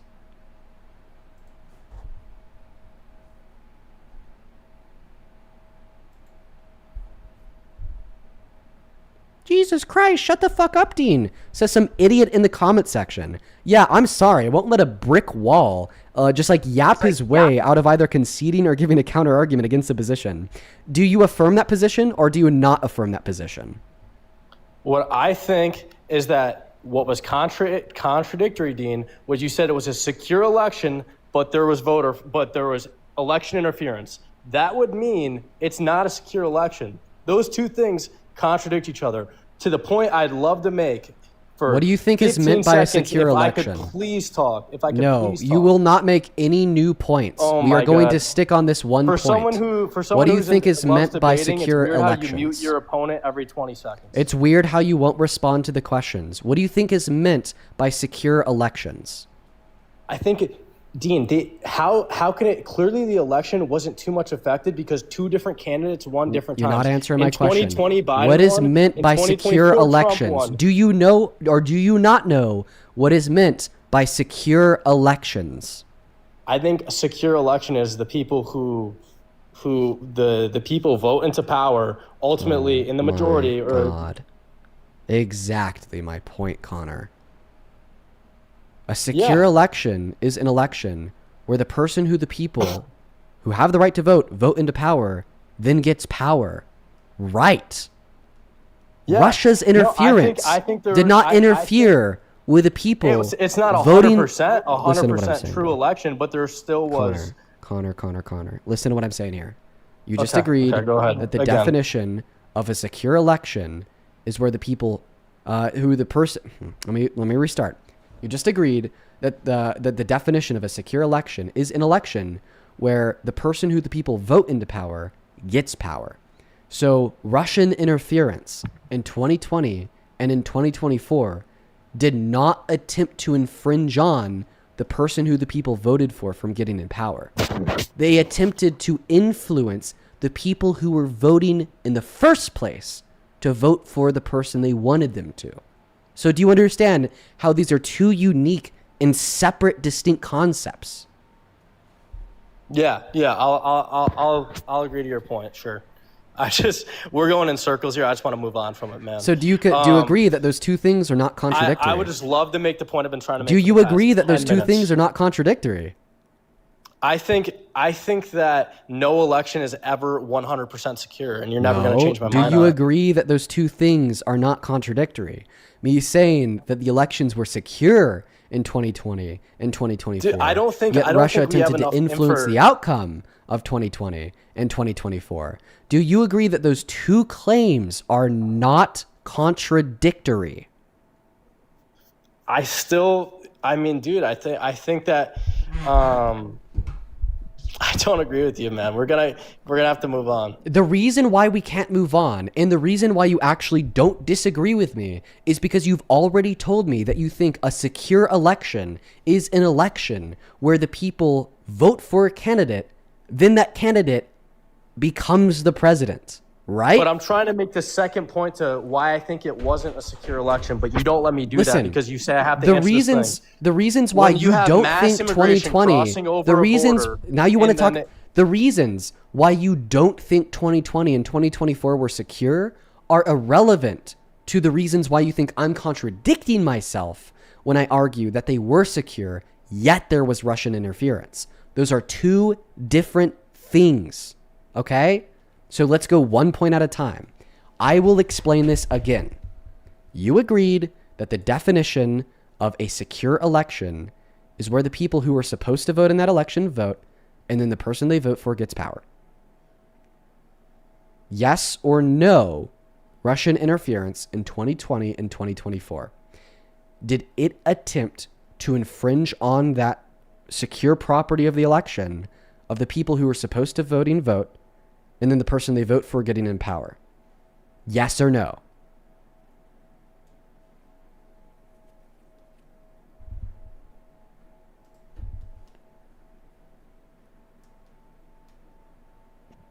I'm back. Yes or no, please.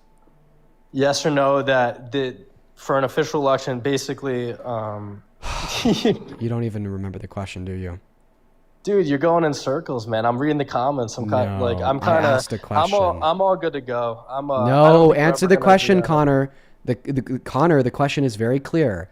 You described a secure election as an election where the only people who vote are the people who are supposed to, and then the person they vote for I is the do. person So that's who gets why power. I think that we should So do you think that Russian interference in 2020 or 20... You're interrupting me, so I'm going to mute you.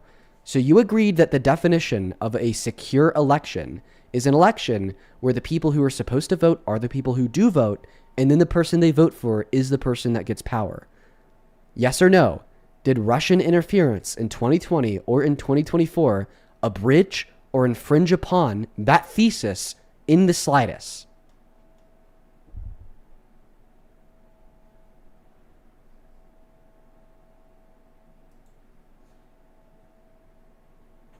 You want me to say it's a secure election where there was I want a yes or no to my question. And people I don't want even get a yes ID'd. or no to my question.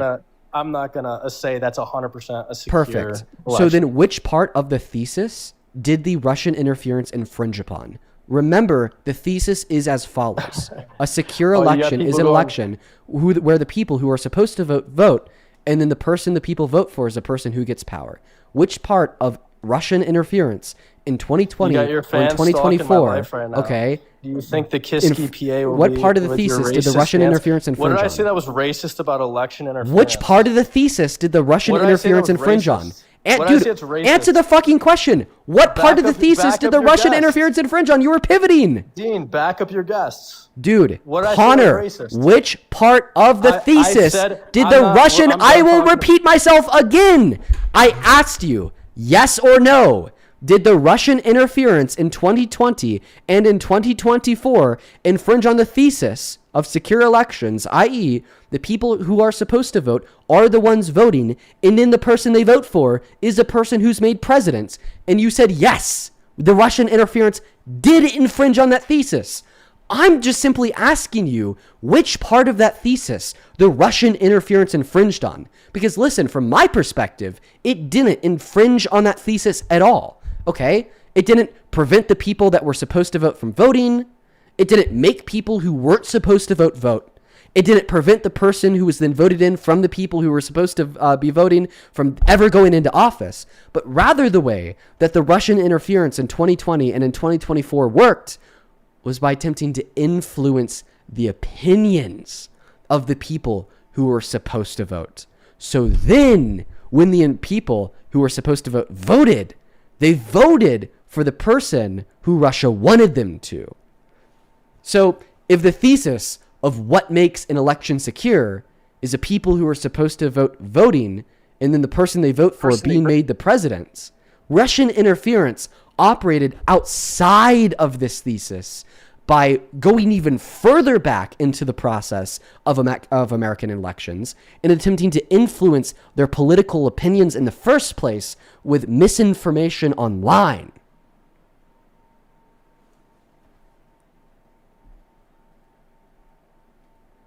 So answer the question. Which part of the secure elections thesis, that being only the people who are supposed to vote are voting, and then the person who they vote for is made president, is infringed on or was infringed on via the Russian influence from 2020 and 2024? You don't let people talk, man. I'm done getting muted every 20 seconds. Have a good day, man. You can go talk to someone else and mute it. For someone who's all in favor of free speech and debating, you don't know how to have a conversation. Just let people get a point across. Because I've been trying to move on from this point for 5 minutes, but you won't let me move on until I answer this one thing. And I've specified very clearly how I felt, but you want a yes or no answer, and I'm not going to give you that. And it's contradictory. It's contradictory to what you're saying. So it's not contradictory for the reason that it doesn't infringe on the thesis of what makes elections secure. Russia tries to interfere, and you also think this secure election, the fact they that didn't infringe on the election. They infringed on the opinions of American voters in the first place. Dean, what state do you live in? Connor, you're doing a lot of talking for somebody who's supposed to be living. What state do you live in? Oh, Dean, I'm sorry. You actually want to continue the You want to continue the conversation? You're not leaving? Okay, answer the question. The reason why Russian influence didn't challenge election security in 2020 and 2024 is because their influence had nothing to do with election security and all to do with attempting to form the opinions of the American voters before the election. Didn't prevent the people who were supposed to vote from voting. Didn't make people who weren't supposed to vote. Didn't prevent the candidate who's voted for by the people who were supposed to vote from ever becoming president. Just try to influence the opinion of the people who were supposed to vote. He ran away. What a crybaby. Let's go to get that next guest loaded up in the box. Only up inside of that queue if you happen to be an American adult that supports Donald J. Trump as president. What a crybaby. Can't answer the question. God, what's the big deal with the male ego, guys? The male ego is a very bad thing. Dude prefer to crash out and make himself a baby and just concede that he was wrong on such a minute and unimportant point that he made completely off topic of the debate. I just didn't let him move on because he tried to reaffirm 4 times that I was contradicting myself. So after the 4th time that he contradicted himself, I was like, okay, I'm going to hold him to this point. I'm going to describe to him why he's wrong. And I'm going to concede. Welcome in 10. Do you support Trump? Hello? All right, he's not here. We're going to move on to the next guest, guys. Only up inside of that queue if you happen to be an American adult that supports Donald J. Trump as president, please and thank you. Over on PayPal, Lucky Lazy, thank you so much for the $40 donation. I appreciate you. Let's get 400 Lazy W's down below in that comment section. I appreciate you. Please do show some love to Lazy down below. Thank you, thank you, thank you. Lazy with the $40 says, I family former and active military. This guy disgusts me. Respect to all those who serve. No respect to those that force people to serve or lead them into unnecessary death sentences. I know, right? So true. I appreciate you so much for the $40, Lazy. I know that you've been hanging out with us for a couple days. Let's get 400 Lazy W's down below. Genuinely, I appreciate you so much. Priscilla, thank you for the $5. And Christian, thank you so much for the $20, who says, didn't even realize that I was tracking the guests, but this is for your special 420 stream. Haha. Have a phenomenal day cooking these fools. I appreciate you, Christian. Let's get another 200 Christian W's. Thank you. Thank you, thank you, thank you. You're awesome. Welcome in. Do you support Trump? Christian. Do you support Trump? I I voted for him for his first term. I did not vote for him for his second term. I didn't vote for the second term. Oh, fuck. I thought he was going to say I didn't vote for the third term. Listen, if your answer there is that you did vote for him in his third term, or you do support him as president today, feel free to hop back inside of that queue. Welcome in. Do you support Trump? I do. How old are you? 34. All right, give me one moment, man, to thank a couple more people. Then I'll pass that mic of the floor to you. Miss Mary, thank you so much for the $50 over on Super Chat. I appreciate you, Mary. You know that. You're always here. I really do love and appreciate you. Let's get 500 Mary W's. That is very kind of you. Mary with the 50 says, love you, Dean. I have a nephew that was Homeland Security in New Orleans. His son is now ICE. They say my info is false. I just want to say thank you. You're the only one since my son died that I could relate to. Just to thank you, love you. I'm so sorry to hear that, Mary. I hate that so much. That must be such a conflict and division, creator division in the family. I appreciate you for the $50. And, I always appreciate you for tuning in. Show some love to Mary down below. Kung Fu, I appreciate you so much for the $10. And Think Harder, thank you so much for the $20. I appreciate you, Think. Let's get 200 Think W's. I think that we do have a couple people to thank on Venmo real quick. Dude, Phil, thank you so much for the $100 donation on Venmo. Dude, thank you so much, Phil. Let's get 1,000 Phil W's in that chat. Phil with 100 W's. That is a huge donation. Thank you so much for the love and support. Phil with $100 says about to tear shit up as an old man for my B-day at the club like you did to that cult member. Keep on being a true patriot, bro. Phil, have a great night at the club. Once again, I know I told you to this towards the beginning of the live stream. Happy 35th birthday, my friend. Show some massive, massive, massive love to Phil down below. Brianna, thank you so much for the $5 over on Venmo. Callie, thank you so much for the $20. Who says, hey, Dean, my sister Haley and I watch daily. Thank you for making my deliveries easier and being a voice for my values. How to donate as a 420 baby. Congratulations. And also, everybody needs a Parker in their life. So true. Shout out to you and your sister. Thank you for tuning in. Y'all are awesome. Thank you for the $20. Then same thing to Nikki and Crystal. I appreciate you guys for the $5. Liv, thank you so much for the $15. Who says, love your lives. Thank you, Liv. And then Kimoni, thank you for the $20. Who says, hey, Dean, I love how you handled the guest before the last. He was definitely more intelligent than most, and I believe that he'll be on the right side of history in no time. I agree. I think he will be too. And then Miss Randy, thank you for the $30, who says, Dean, as a single mom in today's America, sometimes I struggle staying positive. Your streams always help lift my mood when you crush these magabozos. I hope my son grows to be an incredible, outspoken, intelligent man like you.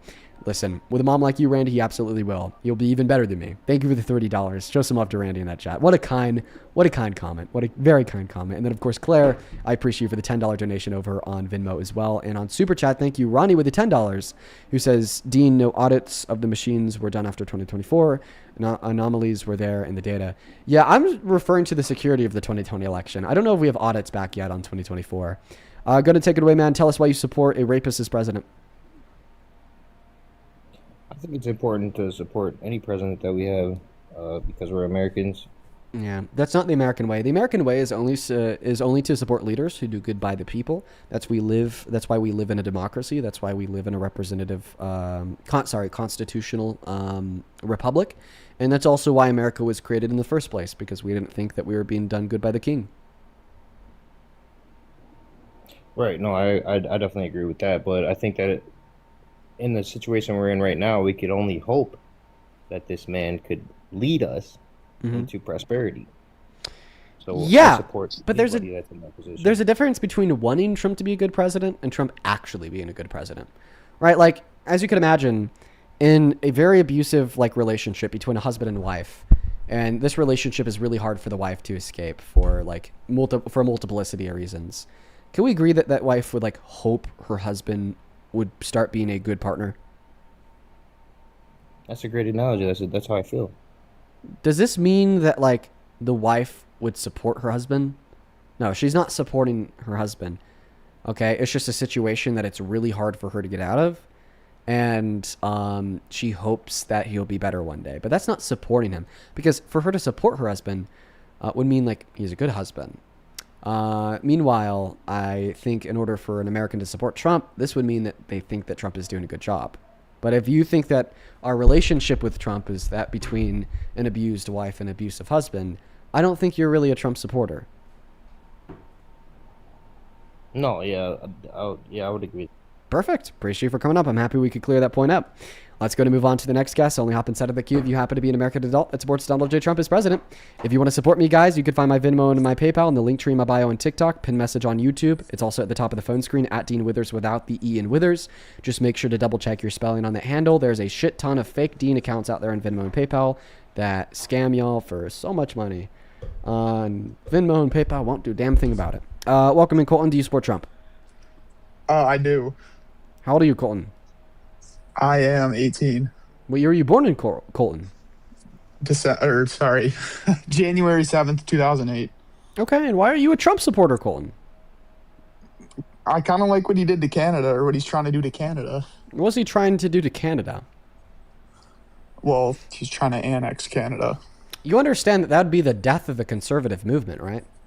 I don't know why Trump supporters support that. They're progressive as fuck. Like, that would just be like another, like 50 electoral votes for the Democrat every election if we were to annex Canada. Especially after some shithead conservative got it done. Like, why do you want that? Like, the Dems would win forever if we annexed They have Canada. valuable resources, don't they? Okay, valuable resources to be used at the disposal some of the most progressives uranium. forever. What was that? Wait, do you agree that the world has valuable resources? Yes. Would you be okay Canada with Trump trying specifically. to annex the world and becoming the king of the new world order? No, and just Canada. Well, why just Canada? Well, Canadian politics are pretty crappy. Their government's kind of weak. They have all this. They're sitting on all these resources that they do basically nothing with. Did you know that stealing's wrong? Like, do you think it's okay for like me to like steal my neighbor's car even if they never drive it? No, I think we should have negotiated and came to an agreement or whatever. Okay. A settled agreement with Yeah. Canada. I See, don't the think we thing is should, that Canada doesn't forcefully want that. invade.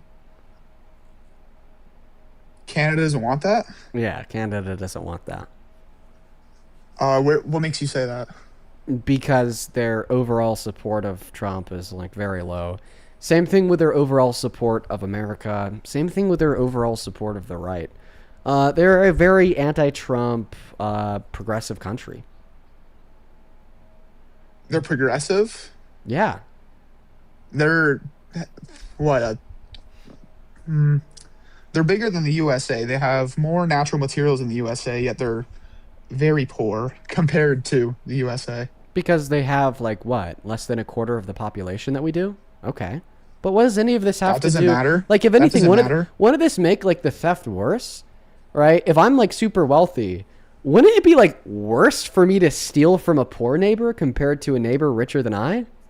Like, wouldn't No, I this just think make if it you even could- more immoral to like forcefully Okay, annex we'll them? use your analogy. If that poor neighbor had a lot of valuable, stuff that they're not using and don't know how to use, I think it would be perfectly fine if I negotiated a deal where I can help them use it. Well, as you're well positing as- in the analogy here.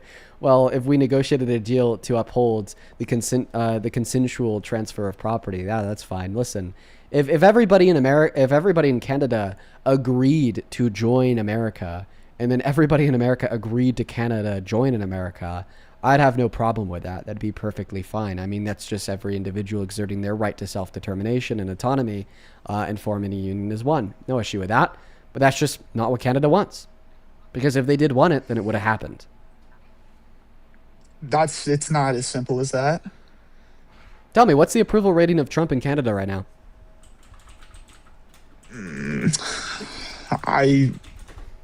No idea. Oof, 12 to 20%. Oh my God. Yeah, buddy, they didn't want to join America, my friend. Damn, that's wild. 12 to 20%. Okay. I think I have a higher approval rating in Canada than Trump. Yeah, you probably do. But Alberta. Alberta. Well, I yeah, think they're we should pretty take Alberta. conservative. We should take Alberta. And Well, I think that Alberta would have to hop in line Okay, first they'd have to find a way to ethically declare their independence from Canada. That's probably not going to happen.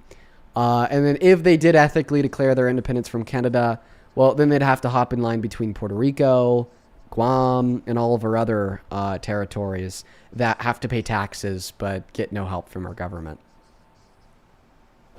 And have no right to vote in our elections either. Well, no, they do have the right to vote in our elections. I forgot about that. They do. They'd have to hop in line between all of the other territories that have to pay taxes, but then get half as much. Do you like as Canada? states. Are you Canadian? I low-key joined so I could get you to hype up Canada. I actually love Canada. I hate Trump. That guy is super Canadian. Let's go to get that next guess loaded up into the box right now. This is probably going to be the last guess of the night, folks. The last guess of the night, guys. The last guess of the night. Only hop inside of the queue of your MAGA. And my phone is on 7%. I need to get a new charger for my office. Hello, welcome into Sport Trump. Hi, no, I just have a question. Really fast, and then I'll leave, I promise. Sorry, Cassidy. Tonight we are just looking for the first and last Trump supporter of the night to come up here and give us an argument. Monavon, thank you so much for the $20 donation on PayPal. He says, take care, Dean. Thank you, Monavon. I appreciate you. 1 second, Monavon. Hello? Jimmy Hins is God? I think I'm just going to go in and kick them. I feel like we're kind of intruding upon something there. Monavon with the $20 says, take care, Dean. Thank you, Monavon. I appreciate you as always. Show some love to Monavon in that chat. That is MANIVAN. Let's get 200 Monavon W's. Monavon is always hanging out with us and supporting us. Welcome into Sport Trump, Jackson. Yep. How old are you, Jackson? 18. Your bio says Dean is not ready for my wrath. Well, you know, I just wanted to let you know to prepare. Okay. First question. Should rapists be president? No. Okay. So here's the jury verdict form from a civil court that held Donald Trump liable for raping a woman by the name of E. Jean Carroll. If you want to know why on the verdict form it says no to rape, but yes to sexual abuse, it's because they're specifically talking about penile rape. He didn't rape her with his penis, he raped her with his fingers, and that's something that was only legally classified as sexual abuse in 2022. So Trump shouldn't be president. Yeah, that's pretty bad. Right? Trump shouldn't be president because he's a rapist, and you affirm that rapists shouldn't be president? Well, I can't say no to that, can I? Yeah, So I agree with you. So you conceded the debate in less than 5 seconds. Well, look, which is good, by the way. I'm happy you did that, but you should change your bio. Well, okay. Listen, you know, this is all part of my my grand debate plan. You're not really ready. If we were really to get into the weeds of it, you know what I mean? No, I don't know what you mean. Because the debate's already over. Well, no, I mean, you might say that it's over, but what You about just conceded someone your else? support for Trump. Doesn't matter. It Look, doesn't okay, matter hold that on. you conceded your No. support for Trump on a political debate live about why people support Trump. Okay. You know, there's like I said, man, my plans. You don't understand me. You know, like I said, get into the weeds of it. You're done. It's What over. weeds? What weeds, buddy? What weeds do you think? I don't know. You tell me. You're the one bringing up the weeds. How about this? I think you're a major grifter. You and big old Parker there. You're trolling. I'm not trolling. No, I think you're trolling. I think that you're I'm not bored as trolling. hell, and I think that you're trolling. Dude, if I was bored, then why would I get off of Skyrim? I'm not and talk to you, show you my rat. No, hold on. That sounds like I'm trolling. I'm not trolling. Look, this is just how I talk. I don't know what you want me to do. I think that you're trolling.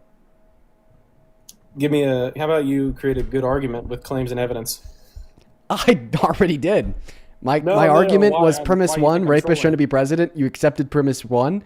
Premise two, Donald Trump is a rapist, which I provided empirical evidence for, i.e. the jury verdict form from the court that held him liable. Conclusion, Donald Trump shouldn't be president. This seems like a perfectly valid and sound line of argumentation, given that both of the premises are true and the conclusion logically follows from the premises, and they were then supported by shown empirical evidence, such as the jury verdict form. You are like 2 minutes behind in this debate.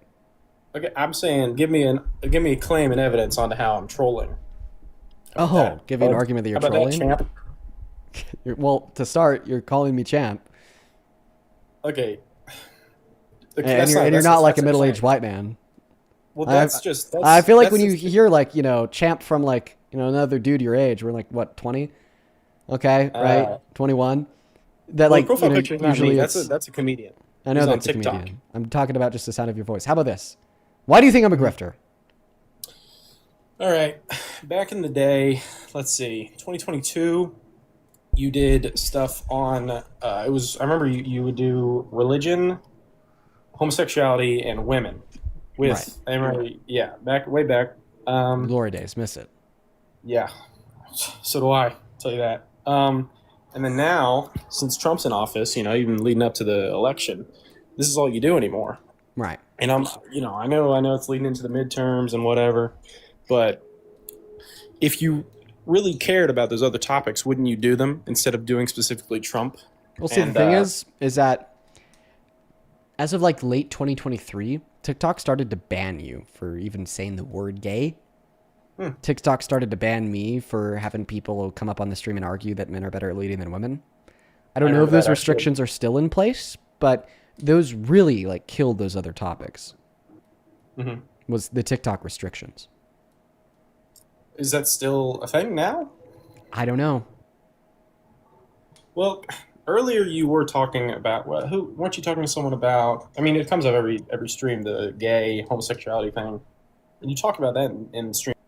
I don't know. That guy seems bored. Okay, guys, we're just gonna kick him. Let's see. Only hop inside of that queue if you happen to be an American adult that supports Donald J. Trump as president. Yippee! One more. I'm gonna listen. I'll do like one more quick one, but I low-key gotta go. Not only because we're over 4 hours, but also because my phone's about to die. In fact, we might just call it there for the evening. Yeah, I'm just gonna call it there for the evening. Listen, guys, it was a wild ride today. Thank you for tuning in for the 420th episode of the Dean Withers Show. 420, baby. Make sure to hit that follow button on your way out on TikTok. Drop a sub on YouTube. We do these streams every single day of the week. And with all that being said, I'll see you tomorrow.